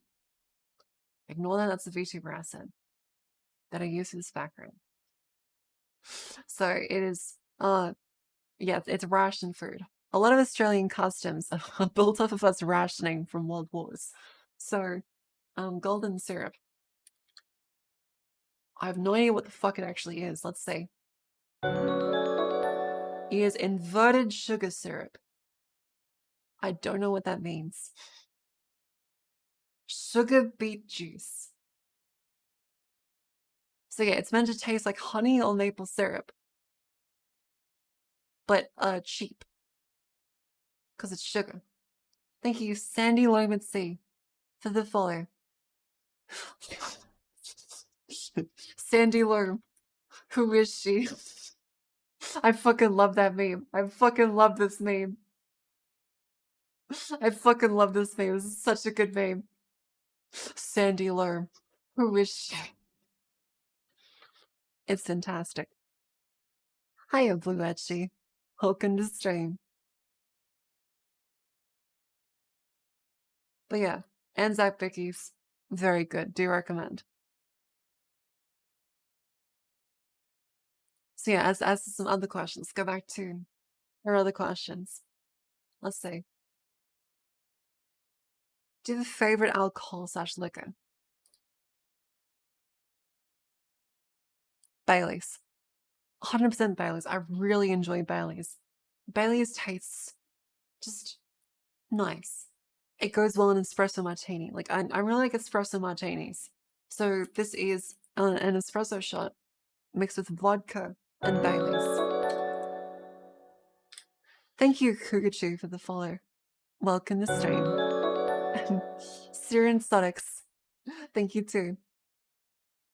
So an espresso martini looks like this. It's very lovely. Didn't turn background music on. Well, it is very late, but let's go back on the flamingosis. An espresso martini is nice. It's got chocolate powder, sometimes coffee beans. Kind of useless. You can't actually fucking eat them. So, kind of useless. This guy looks like our... Huh. He kind of looks like the minister of New South Wales, doesn't he? But with a beard. I think he goes to church. It's just coffee with vodka. Well, yeah, but...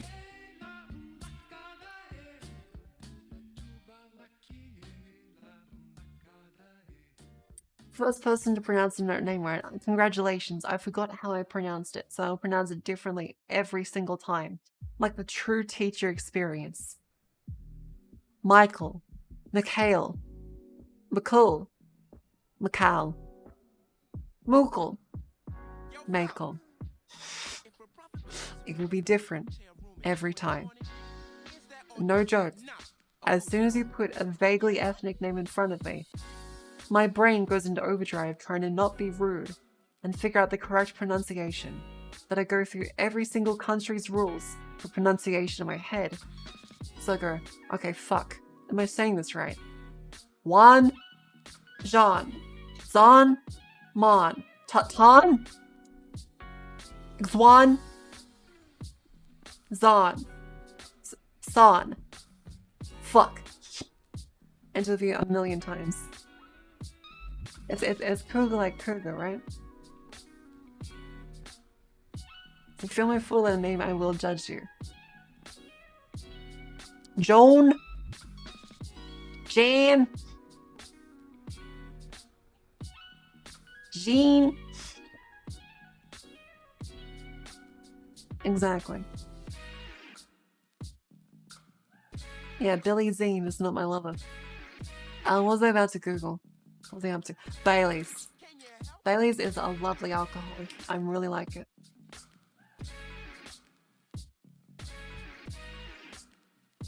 Baileys Irish cream. It's the drink of my ancestors. As well, most Australians have Irish Scottish heritage because we're of the Pobbo thieves that came over. Baileys, very good. I really like Baileys. Yeah. You can mix it with chocolate milk. You can mix it with ice cream. It's very nice. Baileys is great.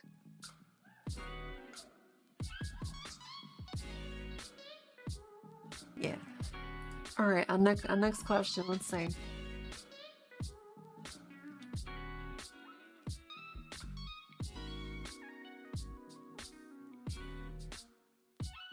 Okay, people are erotic role-playing in the marshmallows now. People are erotic role-playing in the marshmallows.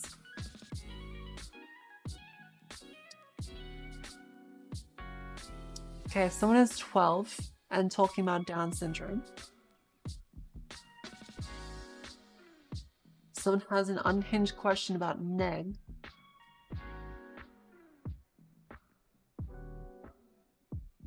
Yes, I feel like the quality of marshmallows has gradually decreased as we've reached this time of day. What is about this time of day that encourages like the stupidest fucking marshmallows? This is like holds up spork level of random. The other one is I am 12 and I'm imagining sexy sex that happens sexily. This one's cute. This one's nice. This is a good one from 30 minutes ago. Do you have plushies? I have a lot of plushies. They're very cute plushies. Yeah, it's 2 a.m. The Americans waking up. Oh, the damn Americans. Oh, yeah, we do have timestamps. Most of the bad ones are from 27 minutes ago. I have a lot of plushies. I've got a Pachita plushie. I've got a Yoshi plushie that you guys funded. I got a Blahaj. I got a Wally the Wobbegong. A very cute fella. He's lovely. He's great. I've got I want to say Totoro. Yeah, Totoro plush. Has this Ibis, a Corgi, a Prasheen plush, as well as a Pepe Squirtle. I love them. I love all of them. You may wonder, Marco, how do you get into bed? The answer is that I smash them against the wall and let them fall back over me like a weighted blanket. Yeah. Oh, Dragon, it's because it's getting late in the night, so I'm choosing a couple like light ones to end on. I'm gonna do another stream on this another time.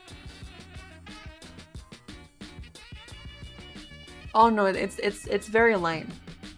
It's very lame. It's very lame ERP. There's no like creative aspect to it. It's very cringy. I think it's serious too.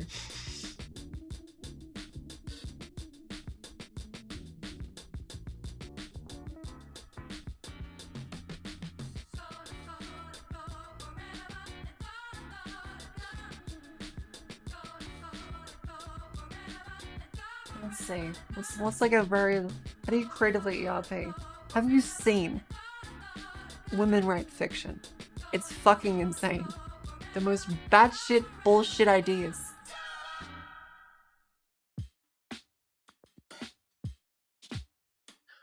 Put it up. I feel like that's encouraging it. I don't want to encourage it, but honestly, it's very funny and very fucking stupid.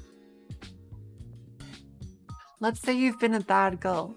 Let's say, hypothetically, you've been a naughty girl even. I'm just like, wow.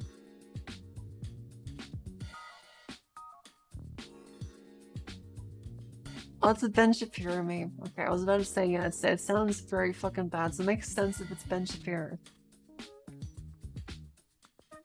It makes sense then. That's why it sounds so shit.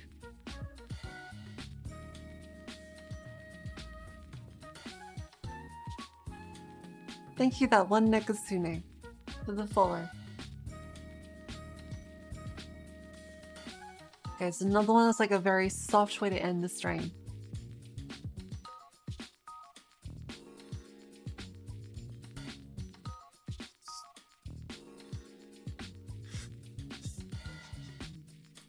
Would you meet up with the femboy again? That specific one? Probably not. Another one? Maybe. I'll say. Depends how peggable they are. As multiple people have asked this question, actually. Yes. Women do walk around and look at men and say peggable.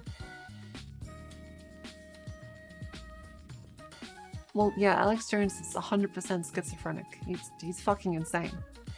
Regardless of if he's joking in some bits, he's fucking insane. He made a peggability chart. feel like Ryan Gosling is very peggable. Whereas Ryan Reynolds is like not peggable at all. Like Ryan Gosling is like on like peggable chart. I feel like it's very high. It's very high. What makes a man peggable? Well, you want to like hold him gently. I'm gonna give him a hug. Like, so, you know, like soft boy. You want to make him happy.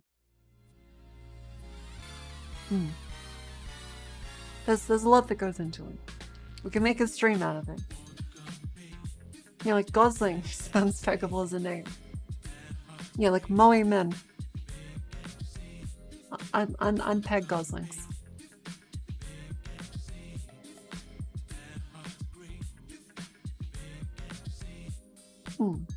Like, let me think, what's like an anime man that I'd say is peggable? It's like, seemingly, of course, of age. An of age Decker. An of age Kaoru from Evangelion. What's some other guys? Kaneki from Tokyo Ghoul. Alphonse? Oh, Alfonso. Yeah, I would say peggable, yeah. Kakashi from Naruto. Let me see this one. I'll tell you my very first vibes.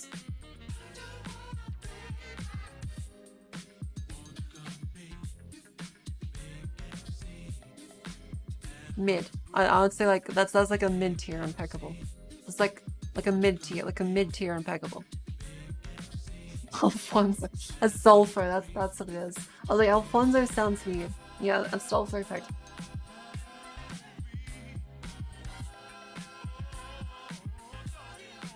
Yeah, like I don't watch Fate. So I was going for chat messages. Sai from Naruto, let me see. Sai Naruto, let's see.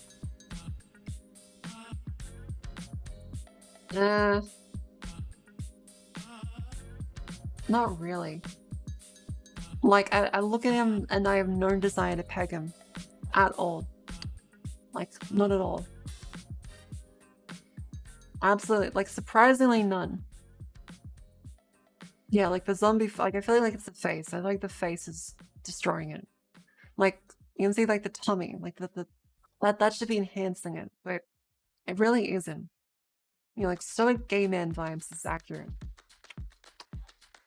You sure are from Bleach. You sure are Bleach.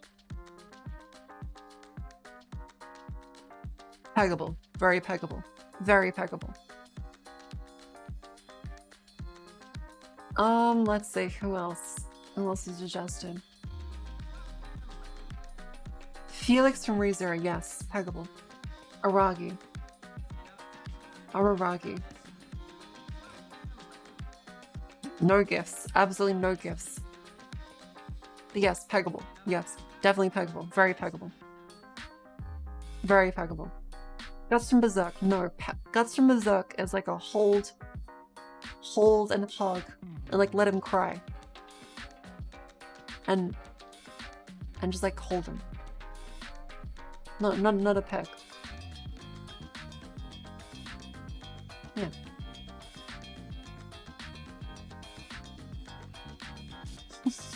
If you work out if I'm peggable. I'll have to do a stream. I'm very drunk. I'm very tired. I'll have to work out a stream for this. I still need to actually watch Monogatari because I got bored. I'll be honest, I got bored. A stream for it. I've done a stream on a Megaverse. I can do a stream on pegging. And what makes them impeccable. I can do it. There is nothing preventing me. But just look at a picture of Ryan Gosling. Just look at him. Just look at him. Just look at him. Peggable, peggable, peggable, peggable. Peggable. Ryan Gosling, Blade Runner. Peggable. Ryan Gosling, Drive. God, he's so peggable. Look at him. Yeah, the soft face, like the kind of like shy smile. Peggable.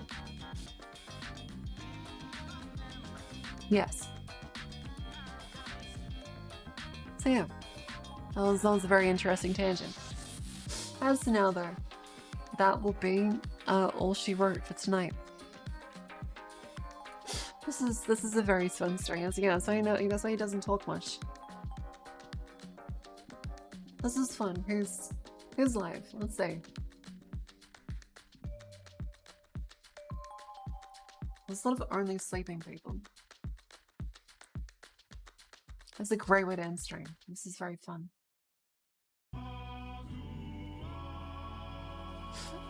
Okay, no, I will not raid K-Son. I just noticed she's like, I will not raid K-Son. I cannot. There's the shame of that, of like being such a small channel, like, hey, K-Son. I feel puny and tiny.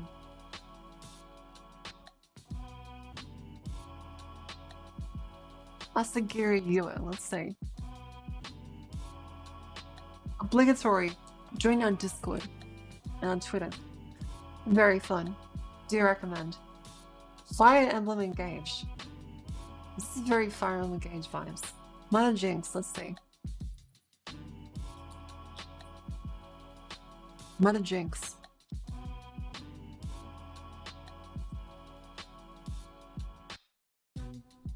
Mara Monogatari 2 L16 Psi. Dandy Floss. Best streams, thank you. I'm glad you enjoyed them. Or Elden Ring. I do like me some Elden Ring. Let's raid them. So let's raid Dandy Floss. But yeah, and you can see me on Discord, on Twitter, as well as on YouTube. I hope to see all of you in the next stream. As this one, what's a good message? Is it a peg vibe? I mean, I'm drunk, so I don't know. I feel for the consequences. What's the vibe? What's suggested? So, no, no pegging. Do not mention pegging. Be normal. I need you guys to be very well-behaved students. Friday night chill. Friday night drinks raid. Friday night drinks raid. Do not mention pegging. If she goes back to check the VOD, like I do, she will know that we were talking about pegging. But until then, play it cool and pretend to be normal. Can you all do that for me? I trust you. I believe in you. Do not talk about pegging. I believe in you. I hope you enjoy Dandy Floss. Elden Ring is a great game, and she appears to be at a later game area. Doing a randomizer too. It looks absolutely fucking insane.